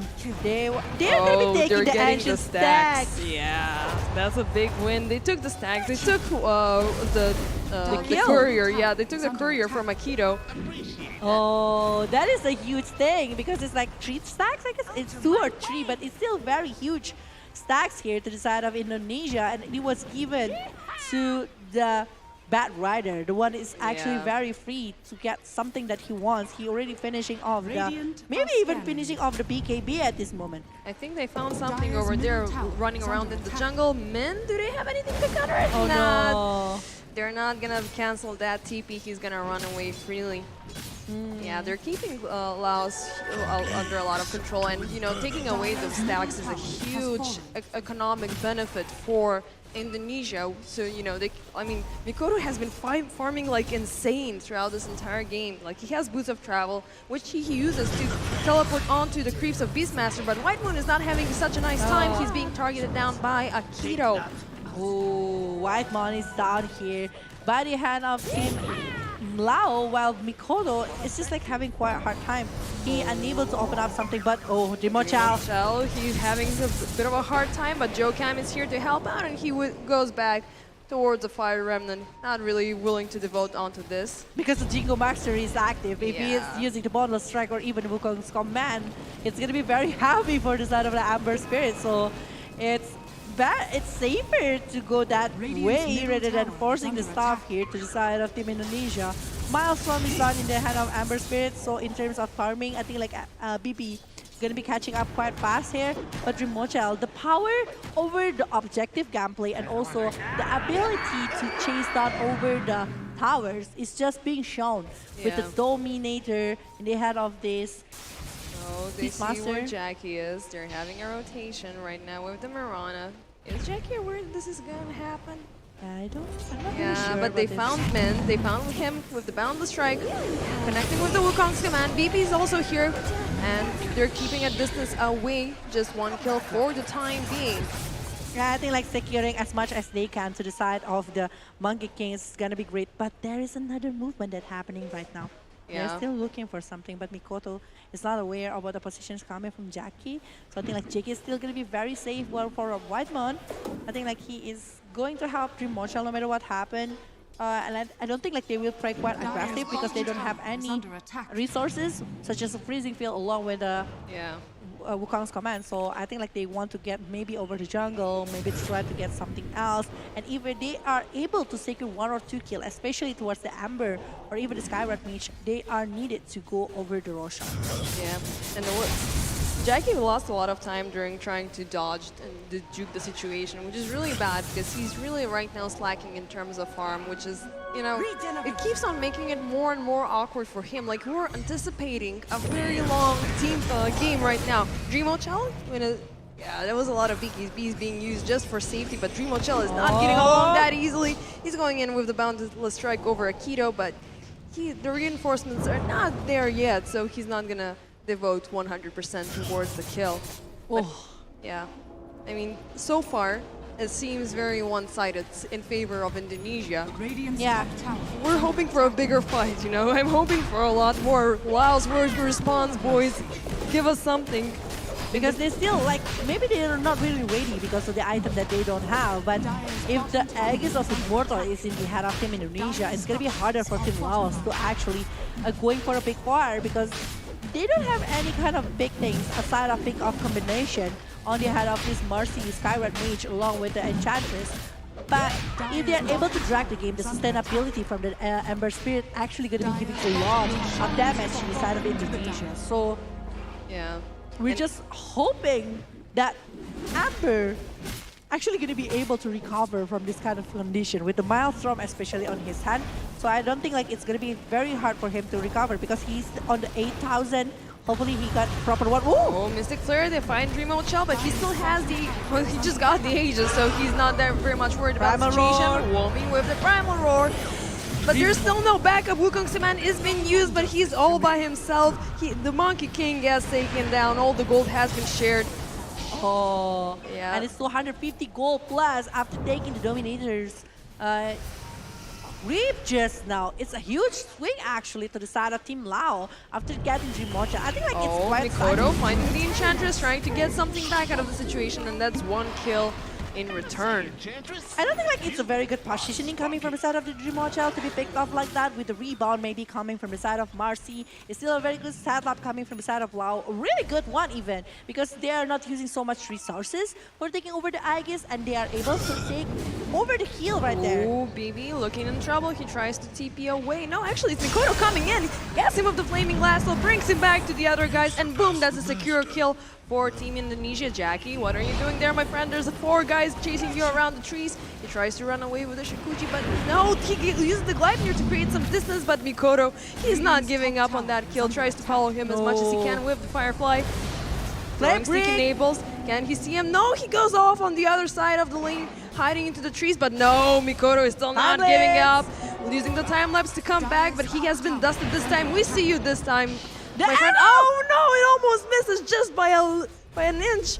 But the thinking about still does flame freak yeah, as well. He's trying to run away. The dust just expired. They can't see it, but he used another one, and Jackie is dead after a long chase. Long chase, but still worth it. Still, it's a carry that is being taken care of, and again, they are aiming for this Enchantress. They don't have anything to cancel that TP. Yeah. The Smash Primal Bear Beast was ready though, but it's quite far to actually do the Primal Roar, and I don't think like it's really worth it because it's a support. If he's using a big resources like that, but push! Ooh, just so close. A lucky Fire Remnant. And it's a very good Fire Remnant coming from the side of Amber's. Oh, the Primal Roar! Yeah, there's a Primal Roar connecting onto BB. There we have the Crystal Nova, but no. We still don't have any heroes dead yet, but never mind. Punches White Moon down with the BKB, taking away the support for Team Indonesia. Are they trying to push this through? Joe Cam keeps on forcing the tower, but they're gonna retreat a bit. They are unable to get something from that movement, even letting one kill happen to the side of Team Lao. While for the side of Team Indonesia, they're still focusing over the push here. The golem is there in the head of this Beastmaster. This Beastmaster wants to finish off over the pipe of inside. Oh, boundless strike, but nah, no kill. He's just trying to, you know, dance around with the enemy. Yeah.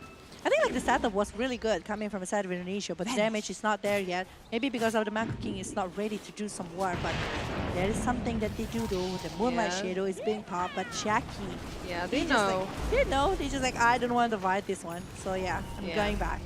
I mean, it was fun for me to run around, but this time they're pretty close, and they will chase me if I go down to base. I'm just gonna retreat completely. We have a comparison right now between Mikoto and BB. Like, Mikoto playing his absolute best right now with the Bad Rider, completely disabling BB from what we've seen in the previous games with Ember Spirit. Yeah. So right now we are coming to the 23 minutes. It's 23:49.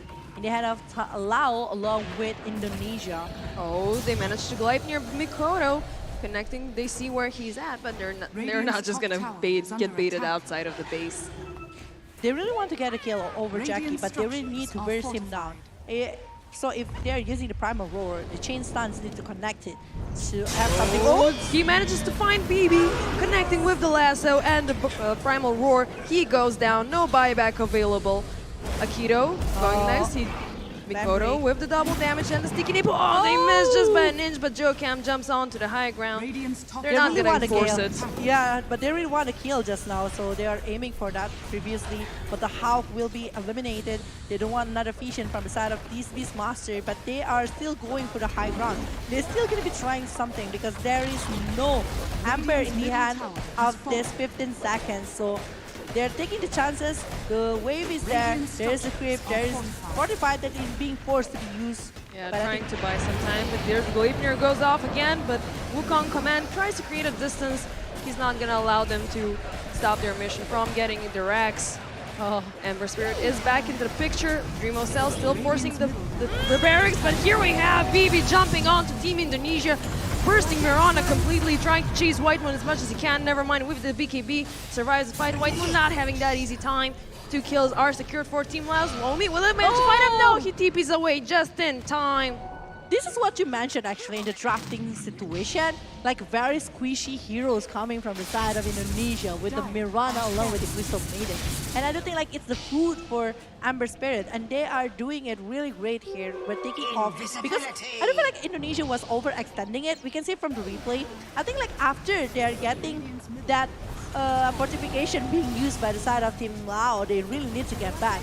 They're getting the barracks. I do understand it's very good objective, but they're losing another 2 supports on their hand when they might be wanting to go and set up something, set up another war. Dreamocell, never mind. They're very close. He sees the Mars. He connects with the Boundless Strike. Akito is there to help out, but he's finding. Oh, he's finding 2 against 3 at this point. Never mind. Looking pretty low, and there's the kill for Dreamocell. Is it there? And there is another blink. No, there is no blink dagger coming from the side of Blade Rider. He doesn't want to go for aim for it, but Jokam apparently. Yeah, he managed to get Min somewhere in the forest, in the jungle. Oh, yeah, this is not looking very easy for Team LAOS. Even though they could use the late game advantage because they do have a chance to prosper because of what we said. Indonesia's lineup is looking pretty squishy. We can take down 2 supports out of the team fight, and eventually, you know, there's 3 more to take down, which are not going to be that much of a problem. But Indonesia really want to finish this as soon as possible. We have Mikoto jumping onto the high ground, trying to force stuff that is saving him, but look at Silence is forcing on Yumikato. There's still an arrow, but they got a tier 3 tower, and I think that they're pretty much satisfied from that situation. Yeah. Well, it's 9,000 lead right now. When Indonesia, they realize if it's going to the late game, I think like the Amber, Long, maybe even the Skyrat, it's going to be like a very huge disaster because of the damage that they were giving. It's pretty much painful. Yeah. How are Laos going to respond to this is my question. Indonesia is not only knocking on the door, they're walking into their house very easily. And look, forcing it hard, like knock, knock, knock, knock, I'm taking your racks. No, there's not even a knock, knock. They're just barged in through the doors like, we're taking this, it's mine. This is mine. Yeah, it's mine. And they're taking the melee racks so far from 2 lanes, and it's only coming from the top lane that they really need to control from this. If they're able to push it and taking the tier 2 tower in the top lane, I think like the high ground potential coming from this. There's a fight going on in top. They managed to get Marcy. The BKB is almost gonna run out. Maiden falls first. Jokam, yeah, he manages to jump out of the situation. BB, he's not looking very good in the situation. He rounds away in the last minute. 4-staff Mon towards the high ground, but the lasso is there, and he's bringing the kill to the boys. 3 kills are secured only for Crystal Maiden for Indonesia. In exchange for Crystal Maiden, this is a huge success for the side of Indonesia. And Lao, they're losing so much in that particular moment. The Amber and also Weaver is actually very safe, but it's still like 2 minutes and for the random time of the Roshan. So it's not, if they're not trying to get over maybe the Jackie or something else, it's still not going to be like a very huge moment because from the side of Indonesia, they really need more setup to maybe kill somebody else later before taking over the Roshan. So the objective, they might be only focusing over pushing back the wave in the top lane instead of going for something else. Yeah, Jackie now with the Lincoln Sphere, his life might be a tad easier, you know, countering the frostbites and the lasso, but still, the more the game keeps on progressing, the more awkward he seems. Like, he has been involved into team fights. He does manage to save himself from awkward situations, but still he's not, you know, 100% effective. They find Mirana, try to connect with the Mystic Flare, but failed due to the Force Staff. Never mind, he jumps into the wrong place. BKB is up to keep him alive. Dreamo Cell manages to take down Akito. Jokam will fall eventually, but forces a buyback instantly. Never mind, he's down. BB, he's not looking very safe, but he manages to take down White Move. The BKB is done by BB, now BB running away, but Mikoto. No mana available, they keep on chasing him. Mikoto with Dreamo Cell and his double damage. Manages to take down 3 heroes on the side of LAOS. Actually 4 heroes on the side of LAOS, forcing 1 buyback from Akito. Oh, but Jackie boy. Where are you at? Oh, Glipnir manages to connect, but they get the boundless strike onto Jackie. Moonlight Shadow to make sure, but no, we saw you time-lapsing back there, buddy. We're gonna get you. Prime Break is there. The arrow is not connected. It doesn't connect, but the damage is there. Jackie is burning slowly. Akito on dieback, 70 seconds. Oh. Jackie, where are you gonna go, my friend? You can run, but you can't hide.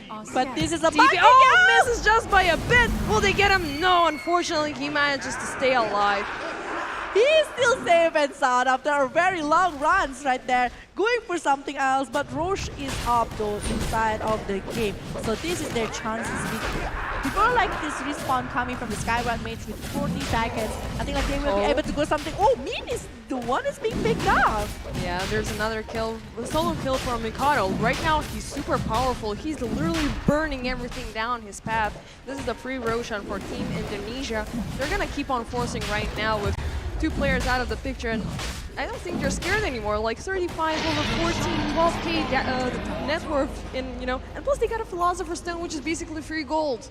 And the Mage Slayer in the head of Monkey King, like they are respecting this Skyrad Mage with the skills that he's having, but Mikoto. He's insane, man. He's insane. Going for the Scepter next is... No, actually, yeah, is it a Scepter? I think like if it's not Scepter, it's like an Octarine. Yeah, it's an Octarine. Yeah, he was going for the Ether first. Yeah. Yeah. Oh, and Indonesia, they will do the push. This is the last lane. I was like mentioning before that tier 2 tower and then going for the high ground, it means that they will be having all of the tier 3 coming from the side of Lao. And it's going to be pretty fast. Back again, this is Beastmaster with the Boar, with the Dominator, and it's Rimochel with a very fast attack speed. Force Staff onto high ground. Whitemon manages to find Min, but uses the freezing field way too early. Never mind with the BKB going into the fight, jumping onto the Crystal Maiden, but the roar comes just in time, and Flaming Lasso, the Marcia outside of the picture. 2 kills are secured for Team Indonesia. Only once again for the Crystal Maiden. Dreamo Cell looking pretty low. But Jackie is still there, BB is still there. They're looking for something. Boundless Strike is already being used right here. They're already securing the tier 3 tower. I think like they're very satisfied about it. Oh man, not looking very well. He gets burned and he gets axed. He gets completely knocked out of the fight. Instantly buybacking the top lane has been completely demolished. No barracks. I think this is the last. No, there's one more barrack I think on the bottom lane. But Dreamo Cell keeps on giving pressure onto Team LAOS. And they still have the Aegis of Immortal right now, best defender. Are they going to be able to defend the Ancient right here? Well, it's looking pretty slim, my dear Bella, but as it seems that they're running low on chances, they're using the Gleipnir. Wukong's command goes off. Bleed Jackie is not looking very well. He tries to hide into the fountain. What else can you do? These guys are way too powerful right now. 2 people are still on standby. Ember Spirit is not here for 30 more seconds alongside with the Skywrath Mage. It's not looking very well. Indonesia, from the side of Lao, yeah, it is not looking really well. Indonesia will be going for Whitemon manages to connect with the Frostbite, but the arrow doesn't connect. Jackie being aggressive towards Mikoto, but the others are still here trying to, you know, pay the price. They managed to connect onto Min. There goes the Enchantress. Dreamo might be is GG at this rate. Yeah, Marcy trying to secure the space as much as she can, but it's not looking very well. She's gonna fall just by... No, she's not gonna fall just yet. But Rimochal will be forcing maybe to get over the CN4 BB is tower. back. BB is back. White Moon doesn't manage to get four-stabbed out of the... Rimochal will be taken, and the Aegis is gone right now. Base defender. Oh my god. Darrow! It's not connected to somebody, but it doesn't connect, but they don't need anything. Like, they've almost killed everybody. Only the tier 4s remain. LAOS are still not calling the GGs. They're going down the proper way. One tier 4 goes down, so does the other. This has not been a long fight for Indonesia. Now they're forcing Jackie up into the fountain. The throne is under attack, and GG is being called. And Indonesia is the second grand finalist of the IESF World Esports Championship. Oh my god, it seems that there is no seafood for player from Laos, right, for tonight. Yeah. But it's a very, very good comeback coming from the side of Indonesia after losing the game 2. And now they are taking their place into the grand final against Philippines. Which is quite hard because Philippines already securing 1 point, but they are able to do a lot of comeback for this match. And that is one of our hosts, Gary Eka. Yeah, that he's is so happy about this.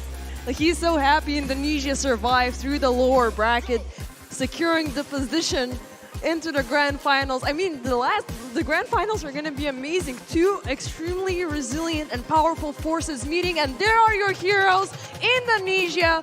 Give it up for the boys. This is your champion for this match, Indonesia, winning 2-1 against Laos in the final lower bracket with a very long movement that is been done by both of the sides. They're using a lot of things, and even cheesy strats was being played by Team Lao because they want to get something for this. They want to try to win this final lower bracket, but it's still, they're doing the fair play. They already shake hand one to another, and it's a lot of things. Second game was a very strong coming from the side of Lao, but third game, it's a downhill actually from the side of Team Lao. A different kind of approach that they were trying to show, but it's not really working with the combo that is actually nasty, to be honest. Yeah, they could have tried a more secure strategy throughout the game because it was their last elimination match, and they went for some very awkward cheesy strats which didn't flourish the way I assumed they planned to. But Indonesia, it was amazing what they did. Like, you know, even if they allowed Laos to play their favorite picks, which dominated during the last game, Scarlet Mage and Ember Spirit. Right now it's like, okay, we know what you do. We know your tricks. We have a few tricks of our own. We have a few cards up our sleeve. And the personal things going towards Marcy actually making it hard for Team Lao because they are really depending on the rebound. Because they really need a setup from the rebound, but they couldn't do it. So it means that from the Amber, they really need to jump in to get a better setup. But it means that it will cost himself if he's the one that actually going for it. Even, never mind, using the BKB to open up a setup for BB, but it's not happening. See that one? Nevermind is the one that is getting caught. Yeah, I mean, all of the guys from Laos were alive as long as their BKBs were there. They were doing the damage necessary, but once the BKB goes down, they disappear completely. And I mean, I was really scared about, you know, Indonesia's lineup being that squishy, but they held it. You know, they controlled it. They danced around it, and they used it as bait so many times. You know, they used Laos's aggression against them throughout the entire time because they learned what they do when they have the advantage. They keep on pushing more and pushing more, and it's like, you know what, we can get a, you know, we can get the advantage over we can get an advantage. We can get the carrot on the stick, and you're gonna follow us through, and we're gonna take you down easily. So that's what they did throughout the entire game. It was wonderful. Yeah. And eventually. And I think like the combo that has been done with the Bondless Strike, with the arrow, with the Frostbite, or even the Flaming Lasso, it's just like very hard to be handled from the side of Team Lao because a lot of CC and everything that they have at that particular moment. But from Indonesia, Mirana, Pet Rider, Beastmaster, Crystal Maiden, Monkey King. Who do you think gonna be the MVP for this one? I mean, that's a very difficult one. I think Monkey King is gonna be You know, Yeah. because Either Monkey King or Bad Rider, I think. Bad Rider, actually, no, I take it back. Bad Rider will be the MVP of this match because Monkey King. Okay, I called it. Okay, they switched. I think they had a panel just in case in the background. Both of them but have yeah. really good job actually with the Dream Hotel using the Monkey King. He has 17-1-7. Only one time been picked off, and the side of that one, it's only when he's holding the Aegis of Immortal that he is being picked off. Yeah, I mean, that was when they were doing the countdown for him, but you know, he persevered. It was amazing. Like he even had a Bloodthorn going on with the Desolator. Like, look at this item build. Like, he went full-blown damage, and he completely delivered. Mikoto is, I mean, with the Witch's Blade and the Ether Lens progressing towards the Octarine Core, you know, they had a lot of damage. Wami, he countered Enchantress so well, which was allegedly, you know, a counter for him. You know, it was amazing. It is. It was amazing. I'm very, you know, I don't know, like, I was hoping that LAOS, you know, they went through the upper brackets. I thought they would be having the upper hand in the situation. With But the turns path. out it's not. Yeah, they had a long journey. I'll It give is. them that. But eventually. But it's a big round of applause for Lao actually Yeah. because they were playing from the play-ins until up into the top 3 inside of ISF. So still a very big Big round shout of out, applause, big yeah. round of applause for team from Lao that's doing really great job. Really great job for this one.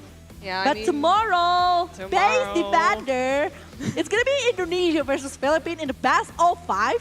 Oh yeah, it's gonna be a fight, man. I'm really hoping like to see five games. 5 games definitely between Indonesia and the Philippines, and both teams have been wonderful. Like Philippines dominating the upper brackets, Indonesia dominating the lower brackets. This is a fight we really want to see, and it's gonna be a fight for their lives. It's gonna be a fight for the title, for that beautiful trophy for the 14th West Championships. And I do really like it's the very things fun. going on later in the grand final between Indonesia versus Philippines. But yeah, guys, that is the last match from the Dota 2 for today. And before we're jumping to something, I want to remind you guys that we will be still having this event until 11th of December. So if you happen to be nearby Bali, please come by. Join us. Join We're having a lot of us. fun. We're at the beach. We're, you know, sitting on beanbags. We're having fun with Dota. The Earth stage is a beautiful stage. I don't think you've seen anything like this before. Because we have like actually 5 stage happening inside of this, so you need to come as soon as possible. But IESF 14th World Esports Championship Bali 2022 is supported by Wonderful Indonesia, Kemenpora, NOC, along with Kony, and also thanks for all of our main sponsor GHL Group, sponsored by GHL Auto, Nusa Pay, DIS, Good and Crypto, Taiwan Excellence, Pertamina, Hydro Coco, Blosa, Sofel, Antis, and Telkomsel, also our official smartphone partner, Which is Samsung Galaxy A Series, Central Cargo, Indie Home, HIN, Episode Hotel, Mersaka Hotel, Minaski Global, Indonesian Football E-League, ISAD, Lemon ID, and I'm not gonna try. I'm Okay, not gonna the try. media This is too partner- difficult for me. Yeah, the media partner is coming from Transduju, Deticom, Esports.id, Video.com, Dunia Games, Dance TV, Dance Play, Merah Putih, Bola Score, and Kami Bija. Woo! Thank you so much. And we saw a lot of media just now that actually taking the picture over the win coming from an Indonesian team. Yeah. That is going to be a new news for you guys. So if you want to check the news, you get to try it and check it now. Well, it was a very nice match casting with you, Best Defender. Hopefully Yeah. we will see you again in the grand final. Vela, I'm very happy to have been here. I'm really glad to have had a spot, you know, to see what's it like to be here with you. We are so happy to have you here, actually. I'm really happy as well. I mean, I think this was brilliant. I mean, I'm very happy to have casted with you. I've been following you for the past couple of days on stream, and you know, this is surreal for me, and I'm really glad I went through with this, and I'm really happy for you guys having me here. Yeah, and and we are really happy as well to have Best Defender. Hopefully she will be casting for the grand final as well for tomorrow. But that is today for the Dota 2, but we will be having something more. What is that? We will just throw it to the host that is ready at the moment, Clara Mosa and Darius Drew. Please take it away.